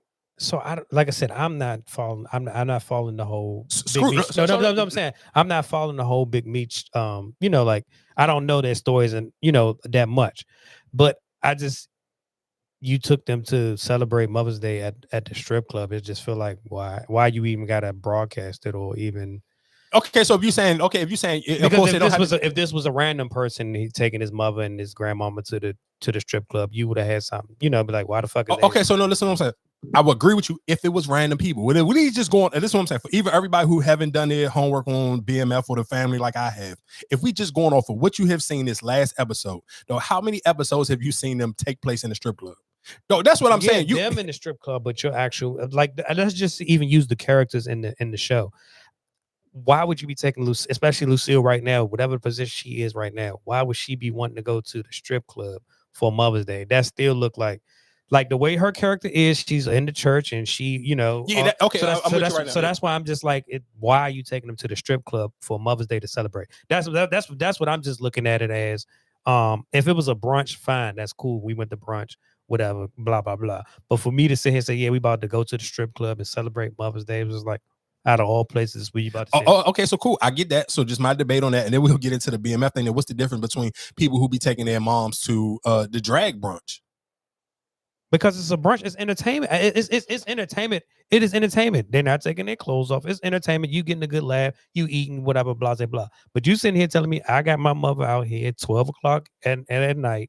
Out here, and like you said, whatever happened outside the club is just like that wasn't the same club. That was that wasn't the same club. That's why I thought it was the same club. My bad. That wasn't the same club. My bad. It wasn't the same club. No, it wasn't the same club. That happened at a regular club. That wasn't. That's what I was about to say. Like you got your mom and them out. Oh no. My bad. My bad for even tying those two stories together. No, it's not. It wasn't the same club. No, that was a regular club, and they was at a strip club. Like I said, I don't necessarily know what day it was. I felt like he just put that as the caption, just because it was like literally. She sent me this. This was early in the morning. Like I seen this in the morning time, so I'm sure this wasn't at night. But again, like I said, just to me, I'm get it. I would be with my old man hat on and have my panties in a bunch too, if it wasn't that family. Like I remember before the show even came out, I remember like one of her last birthdays. We talking about Lucille. Jeezy performed at her birthday party. I don't even know how old this lady is. I'm fine with that, but the strip club. How you fine with Jeezy performing at somebody's grandmother's birthday party? Right, but Jeezy was out then. I'm saying Jeezy was out then during that era. That I'm fine with that. A rapper performing, but for you to sit here and say I'm taking her to the strip club where we have strippers in here, this ain't like it's freaking what's a popular stripper? This ain't Gigi from Magic City performing her last. You know what I'm saying? Like these are the nowadays strippers. I'm taking you there to just listen to what I'm saying. The same way you said you fine with Jeezy, that's why I'm fine with the strip club. Because guess what? That is a part of their family tree. Jeezy is a part of the BMF family tree. Strip clubs, as you see on this last season, on these last episodes, the strip club is a part of the BMF family. It's just something like Sunday dinner. Oh, that's just a part of who they are.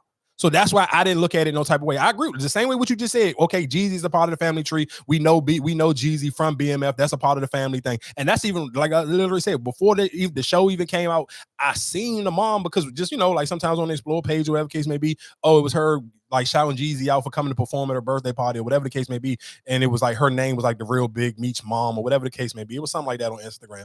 So that's why I'm saying like that's just who they are. Like you can't. It's so hard to kind of like. I don't know her whole story because she don't do interviews. So we not gonna really understand when she turned into Jeezy coming to perform at my birthday from like right now who we seeing her as in episode 10, like the lady at preaching at the preacher, like she's super still kind of like even fighting her conscience when it comes to like how she want to move as a woman. We seeing all this play out in episode 10. but I still don't know how it got to this. So like I said, just to me, it seemed like it was on brand. We ain't gotta stretch it out too much longer. But like I said, shout outs to BMF. Episode 10 end out with a bang, but it kind of end out with a bang where it was not like a bang like how Power would end, but it was more like, all right, cool. I give you something to look forward to. They cleaned up all the mess, like all the loose ends got cleaned up. So you know for a fact coming into the next season, everything's gonna start brand new because there's no old beef hanging over, no nothing. Like he meeched and literally got rid of everybody. Officer Bryant got his return. I mean his retaliation on Henry. Let's get into that real quick. I don't want to bounce off and I don't want to speed around. I do want to get in. One shout out to Bryant. Let's just talk about Bryant. Let's talk about how he got his lick back on Henry. Henry did end up, of course, going to jail, end up getting locked up because she ended up losing her mind, killing her dad. And of course, they had the wiretap, so they heard the whole thing play out, called the police. Police coming in there while she's trying to clean up the body, end up locking her up. She ended up going to jail, and then Brian posted. And the crazy thing is, I don't know if y'all remember the white lady who was the driver for Terry and his dad when they was trying to do the car service. She was the one who came and talked over the body when Henry was dying. Like she was like, "Oh, your old friend of yours wanted to say, hey, whatever the case may be." That was her who sent that message. So I don't know if y'all remember that, but that's who that was. It was the white lady who was driving. I was wondering why they showed her in the beginning. At the beginning of the episode, and that's how they tied the two things in together. So that's why I said that's why I like this episode, because it kind of just tied all the loose ends up. And I'm glad my man Hoops didn't die. I don't know how he survived all them shots, but he did. And it's real. I mean, people do it all the time. 50 Cent got shot 9 times, so he survived. So it's not unrealistic. So, I mean, of course, he survived.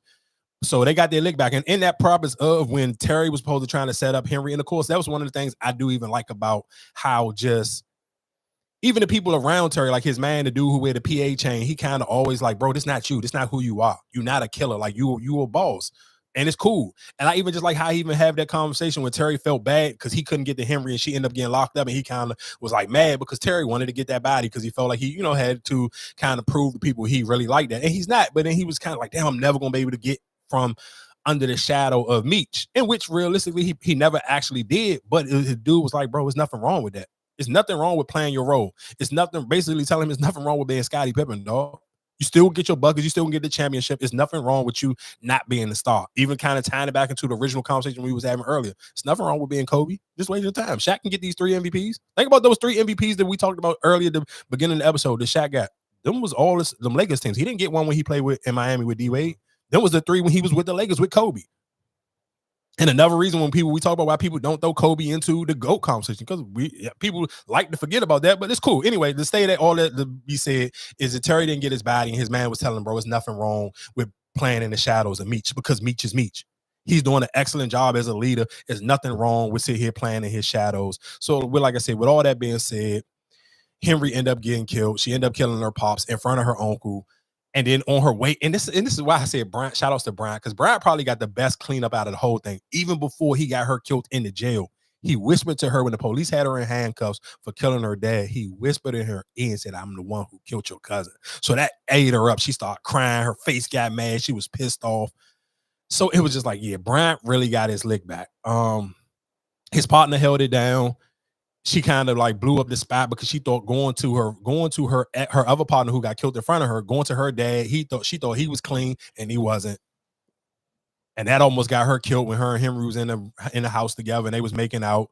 So again, like I said, man, I just like the way how all of that just got cleaned out. Like they literally just played everything. Let me close up all these loose ends so we can go into the next season with a fresh start. So, like I said, with that being said, with Bryant, of course, with Lucille, she finally ended up giving in. So she finally ended up giving in and giving Maurice some cheeks. She even gave this man a nickname. His name was Reese. I don't think me and Reese gonna work out. I'm like, who the hell is Reese? She done gave this nigga a nickname. So anyway, her and Charles finally divorced. And this is what, again, why when I kind of felt like with the Happy Mother's Day situation, I'm kind of like, bro, you got to deal with this the bed you made. And that bed that she made when it came to wanting to divorce Charles, this is, and that's kind of one of those like religious hypocrite things where people will kind of feel some type of way because she felt like, hey, I want to be completely divorced before I go with this because whatever, we made our vows in front of God, which I can respect all that, but it was kind of like very hypocritical. She was just pressed to rush to get the divorce thing so she could have sex with Maurice. That's the part I kind of don't respect. So you hurry up, rushed got divorced with him, and then when you're in the bed having sex, and she being super honest, and she telling him, and you could tell, and that's why sometimes you got to be careful when you're being honest, because you can tell when she was being honest, it started to turn him off a little bit. The faces that he was making at her, it was kind of like you making me feel like I was the second choice. So he was like, all right, cool. This is how you got me feeling. Let us be honest with each other. Let's start off fresh. And then that's when he broke the news to her. After he'd have clapped cheeks. He'd been chasing her this whole entire time and never told her that he was engaged for 2 years and he couldn't bring himself to want to get married.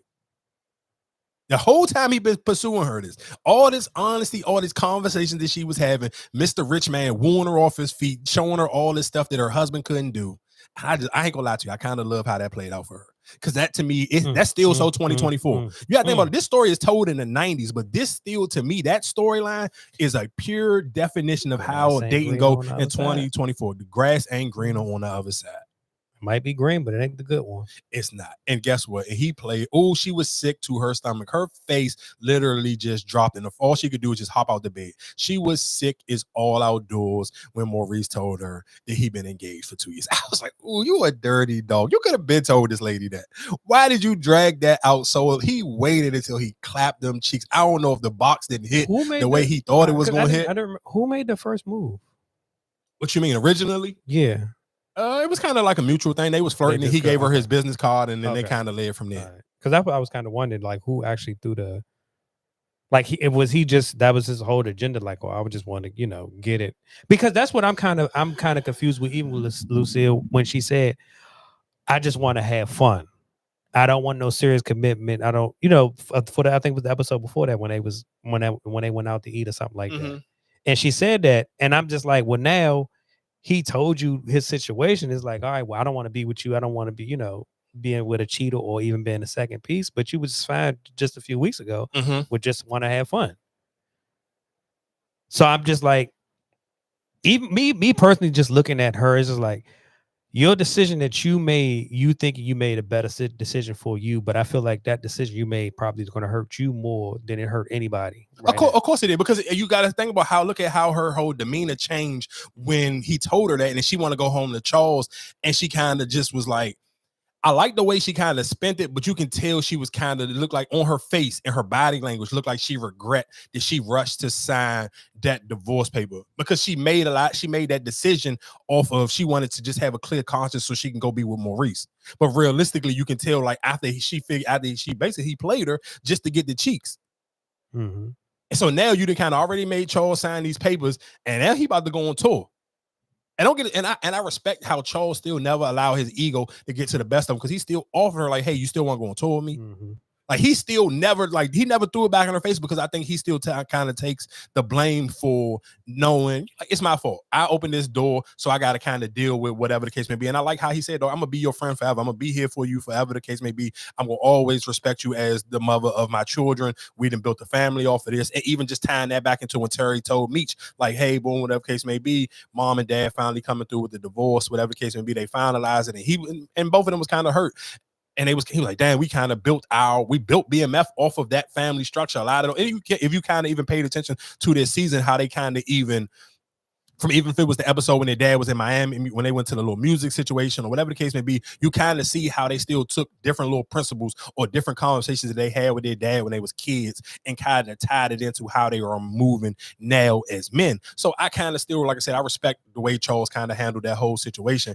That's why I'm kind of disappointed in Nicole, because it's like, this whole season you've been reading everybody for filth and you've been letting people know how you feel, but it's just like this moment right now, you didn't give your mother the aha, I told you so kind of situation where you was the one saying that she didn't need to be dealing with him. She needed. Yeah, but I mean, but I think that would be that wouldn't be like, I don't think nobody would do that to their mom, though. Like, that's still her mother. She still love her mother. But she's been telling about her the whole, like, her telling about her the whole time. Oh, you shouldn't be going out the date. I get what you're saying, though, Marcus, but listen to what I'm saying. But guess what? Listen to what I'm saying, though. But look how much more hurt her mom was when she just came with a strong prayer and was praying for her mother. She broke her down in tears, dog. That was sometimes you can kill people with kindness, and somebody who really super into religious, like, I even told y'all about that moment that I had with Dad when he was in the hospital, and I'm sitting here praying for him.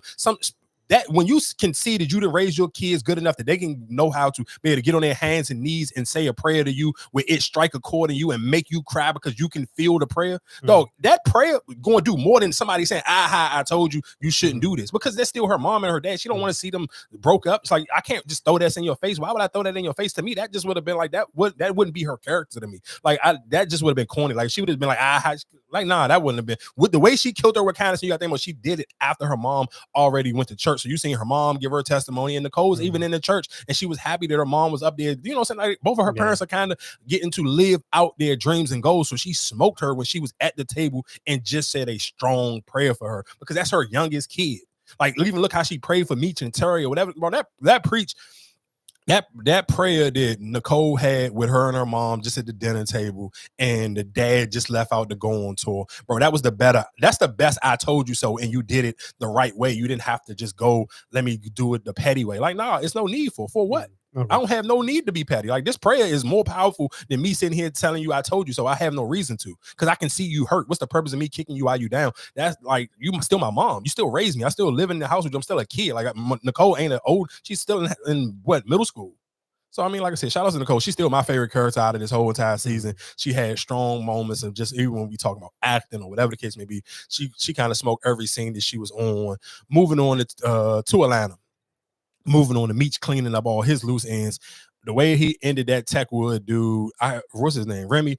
Oh, man, they smoked him. And even just the way how he kind of got away with getting his cars back and all that was fire, because it was kind of like, damn, I was like, damn, they got his whips out of the impound lot. I thought that I thought it was gonna be over for them. I was kind of like, damn, how they gonna get their work back? They got it back because realistically the vans were just sitting there. They couldn't get in them. They took them. They couldn't get in them. So then, whatever the case may be, Meech found the way to, woo the dude over, talk him, show him that he had the purest coke in the town. Got him. Then he got him. All the dudes to turn on him in Kirkwood, and then of course the dude in the car. And they kind of already told him he got to roll out. So he had the light come to a red light. I ain't even gonna lie, I didn't see that coming at all. Like, him sitting at the red light and he just kind of vibing out. He bought the water from the dude, and then somebody come and just rock him to bed. Literally. And just the way, like, they don't even show him, they just show his brains, boom, just hitting the windshield. It was just like, damn. And then I forgot all about even when the next scene come up and it's Meech at the graveyard talking to his man, of course, the dude who played Young Miami baby father. And I was just like, damn, I forgot that he even, because that was the season before. So you kind of forget a little bit certain things. So you kind of forgot that the dude was the one who even got, who killed the Young Miami character's baby father. So it was kind of like, all right, that was kind of a little sweet ending to that. And then even for when it was short. I thought he was talking to, whatchamacallit? The shorty that got killed. The rapper girl.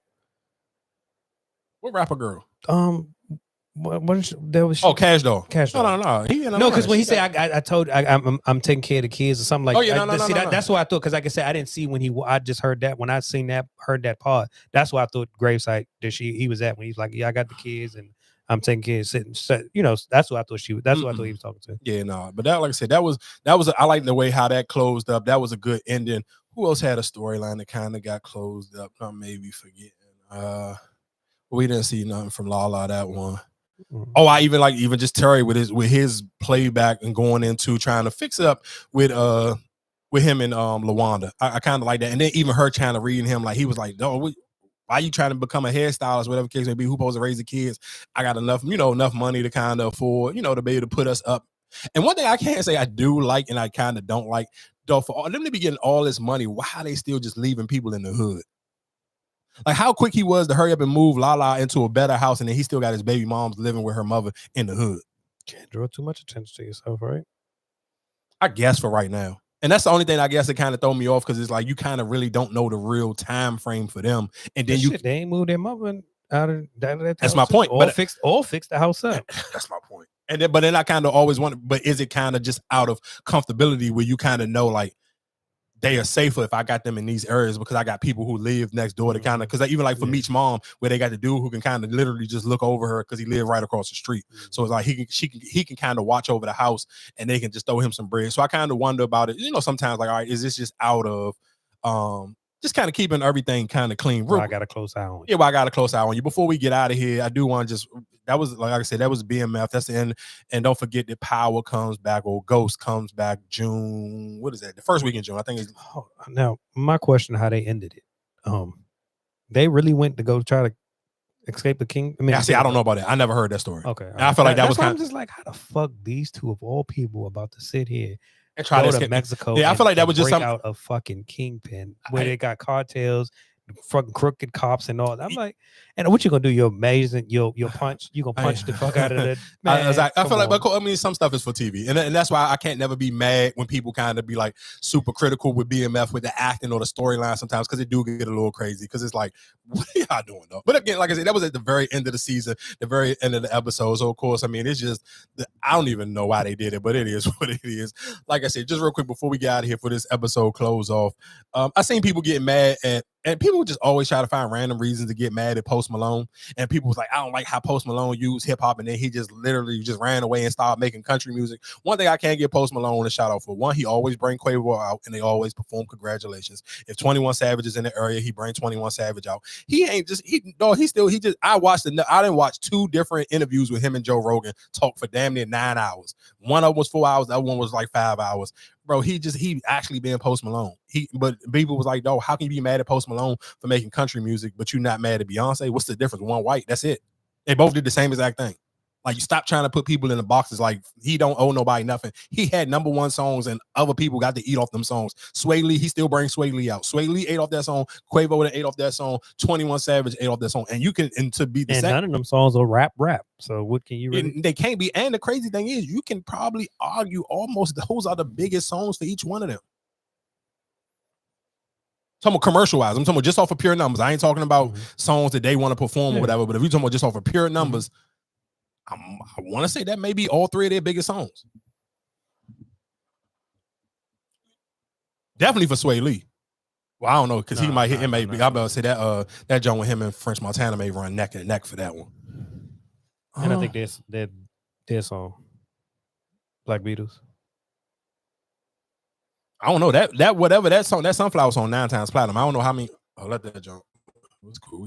I don't necessarily know how big that. I don't know how big the I don't know how many times Black Beatles went platinum. And but I know the only, I think, yes, if we talking about Sway Lee, I think the only one that realistically probably be close is the French Montana. But for 21 Savage, I don't know if he got a song bigger than Rockstar. I'm talking about we just going off of numbers. I ain't saying nothing else. But if we literally just talking about numbers, I don't know. Quavo, you probably can argue maybe Versace or Bad and Bougie. What is the song with Quavo? Because I'm trying to think, what is the song with Quavo? Post Malone and Quavo. What song is that? Congratulations. Oh, that's with Quavo? Well, I thought it was somebody else. No, that's with Quavo. Okay. Yeah, I don't think he got no song by himself. No. Oh, Quavo by himself? Oh, hell no. I'm talking about just as the Migos as a group. Yeah, no. Him by himself, hell no. He don't have no bigger song than that. Not at all. And shout out to Candace Parker. Candace Parker was named, I forgot to talk about that when we was talking about the WNBA stuff. Candace Parker was named the president for Adidas, or the women's basketball jump. So that's a good look for her. Oh, and we forgot to talk about, Asia Wilson getting her own sneaker from Nike, as we was talking about this too. Yeah. That was kind of fire though. I'm not even gonna lie to you. It was fire, but it was kind of like, I feel like they did it just out of desperation. They kind of was smoking. That was nasty. What, for her to give her that sneaker? Yeah. That was nasty. Nasty Why? work. Because but just like how we even talk about how we talked about Sabrina, we talked about Caitlyn, their shoes were more so, okay, you know what I'm saying? Like, this fits you. That's kind of, I feel like with her, Nike just gave her a shoe that's, you know what I'm saying? Like, I don't feel like that shoe fit even her personality or just even her game. But I don't necessarily, but again, I don't know if she got a real personality yet. And I think that was just them trying to hurry up and quiet the people. That's why I said it was nasty. That's why I say it's nasty, because it's like, I've seen the Sabrina shoe. I've seen the Caitlin Clark shoe.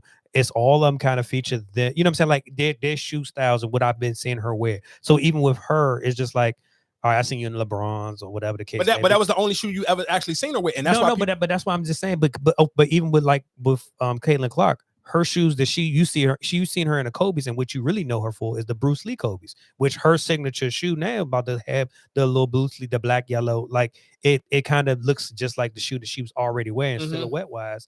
And they just kind of, changed the concept where they gave her the backwood Nike sign. And even like with Sabrina, the shoes that she wear before, it kind of fit her. But I just feel like Asia Wilson, they just kind of like, all right, here go one of them shoes that we, what I'm saying, we about the new shoes about to run out, and we won't put you attached to it. Like I feel like you just got here you go. It wasn't no thought. But I guess, but I can still say the same thing they did that. You can say they did that same thing for Giannis, the same thing they did for Paul George. None of them don't got no real like booyah type of shoe. They got a kind of but shoe they still, but I'm saying, but they still, it's still kind of separated. When you see, I don't, because I don't think you saw the release when they did it with whatchamacallit, Victor Wembanyama, because that was the original shoe that got put out when they was attaching the Victor Wembanyama to that shoe. I seen him. He had a jump where they was cutting the grass or something like that, or they cut the grass into like an alien jump. That's his Nike commercial now. But I'm saying, but when they first showed all them wild shoes.